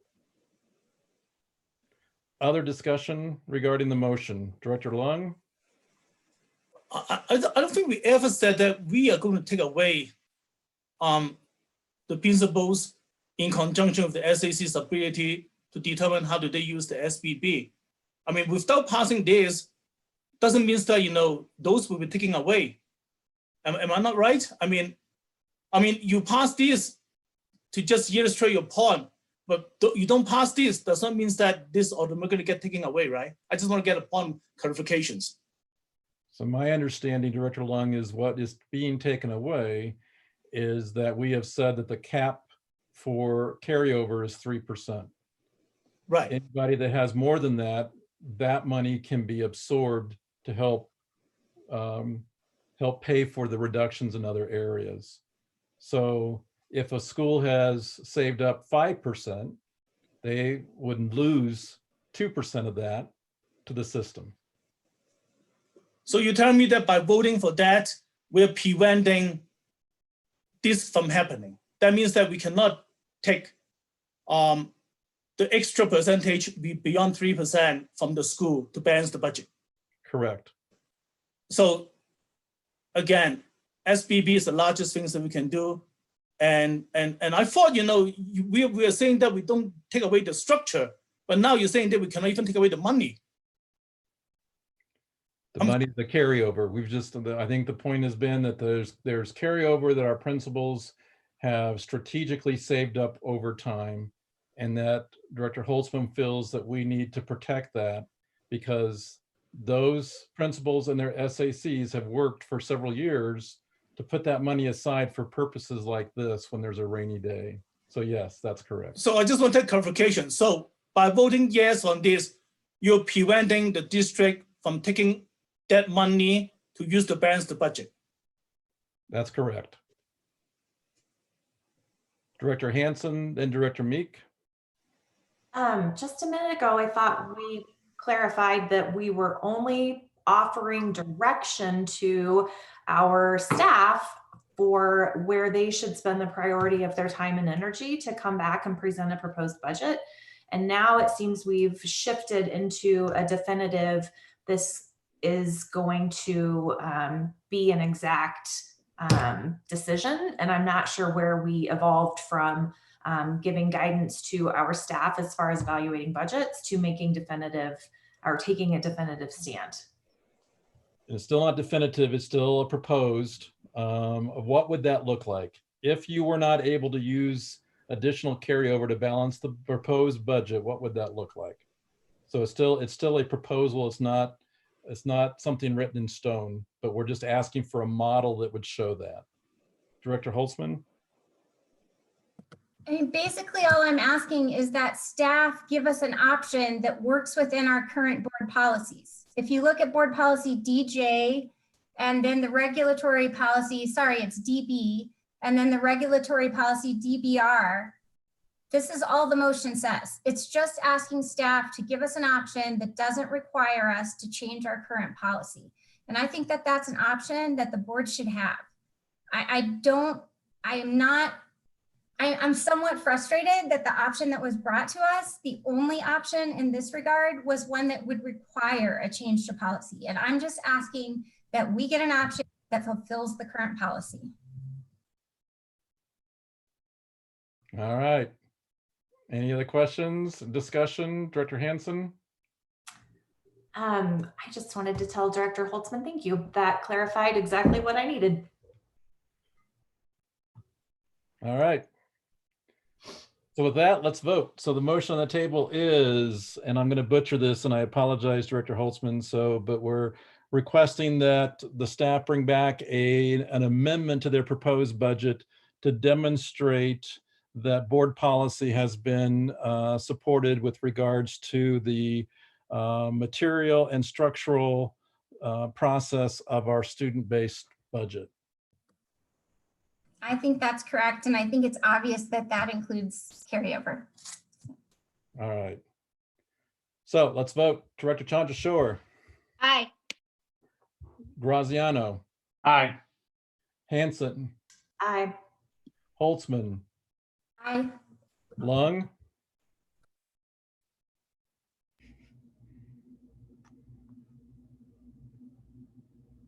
Again, I'm not quite sure because I heard conflicting information about what I'm voting, you know, whether I've forbidden the staff or discourage the staff from using the SBB money, which is the largest part of the money that we could use. So for that, for the uncertainty, I won't know. Meek, Aye. and Ray is an aye. Oh, sorry, did I say Graziano? Did I have you vote?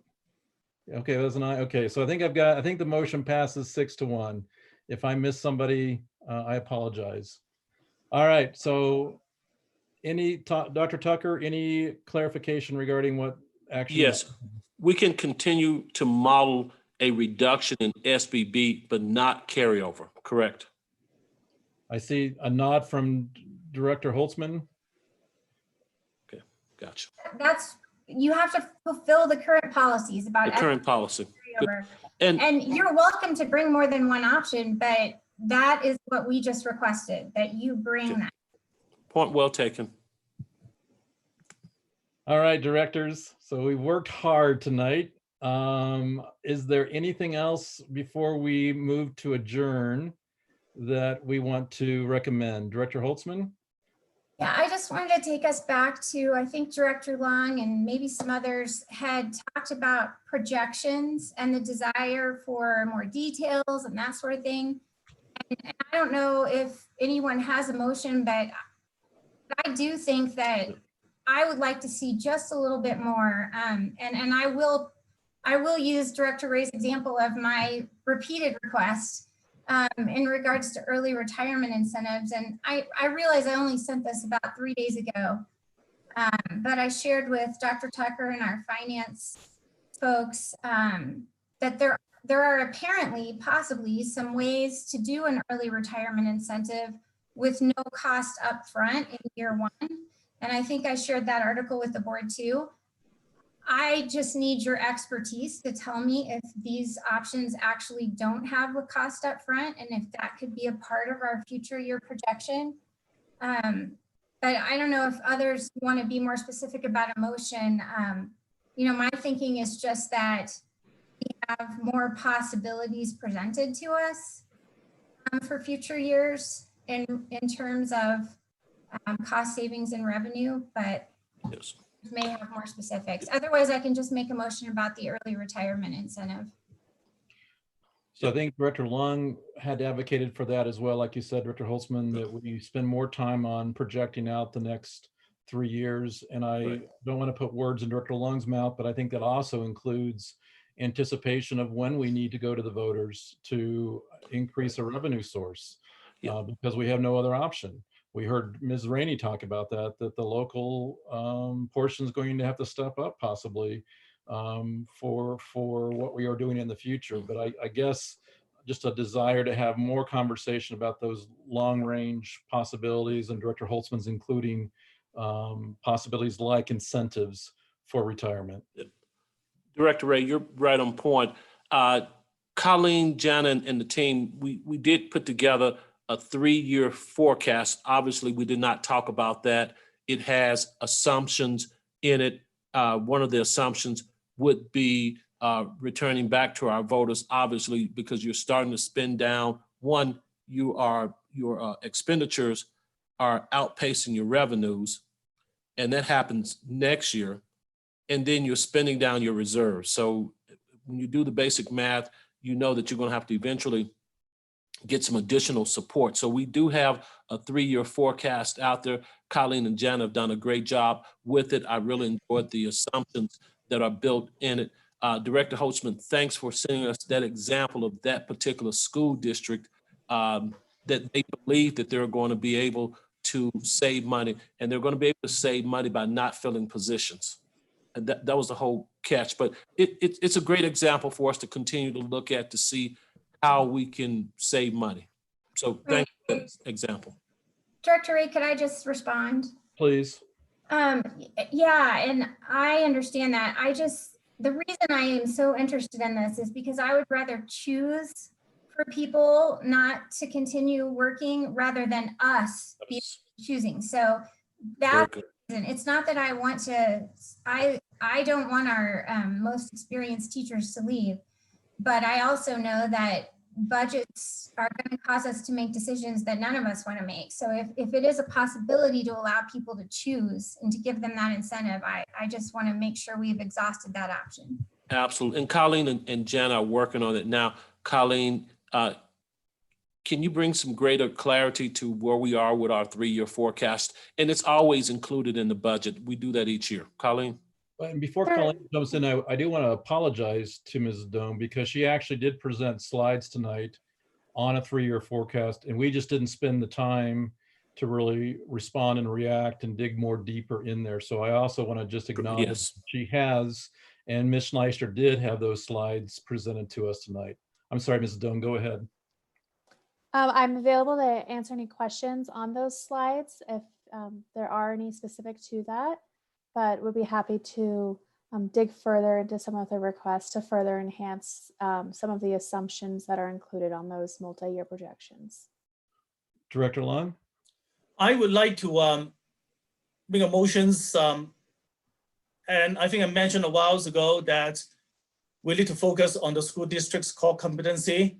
And in the 3 years forecast, I would like to see the district focus on protecting our core competency and then trying to see what other things that don't belong to core competency can be outsourced or can be, I think you said it better in a way than I did, President Ray.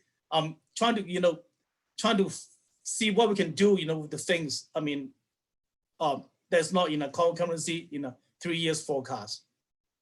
So Director Long, and motion can certainly be made, but what you're asking is that when we talk about this 3-year forecast, that there also be a focus on how we're protecting our core value around student achievement. Is that right? And then the rest of them that is, I don't, the rest of them that is not related to the core operations can be considered to have a deeper cut or outsource it, or so that we don't.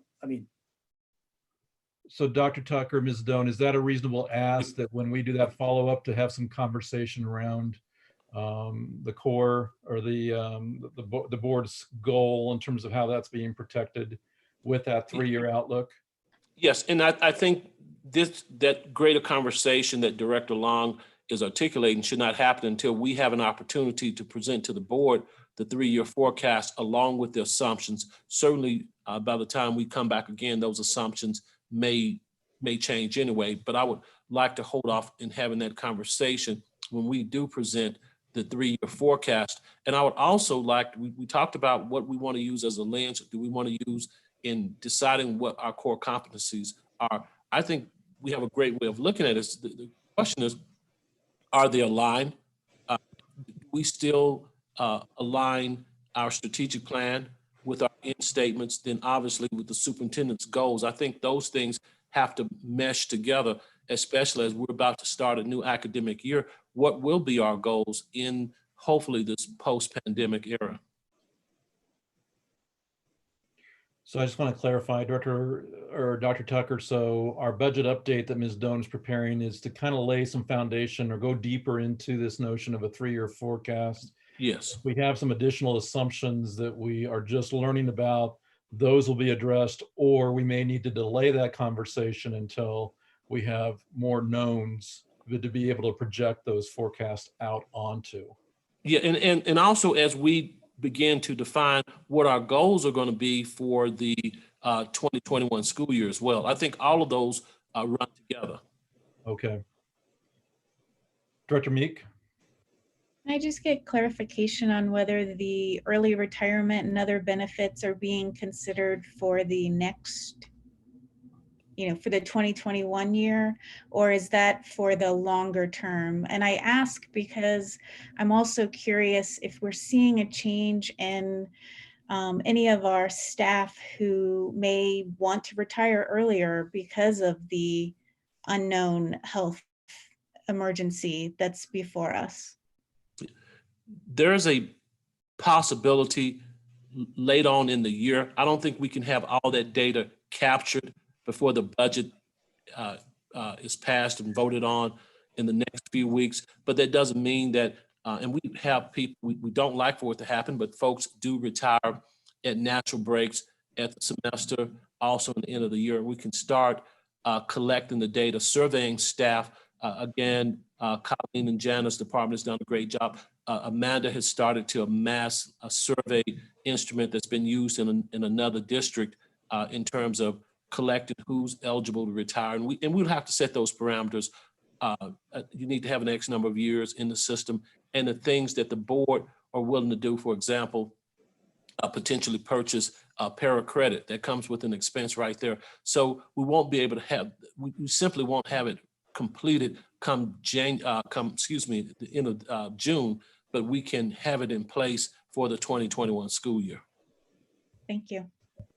Director Holtzman, since that was originally your recommendation and Director Meek clarified that, Director Tucker has also expanded on that. Does that fit with your request in terms of that this is being looked at for 21-22 as opposed to an incentive for 2021? Yeah, I mean, I respect what staff is telling me about the feasibility of the timing. So yes, I mean, if that's what needs to happen, that's what needs to happen. And I'm assuming I don't need to make a motion. It sounds like staff is looking at this and we'll bring that back as part of a projection, and that's great. So. All right, very good. Director Lung. So I'm going to have a new topics. I think during the discussions, several times I mentioned about in the next school years, we may need to open the school with a hybrid model or remote learning model only. So I would love to see the board being present with that alternative for the, to let us know what's the budget impact because right now the assumption is on in-person learning. And there's a very high possibility that we may have to go hybrid or remote. So I would love to see what's the budget impact. So I think if I'm understanding correctly, Director Long, you're saying that you will not be in a position to approve a budget on June 23rd unless you know the impact of what our reentry looks like. Well, again, yes, because we are based on the in-person, and yeah. So I would like to see, how does the budget impact for hybrid and remote learning if we have the school year that way. And Director Ray and directors, we will have that information by the 23rd. Again, our district values a great deal of feedback, and I think I said earlier, nearly 2,000 people have demonstrated an interest in participating on the task force for our reentry and recovery plan. And we can, like some school districts, we can create a plan and we can create and guess what the numbers are going to be, but we haven't operated that way here in Douglas County. We want to make sure that we do honor the time our folks have put in filling out the application, and honor the time of our folks who are going to put in time and effort in giving us what their thoughts are as we begin to look at opening up in the fall in one of three ways. Very good. Thank you, Dr. Tucker. And I need to apologize to Director Long. You had a motion on the table, and if you want to continue to see if it can be seconded or if you want to withdraw it, I want to come back to you to determine that. But your original motion, I think, was that the projected or the forecasted budgets would include competencies, essential competencies in it. Is that a motion you want to continue to move forward with, or did you feel like that the response you got gave you the confidence enough to know that that's going to be considered? And then if that is the case, then you would need to withdraw your motion. Well, I would like to clarify one thing from you. Okay, so in June 21st, when we pass our budget based on assumptions that we're doing, in class, but it later then turned out that when we open the school years in the early August, it has to be either hybrid or remote learning. Are we need to amend our budget resolutions in July? Yes, I mean, we would have the ability to revise accordingly. So for instance, we've heard all these different stimulus packages that are intended, and we still don't know all the definites in terms of how they're going to benefit us. But those would be fundings that we would want to consider before we amend our budget. Obviously, if the stimulus packages can resolve our need to do a hybrid or remote learning, then we would use those fundings first. But to answer your question, yes, this board has the ability to revise their budget whenever we determine that it needs to be revised. Well, then I think I would like to still motions, for the board to just like the motions that we passed a while ago, just have the staff to look into this remote and hybrid learning and give the board some ideas when we pass the budget on June 23rd, what economic impacts is going to give to us if in-state, is in-house, the learning is not going to take place. I would love, you're right. I ain't going to be able to pass, budget with only in-house assumption only when I vote for that, without knowing how the other two looks like. So your motion is that by June 23rd, staff present to us the budgetary impact of any other model besides in-person learning. Correct. Okay. Motion's made. Is there a second? I'll second. Director Meek has seconded that motion. Any further discussion regarding that? Director Holtzman? I'm sorry, but can you just repeat that motion one more time? I think I got it, but before we vote, I'd like to hear it one more time. Sure. The motion has been made that by June 23rd, that staff present to us the budgetary impact of us doing any other model than in-person learning.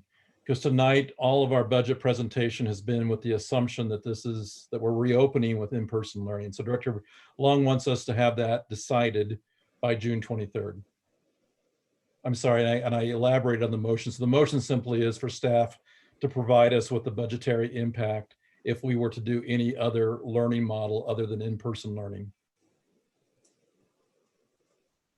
All right. Any other further discussion? Okay, seeing none. I'm sorry, Director Hansen. I just wanted to give Dr. Tucker an opportunity to weigh in like he has previously, if that is a feasible request by June 23rd, given the uncertainties and the magnitude of that project. Thank you, Director Hansen. Dr. Tucker? Thank Director Hansen for that. A motion is passed, we're going to do it. To be rather direct here, the work is happening right now.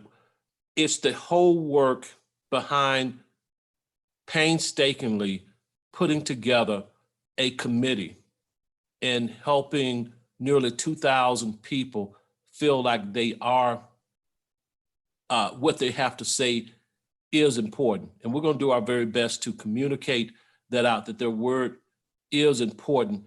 And we certainly respect a motion by the board. We respect it and we'll get the work done, but the work is already planned to be done anyway. And I hope that, we talk a lot about the importance of communication, and my team members and I throughout the district, we're doing our very best to demonstrate to the board and the community that we do value communication, especially when a plan that's been pretty much pre-made by a few people, is a prized or valued plan. And I would take our plan and what we're trying to do here any day when we're trying to capture so many voices. But if a motion needs to be made, we'll get it done. But this is work that's well planned out. We've surveyed our people, and we'll have this done, and we'll have these numbers done. But we don't want to present numbers to the board, and then we have to answer the question respectfully. Well, who did you ask? Who gave you input? Did teachers give you input? Did administrators give you input? So we'll get it done. Again, Director Hanson, thanks for asking for that point of clarification. We'll get it done, but it's work. It's on target, and should have the committee members, the task force members selected, if not Friday, by early next week. All right, any other questions of Dr. Tucker or any other discussion regarding the motions on the table? Director Long? Well, I appreciate Dr. Tucker's response to that. All I'm asking for is an update when we vote for the budget on June 23rd. So the board has some ideas when they vote based on the in-house learning. If we change it to the other form, what is the budget impacts? When we vote June 23rd, that's only 6 weeks before the actual school start.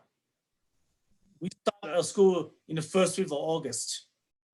So it's not that too difficult to ask. I think the administrations, to give the board some ideas that something is going to happen in 6 weeks later. Again, that's my opinion. And I think the public probably want to deserve to know because in all the experts' suggestions, August is probably a lot of the school district is not able to do in-house school. But in any case, I just, and again, that's, I only ask for estimate, not something, okay. Yeah, and Director Long and directors, you will have that on the 23rd meeting. And in fact, you'll have it before the 23rd to look at it, and we'll present it, and we'll be ready to present on June 23rd. Very good. And I think Dr. Tucker, you mentioned that there really is only two variations other than in-person learning. One is a blended model and one is a full-blown online learning. So, so your budget model really is just going to estimate those two variations, if you will, for June 23rd.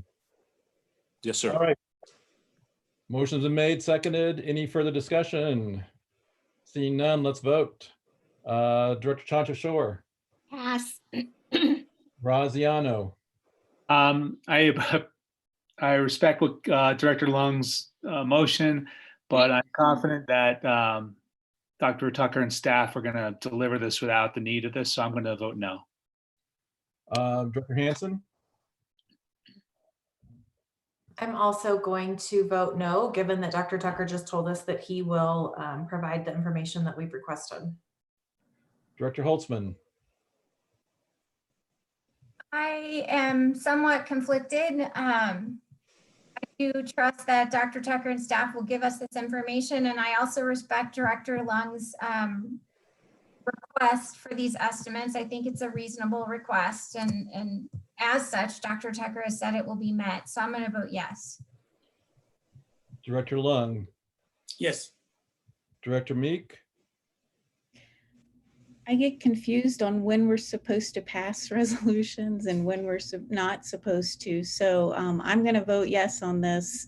It does not mean that I did not think we would not get the information. It just feels like this is the resolution or motion before us. And Director Ray is going to be a yes too. I just think I agree with everything that's been said, and I believe Dr. Tucker and staff will follow through and give us the information. But I think the greater message that Director Long is stating is that as a board, we can't approve a budget unless we know if there's going to be an additional financial impact. And so I think that's the message that he's stating, and I agree with that. So I believe that someone passed, going back to Director Chancho Shore, I believe. I'm going to go ahead and vote no. I do respect the proposal, but I don't think it would be necessary for me to know whether I was passing the budget. So I'll vote no. Okay, so that motion passes 4-3 to have that information to us before we actually approve the 2021 budget. All right, directors, I'm going to ask for a motion to adjourn our meeting. So moved. Motion adjourned.